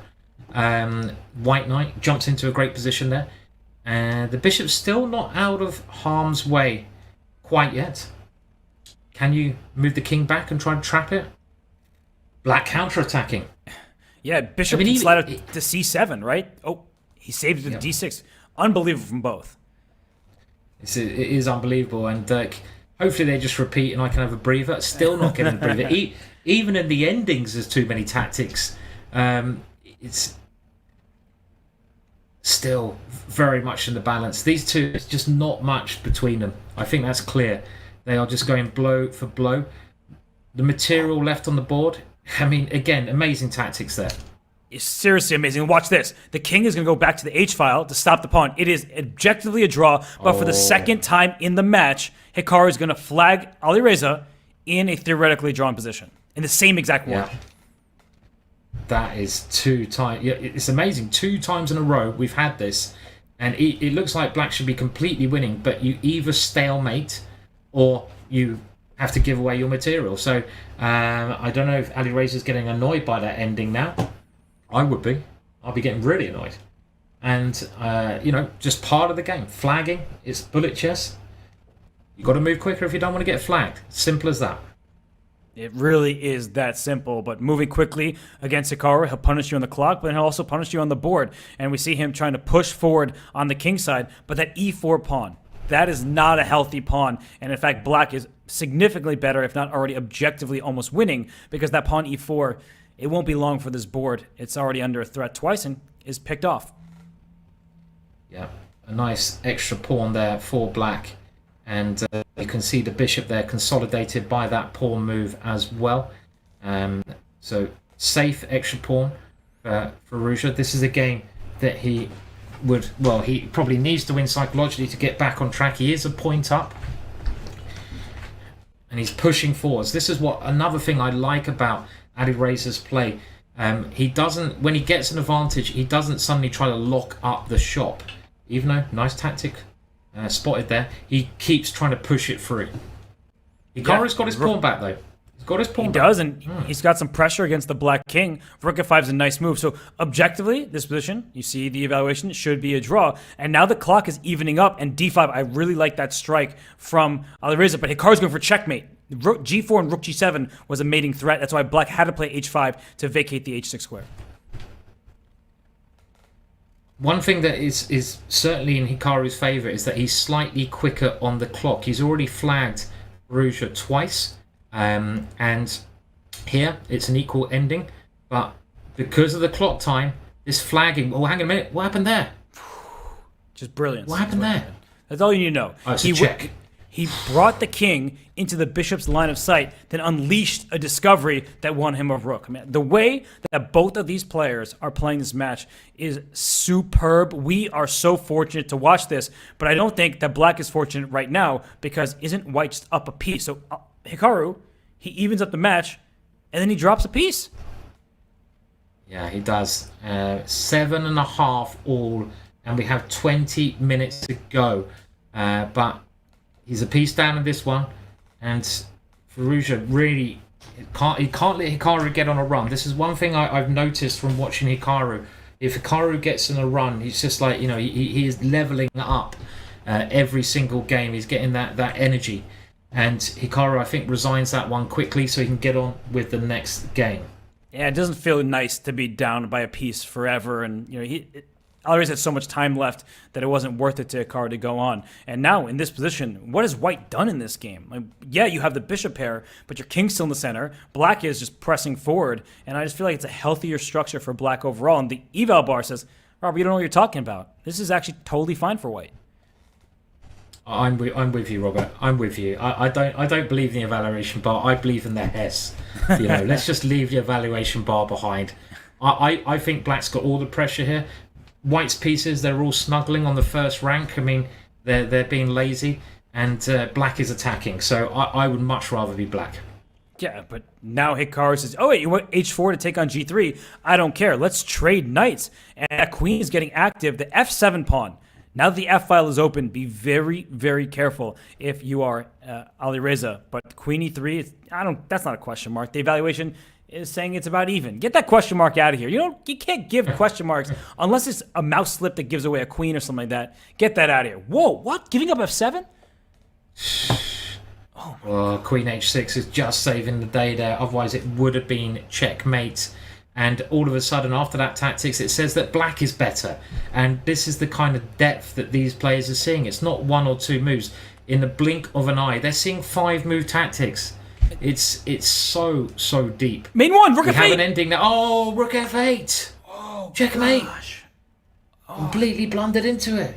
And you know what happened, Simon? He was defending really well, but then he paused. And I think when he paused, he looked at his clock and said, oh, suddenly I'm down on time when he was maybe even or even a couple seconds ahead. So Hikaru was relentless, putting the pressure on the black king. But Firouzja, I think he just had that split-second bit of nerves. And actually, every time Hikaru evens it up, he follows it up with what seems like a very bad game because Firouzja's completely winning, and we're 15 moves in.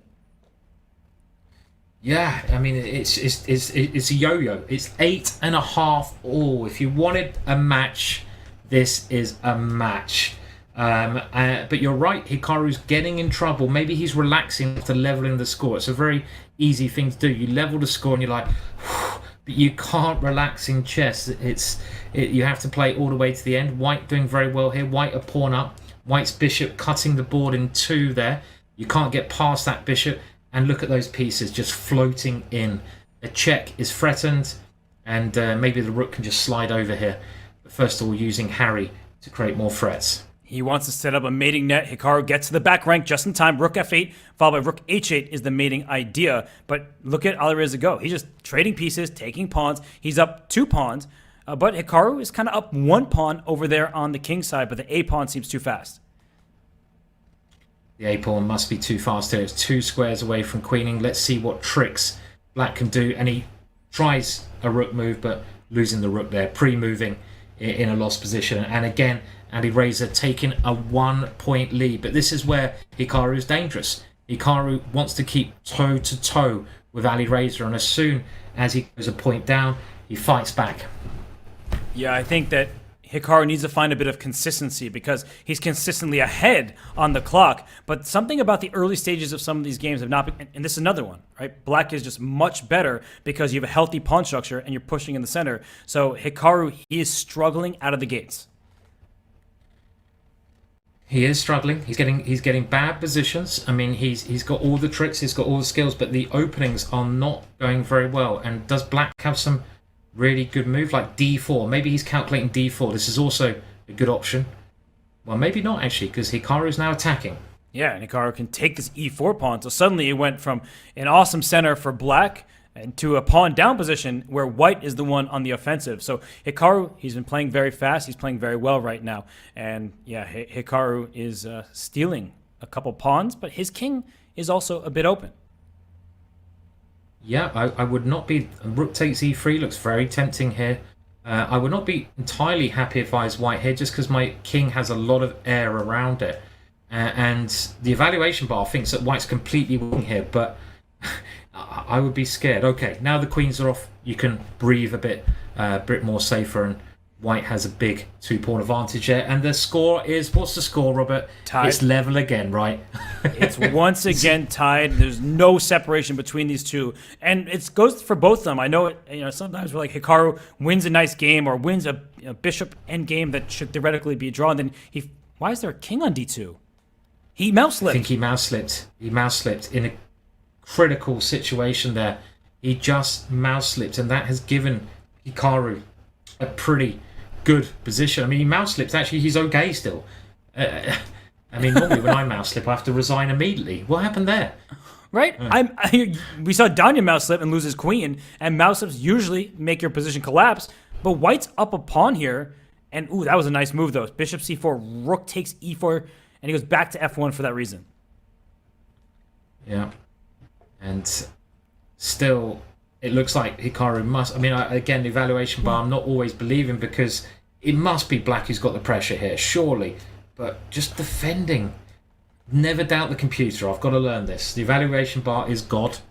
I'm just a mere... I don't know, peasant. This whole game has been like super ridiculous. What's going on here? He's thinking Queen d8 is King g7. He's going for it, but that's apparently losing. There was I think he had to go Bishop f7 first, but I only know that because the eval bar reacted. But what just happened there was sick. Like Alireza mouse slips, then he gets an advantage, and he walks into a discovered check, which was the right decision at that point. So both these players have such a firm grasp of tactics and knowing when to give your opponent what seems like a chance, but they've calculated even in split seconds that it's not actually that dangerous. Yeah, it's an incredible play from both of them, Robert. And I mean, we have a situation now though, and I don't know if this is one of the first times in the match where Hikaru has taken the lead. It might be the first situation. I mean, it's really hard to keep on track even for us commentators, but Hikaru has now got a 1-point lead, and you can see Alireza getting a little bit annoyed there. Look at his body language. That's not a good sign, because you suddenly feel it. You think, I've been leading this match all the way. Why am I behind? What am I doing? And if you think like that, that's when things go horribly wrong, and you can go into a rot. Hikaru also talking a bit more. So this is a dangerous part of the match for Alireza. He loses this, which he probably should do. He'd be 2 points behind. So this is danger time for Alireza. It really is. And there's 12 minutes and about 45 seconds remaining. So even if he goes down 2, he will still have time to cut in to that lead that Hikaru has. And Hikaru is just pushing forward. Queen g7, f6. This is like an Alpha Zero game where the queen is on h8. White actually isn't even up any material, but black can't move. In fact, that's checkmate to the queen. I would just resign this position out of nausea. That queen was just too sickening to play on anymore. And Hikaru now takes a 2-point lead. So Firouzja, you've got to fight back in. I love this. What do you do when times are bad, Robert? You push Harry the h-pawn. That's what you do. You throw the h-pawn towards your opponent and you go for the kill. And I love what he's doing here. Look at this. This is Alireza on fire. In we go with the queen, maybe? Forcing the king up the board. It didn't like queen takes h7, which was a free pawn with check. Maybe they're... Okay, it still says white is much better. It's taking some time. But not because of that move, apparently. It's too complicated for me. Yeah, I'm with you there. I can't keep up with their skill level here. I don't think many players could. In Hikaru now, you can see his confidence is growing in this match. He's 2 points up. He had a lost position, but he's finding resource after resource. Saying that, white is still doing very well here. This is a game I think Alireza must win. If he doesn't win this, the match is starting to slip away. And look at this. Both minor pieces for White defend that pass pawn. White is now up just a single pawn. It looks very, very good for him. His pawn is so advanced. But Hikaru's doing what he does best. We saw that opening sizzle of his pass, and that's a great move. You can't take on a d7 because rook h7 check. Resignation, Alireza. He once again strikes back. It's a one-point match. Crazy stuff that we keep seeing. Crazy stuff. Just 1 point between these two gladiators, and there is 11 minutes left, so there's plenty of play in this match. And here Hikaru with the white pieces, but he hasn't been getting great positions with white. Alireza proving that the Sicilian is a perfect opening for him. He's getting dynamic play, a good break in the center, liberating Black's pieces, and Black's better here. Black is definitely better. Again, look at those pieces that White hasn't developed here. And the queen going to b7, saying your bishop on c1. What was that about development? No, you're not getting out of there. The b2 pawn is threatened. So Black has 2 pawns on the queen side, but they're taking care of all 3 of White's pawns. And look at the maneuvering of the pieces. Open the d file up. I have 2 rooks there. I would maybe go rook d1 right now. That's what he plays. I like to take over the first rank. Thank you very much. Yeah. I saw someone in the chat just mentioning I need to watch this in slow motion, and I must admit I do feel that quite a lot when I'm trying to commentate on this. I think I'm going to go bed tonight with moves just flashing through my mind without any understanding of them. Chess.com, can you please create a slow motion button for when we watch these Legends of the Game play, so I can, when we're watching it back, we can just slow it down a little bit, so I can get my cup of tea, so I can breathe, so do some yoga. It's so quick and fast, and Black is winning here, but White now creating a bit of counterplay. Oh, he missed it. He had to go c3 because rook d2 was mate. So it wasn't just about pushing the c pawn. He had a checkmate pattern, and now I would say that White is playing for a win. And now it's Black. White. Yeah. Oh, it's a big game, and look at the e-pawn. The e-pawn is coming through. That was a really important win there, and it's level again. Is it level again? It is, yeah.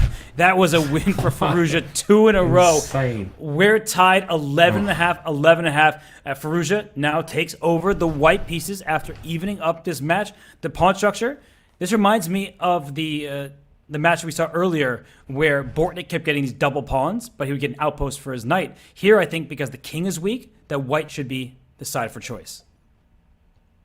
Yeah, and it's all about that king satyr you mentioned many times before. In bullet chess, you want to have the safer king. This is it looks like a great defensive move, but the evaluation bar does not agree. This rook coming in, and now White should be able to pick up a pawn here. Oh, but look at that tactic.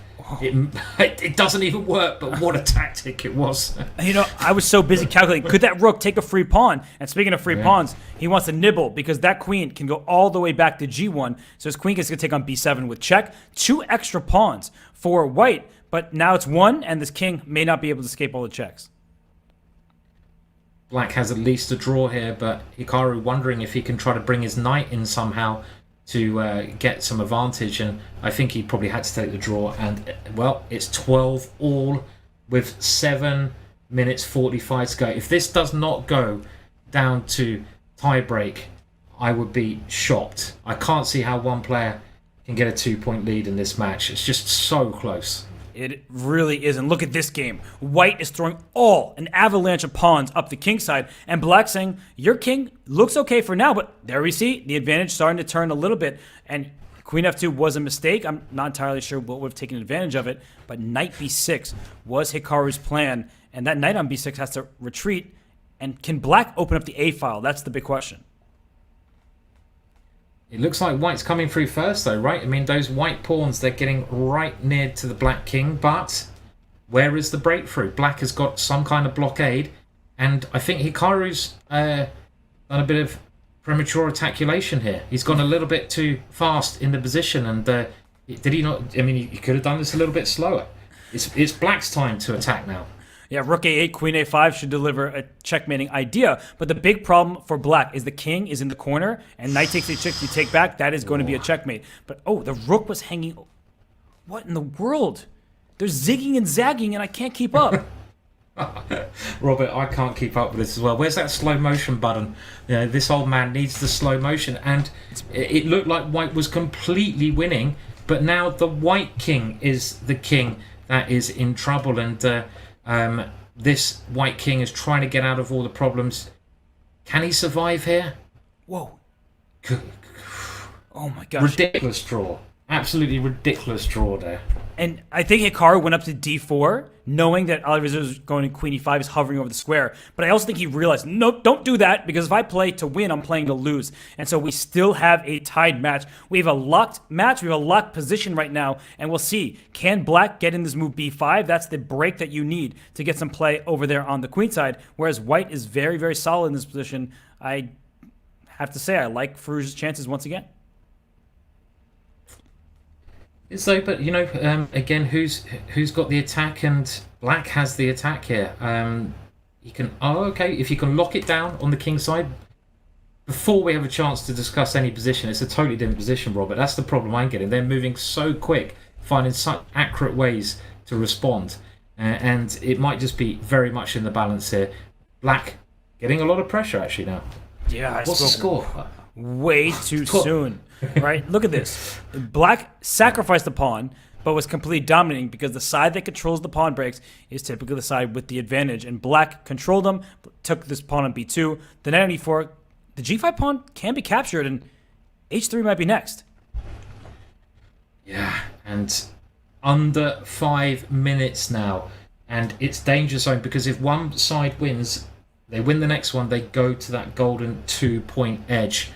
And black is still dominating here because the white king is absolutely trapped. The c-pawn's coming through. Hikaru taking a big, big win there. And if Hikaru wins the next one, he gets that golden 2-point lead. So Firouzja with the black pieces, this is a pressure game for him.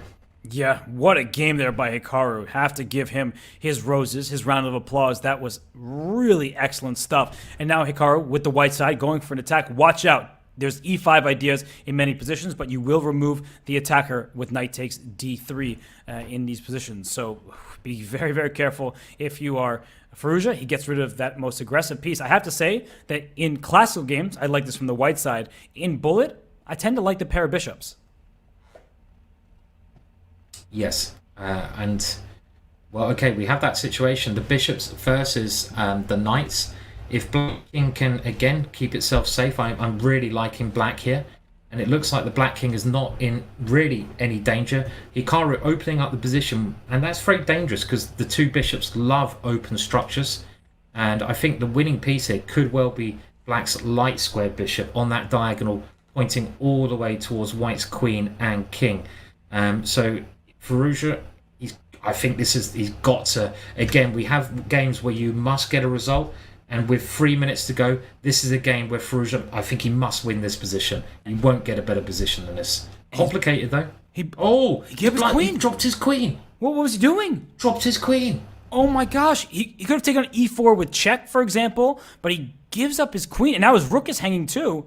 He got to resign. He needs to start the next game as soon as possible. He's got to resign here. There's nothing to do, and it's going to be a 2-point lead. As soon as I say it, the commentator's curse. Wow. The commentator's curse. I say that he's got to win that game, and what happened there? You think he just dropped his queen? It's as simple as that. Yeah, no, I mean, he was trying to go for an attack. He couldn't see the finale, the devastating blow, and he just gives up his queen. So now Alireza with the white pieces, he needs to win this game. And he might play his h4, h5 stuff. He gave up a pawn over there on the queen side, but he's going for that king side. Bishop takes c5. That was a pin. It was a pin, yeah. I mean, he's going for straight in with the attack instead, and he's getting rid of this dark square bishop, and this is a really just double-edged situation. Black's attacking, white's attacking. Black might be threatening a rook sacrifice, and here comes Harry the h-pawn.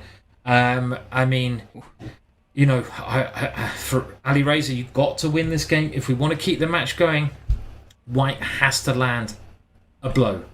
I think, based on how much time is left, Alireza can afford to draw this game, and he will get one more opportunity. Reminder to everybody, it's win by 2 points. So if Alireza can win at least one game before the match clock fully expires, he's in this, but he's losing this game. There's a rook and a queen right in his king's face, and I think there's queen a3, and then rook takes a2, and queen slides into b2, and that's mate, and that would be the match. Oh, and there's 1 minute 20 or so left, and the white king is in a desperate situation, and the time, and he's won. He's gone 3 points up. Look at that. He is nodding his head. Is that like the crazy frog? It reminds me of something, but that is the match. That, I feel, is the match. And unbelievable. We see the comments from chat coming in there. Hikaru good. Hikaru is not good. Hikaru is great. This is greatness on full display. He was down early in the match. It didn't seem like he was in his best form, but that's what Alireza does to people. I think sometimes we think when games aren't going your way, oh, they're playing badly. I think Alireza was giving Hikaru just the biggest challenge that you could possibly give Hikaru, and he's going to win this match. He might even win this game to make it a 4-point spread, but it was much closer than the final score could indicate because this felt knotted up throughout the whole way. It only started going in Hikaru's favour towards the end of the match. Actually, at the start of the match, Alireza was doing very, very well, and yeah, it's a sign of a champion, obviously, to fight back so well. But this, to me, of the matches I've seen, it's been such an incredibly high standard for bullet chess. I mean, I think if most grandmasters are playing some of the tactics they've been playing in classical chess, they'd be pretty happy. But in bullet chess, what a match that was. And I think now we can see we have the result, and we have Hikaru going through. And Robert, well, one of the best matches I've ever seen.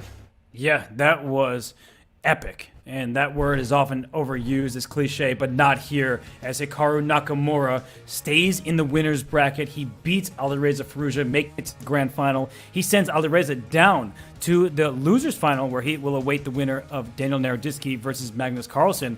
But Firouzja, he lost the match, but you know that final score, 4-point difference between the two, that's not what it was. This match could have gone either way, and a couple breaks would have changed it, but Hikaru, we showed that video before the start of the match. Simon, he's so darn good. He's so darn resourceful. And he's a nightmare opponent for anybody. He just doesn't go down without swinging. He refuses to lose. Yeah, I mean, he never gives up, and he seems to find gears upon gears. I mean, sign of a true champion. You get in a bad situation, you try to give it your all, and you have to find something. And Hikaru just finds something. You know, I'm not even sure what it is, but he's got just unlimited next gears to go through. A brilliant match. We have to remind everyone that luckily for Firouzja, Alireza's fans, he's not out of the competition because that's the first time he's lost, so he's going to get his second chance. But so far, Hikaru proving dominant, winning all of his games. Yeah, Hikaru is an absolute force, and Alireza stays alive. He will play tomorrow, as will Hikaru, as he awaits the winner of the loser's bracket. But before we send you a goodbye, can't even speak, it's been such a long day, we're going to have an interview with Hikaru Nakamura. So Simon and I will regain our composure, we'll refresh ourselves, and when we're back, it's Hikaru Nakamura. So leave your questions in the chat for when we return.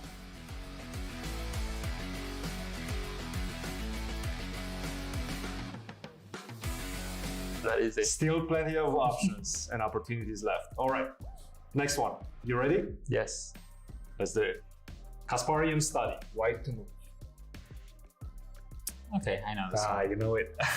It's not fair. Queen a3, rook d2, rook b2, rook b2. Very good. It's Kasparian. Kasparian study, yes. Looks kind of familiar.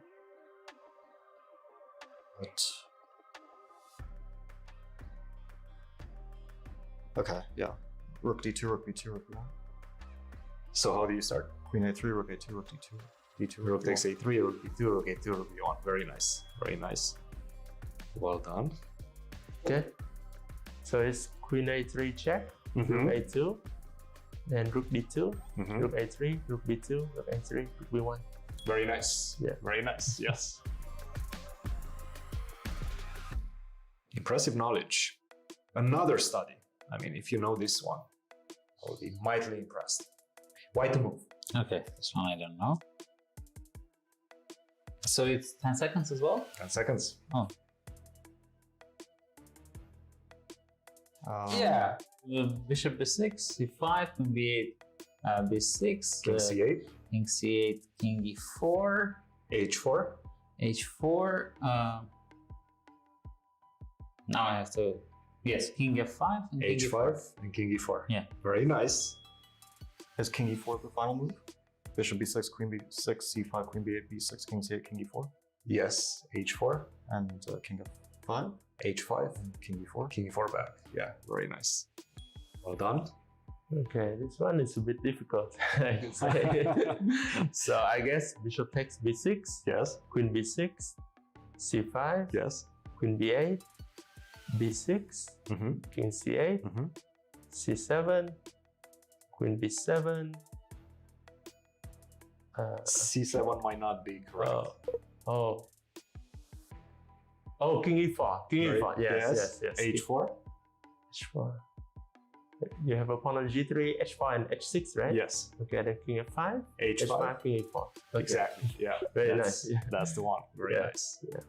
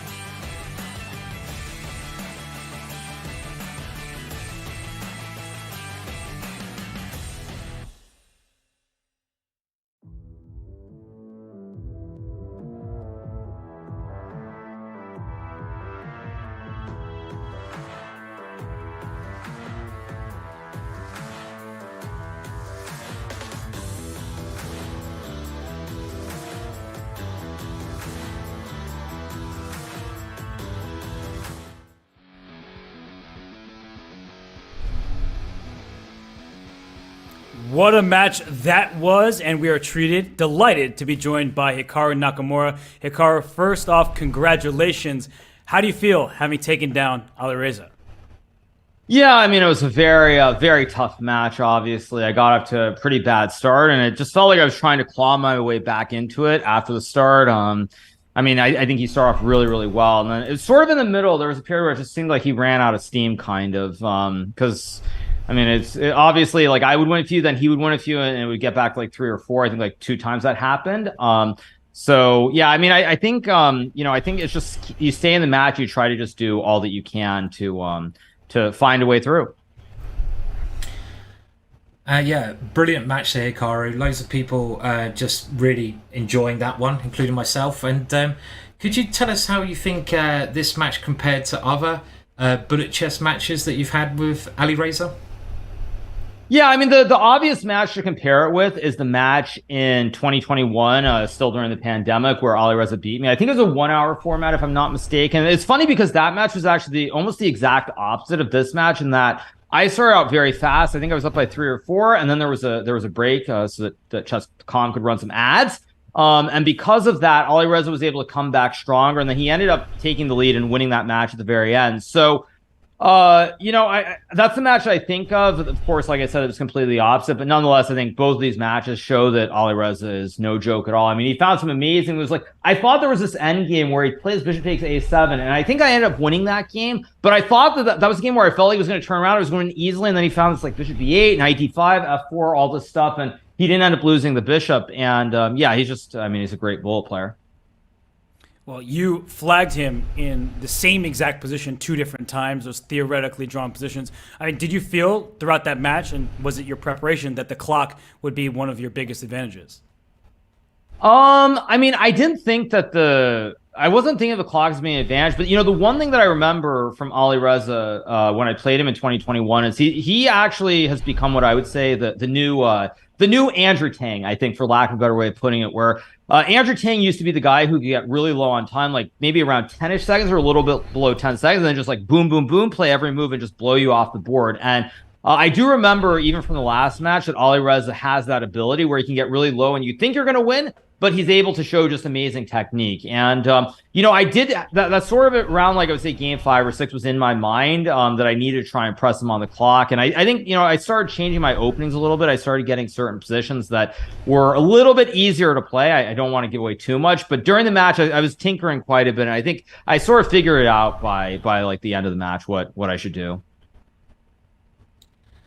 And how do you think your bullet chess game has sort of evolved since past editions of this championships?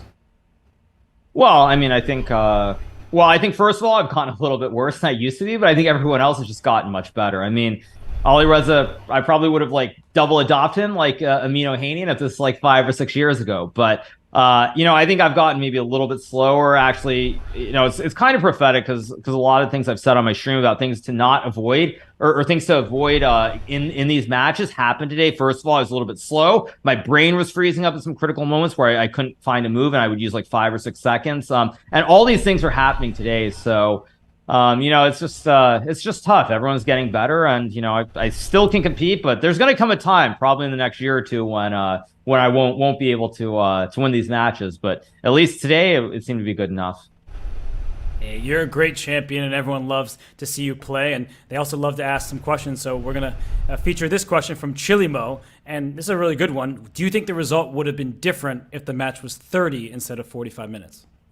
Oh yeah, absolutely. I mean, again, this is another thing that I was saying before the event started. I was very worried about the 30-minute format because I do feel that if you get off to a slow start in the 30-minute format, you're just toast. I mean, if this was a 30-minute match, I'd lose this match. And actually, now that I think about it, I did play Alireza in 2020, I think, in the Bullet Chess Championship, and that was, I believe, a 30-minute match, and quite similar to this one. The score didn't get to, I think, 6.5, 2.5, but I think he was up by 2 or 3 from the get-go, and then I won like 4 in a row to win the match at the very end. But 30 minutes is obviously very scary to play, and I think that 45 minutes gave me a chance. I'm very lucky I played him when I did, rather than when it was a 30-minute format. Because in 30 minutes, I would have just lost this match. Because also, when I was down by like the 4 games, I would have started stressing. Because with less time, you start stressing when you're like 15 minutes. And you're down by that much. So I would have lost the match if it was 30 for sure. And we have another question from the chat here. And I think a lot of people are wondering how excited you are. I don't know if that's the right word, but how you're feeling about facing potentially Magnus Carlsen in the final here. Yeah, I mean, I really don't care. I mean, it's hard to believe that anything can top today, whether I win or lose. But yeah, I mean, if I play Magnus, that's fine. I mean, Magnus has to beat Danya and Alireza. I mean, if we get there, I'll take my chances. But as I've said in relation to the Chess Champions Tour, since it has the same format as this, it's great when you stay alive in the winners bracket because it just means you avoid so many dangerous players. I mean, I don't care. I mean, having to play one of Magnus or Alireza, I'm happy with that. I mean, if you told me tomorrow I have to play Danya and then Magnus and then Alireza again, like I'd probably like just like not show up if I had to play all those monsters. But yeah, I think if I play Magnus, it's great. Again, he seemed really on form at moments today, but he has to beat Danya. He's got to beat Alireza. I mean, I would say that if Alireza plays the way he did against me today, I think he's going to beat Magnus. But I mean, we just wait and see. Okay, well, I was going to ask you to make a prediction, so instead, I will ask the very serious question coming from Max in chat. Seriously, Hikaru, Barbie or Oppenheimer? Sorry, what? Barbie or Oppenheimer? Pick one. Oh, sorry. Okay, sorry, I didn't catch the E at the end of Barbie. I mean, I would go watch Barbie if you made me pick one. That's what I would do. Well, you know what? No shame in that. I think everybody in chat, most people, if they're honest, they would probably choose the same. But Hikaru, we'll let you go. Well, but you know, Robert, you know, it's 2023. You know, you have to be like kind of more correct about things in this day and age. So I think for that reason, a lot of people would say Oppenheimer. Let's leave it at that. Nah. I mean, I'm more excited to see Barbie myself. Simon, you got to get in here. You're the tiebreaker. Yeah, I'll go Barbie as well. It seems like, why not, you know? So. Oh, well, Hikaru, I know you're on stream, so we'll let you get back to your awesome community. But congratulations. That was seriously an amazing match. Yeah, thank you so much. And obviously, I mean, a big shout out to all the fans who watched. And obviously, Alireza, I mean, it was a great match. And I mean, he very easily could have won it too. So I think it was great for everybody. And looking forward to playing either Alireza or Magnus tomorrow. So we'll see how it goes. Okay, excited to see you then. Hikaru, see you guys. Best of luck tomorrow. Well, that was an awesome interview after an awesome match. And Hikaru Nakamura, he's made his way to the grand final, and he awaits somebody from the losers bracket. He just named Magnus or Alireza, and Magnus has to get through Daniel Naroditsky, and then whoever wins between them has to get through Alireza just for the chance to play against Hikaru. But I noticed that he doesn't think that Danya's chances are that high, and I think that's fair. Magnus and Alireza are the favorite from the losers bracket. But Danya, the way he's been playing, it means that he can definitely swing with Magnus or Alireza.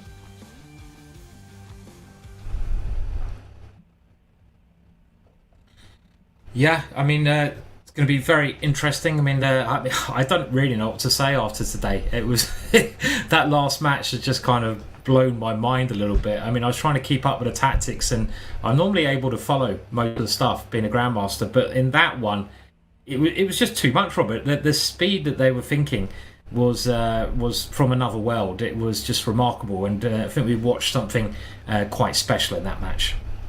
It definitely was special. That's a good word for it. And something that's special, but maybe not featuring super GMs, but superstars of the online creation sphere. PogChamps 5, it starts late July. The wait is over. 16 of the world's biggest creators will go head-to-head in the greatest event in amateur chess, brought to you by Chess.com and PogChamps legend Ludwig. Watch your favorite creators like Cutie Cinderella, Sea-Dog VA, XQC, I Did a Thing, and more fight for their share of a $100,000 prize fund and a ticket to the live finals, yes, live finals in Los Angeles. Use the command POG in chat for all the details. And that starts in late July. Before any of that, of course, we have tomorrow's championship Friday in the Bullet Chess Championship. So, Simon, any final thoughts about today and what to expect tomorrow? I mean, it was a great day of chess today. There was so much just brilliant stuff going on everywhere. I mean, the highlight was clearly that last match, but we had Magnus Carlsen also playing, a very high standard. And getting to the sort of crescendo of the whole competition to the end, we're gonna find out who the champion is. And I know, we heard Hikaru maybe not write off Magnus. Of course, you can never write off Magnus, but saying it's going to be incredibly hard for him to go through first Danya and then Alireza. But one thing we know about champions and people like Magnus is that, which Hikaru did today, is that they fight that much harder when their back is tied against the wall. And I can still see a Magnus Carlsen versus Hikaru Nakamura final. And, I think, well, I don't even know if it's secretly, but that's the final I want to see. And it's still very possible. Well, if Magnus is going to win this event, he'll have to win 4 matches tomorrow, because first he squares off against Daniel Naroditsky. The winner of that one takes on Alireza Firouzja. The winner of that goes up to the grand final to take on Hikaru Nakamura, and if someone from the losers bracket wins, they'll have to win a second time. It's a double elimination format, so somebody may have to win 4 total matches to take the first place prize. But coming up soon is the Blitz Champ Stanford. You will not want to miss that. That starts, I think, in like 30 minutes. So get a little bit of a refreshment, walk around, get some fresh air, and then come back for more chess. Continue celebrating international chess with Blitz Champs right after this.